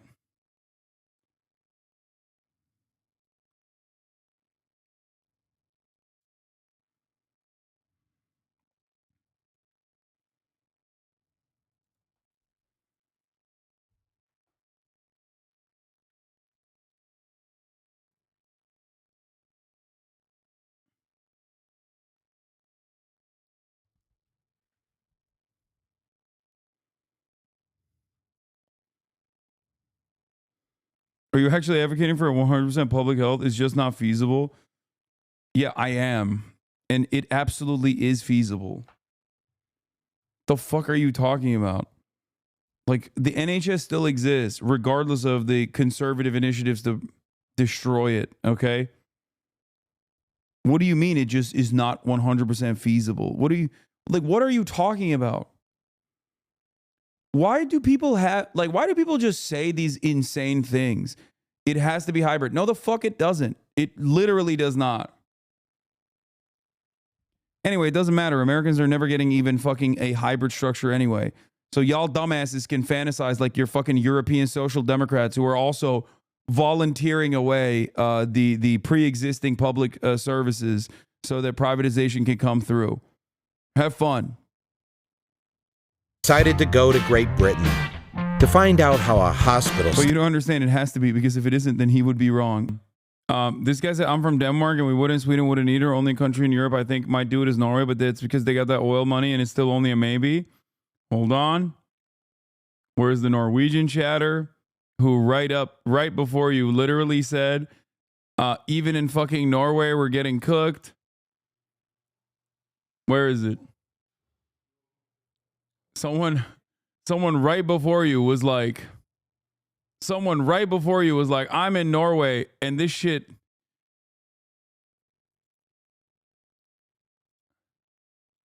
Norway wouldn't.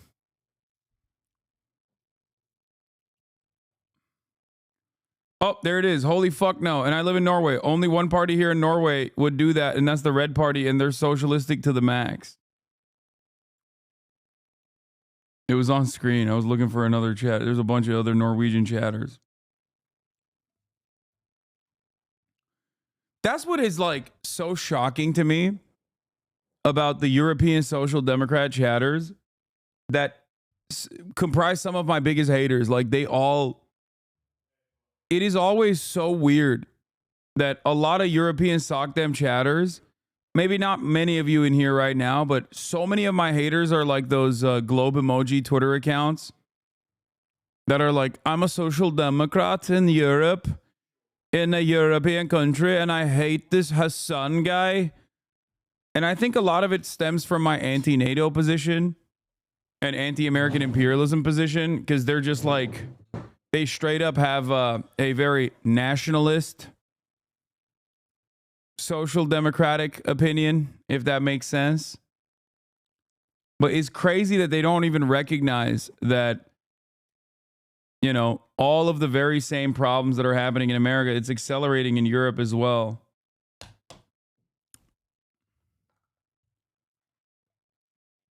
Hasan is a fucking terrorist.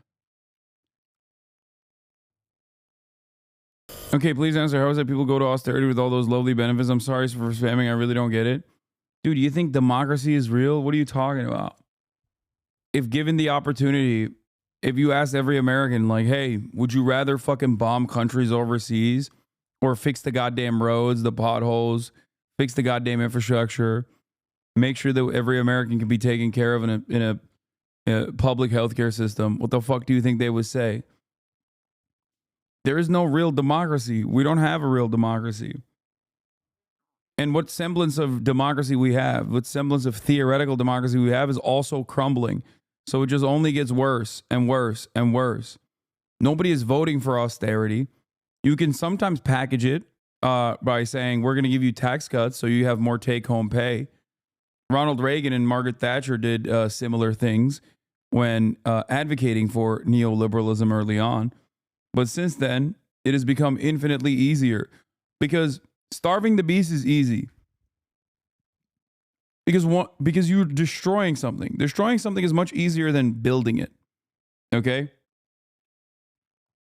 So all you need to do is implement the first process of destruction.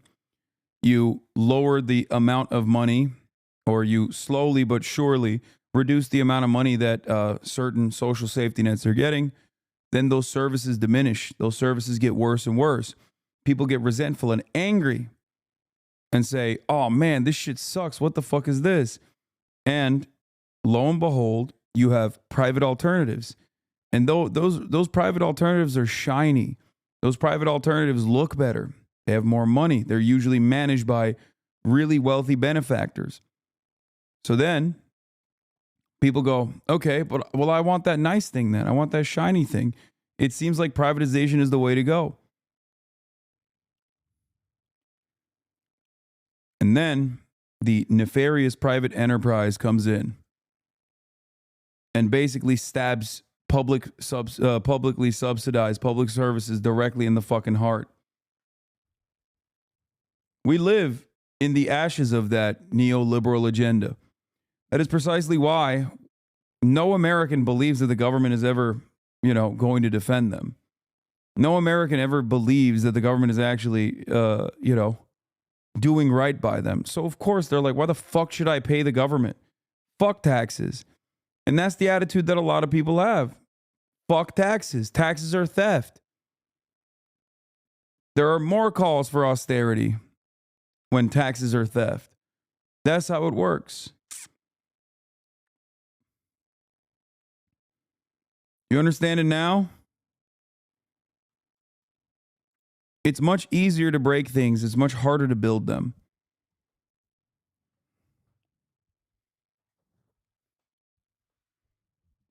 It is virtually impossible in America nowadays to even rebuild confidence in the government, to rebuild confidence in our institutions. So people, of course, say, well, fuck them. I want more money then. I want more of the money that I made in return. And it's ironic because socialists advocate for you to have higher take-home pay. They just want to take it from the profits that you generate for your bosses. Austerity is a tried and true way to cut inflation and bring back some private investment, especially when your currency is not the US dollar, but a couple points higher inflation. Cutting necessary is better than cutting necessary service to pursue austerity measures.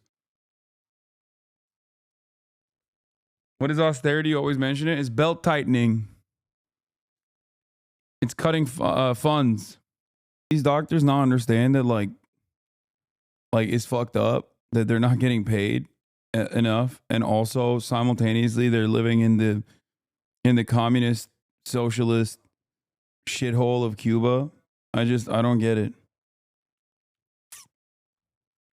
I don't understand. Where is the profit incentive? What about the profit margins? How does this work? Wait, certainly though, certainly. There can't be any innovative medical products in Cuba, right? Certainly. Because obviously I've been told my whole life that without incentives, financial incentives, there is no real incentive to innovate medically, right?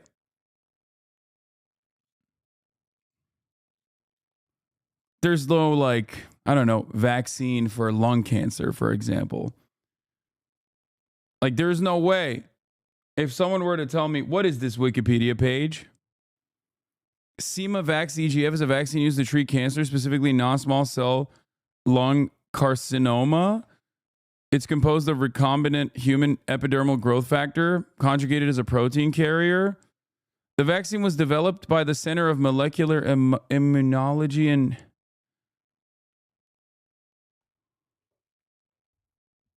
What?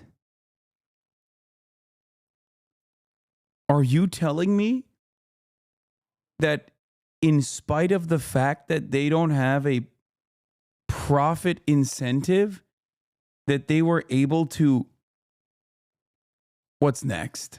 Since 2011, they've had a lung cancer vaccine. Well, America has issues with lung cancer. I'm sure that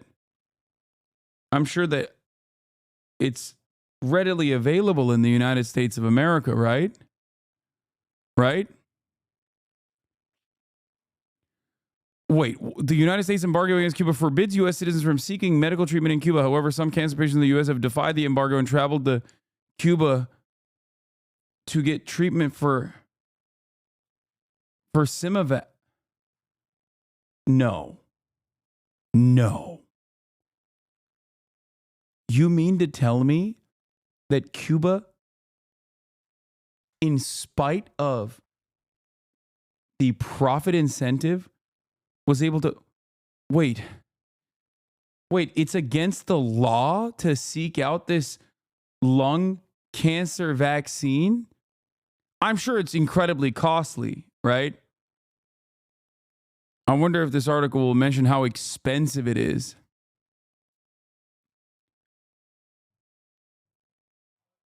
It's probably like $1 million, right? Like, I assume.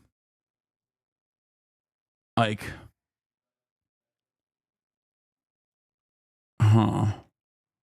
It's gotta be super expensive. It costs approximately $1 per shot to manufacture.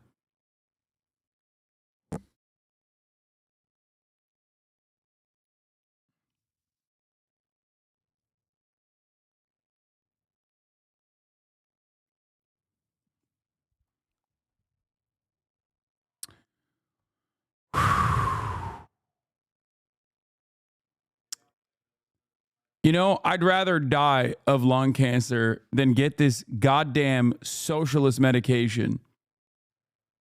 Okay? That's what I say. It's given by nurse practitioners, so it doesn't even count.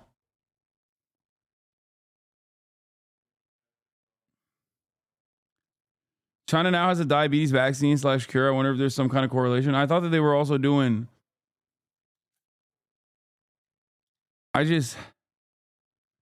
Yeah, you might as well die a true American than fucking go to Cuba.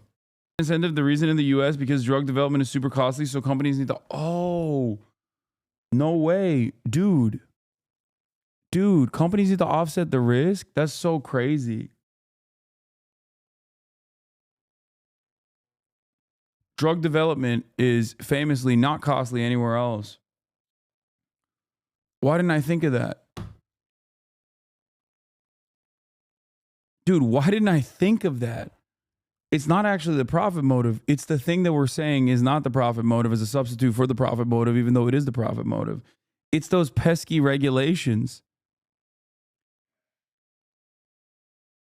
It's just crazy because it's still publicly funded research that these guys get the patents from, but you know. A lot of the novel chemical compound discovery actually happens in the publicly funded research side, but I guess there's got to be some reason for why there's so much R&D spending happening in the pharmaceutical industry outside of the publicly funded labs. Oh, that's right. They're doing research and development to develop new ways to juggle patents to ensure that they continue sitting on patents, extending it by 7 years, year over year, to ensure that there's no generics. And oftentimes when there's alternative cures that are discovered in the process of R&D, if it is at the end of the lifeline of said patent, oftentimes companies will just toss aside that research because the reality of the matter is that drug will no longer be maintained because there's generic alternatives that can be sold at much cheaper, and therefore the profits have completely the profit motive has been eliminated, which is of course anti-innovation. Famously, that's why when the guy who invented insulin was like, I'm going to make as much money as I possibly can off of this drug. That's what he said. I remember. The Canadian guy, right?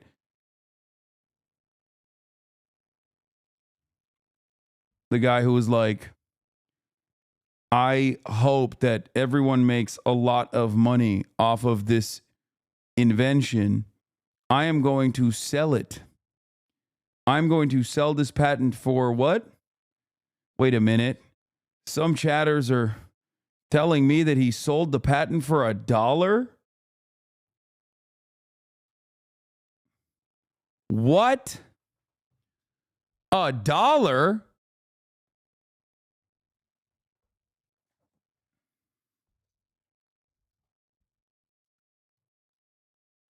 Wait a minute. What a dumbass. Does he not know?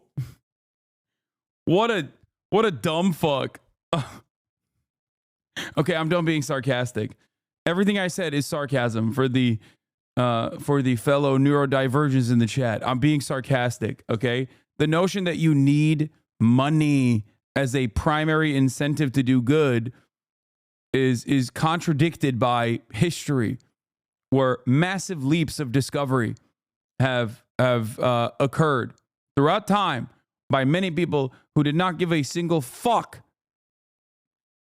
about making money, including but not limited to, obviously, Cuba. Alas. Amazing. Fantastic documentary. Shouts out to Michael Moore for making this free. And he has more. He has Fahrenheit 11.9. He's done so many of these. Honestly, Michael Moore. But that's all for today. Okay, that's all I got. We're going to hang out with my family. That was my first ever full Michael Moore documentary that I watched, by the way. That's crazy, right? Anyway, tomorrow we got a lot more fun stuff lined up. So get excited for it. Peace, everybody. And also, free Luigi. Honestly, W Cuba. Free Luigi. And free Palestine. Benjamin Franklin of Hell, thank you for the 10 gift this subs. Peace, everybody.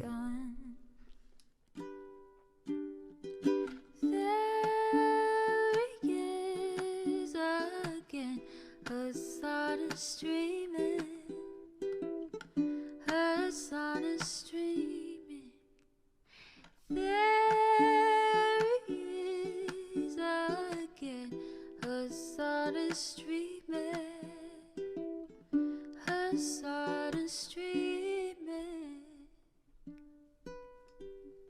Review in the P.O. box. Uncle Uger's face. Sudden discord at your prop. Great names take embrace. Tiny Bernie Sanders, LGBTQ Air Force. The whole left at your fingertips. Ane at your door. H3 crowded debate, the Young Turks online show. 3 full fucking years of this, plenty more to go. 90-day fiance talks of champagne bourgeoisie. A Trump rally live reaction on mass riot at DC. There he is again. Hasan is streaming. Hasan is streaming.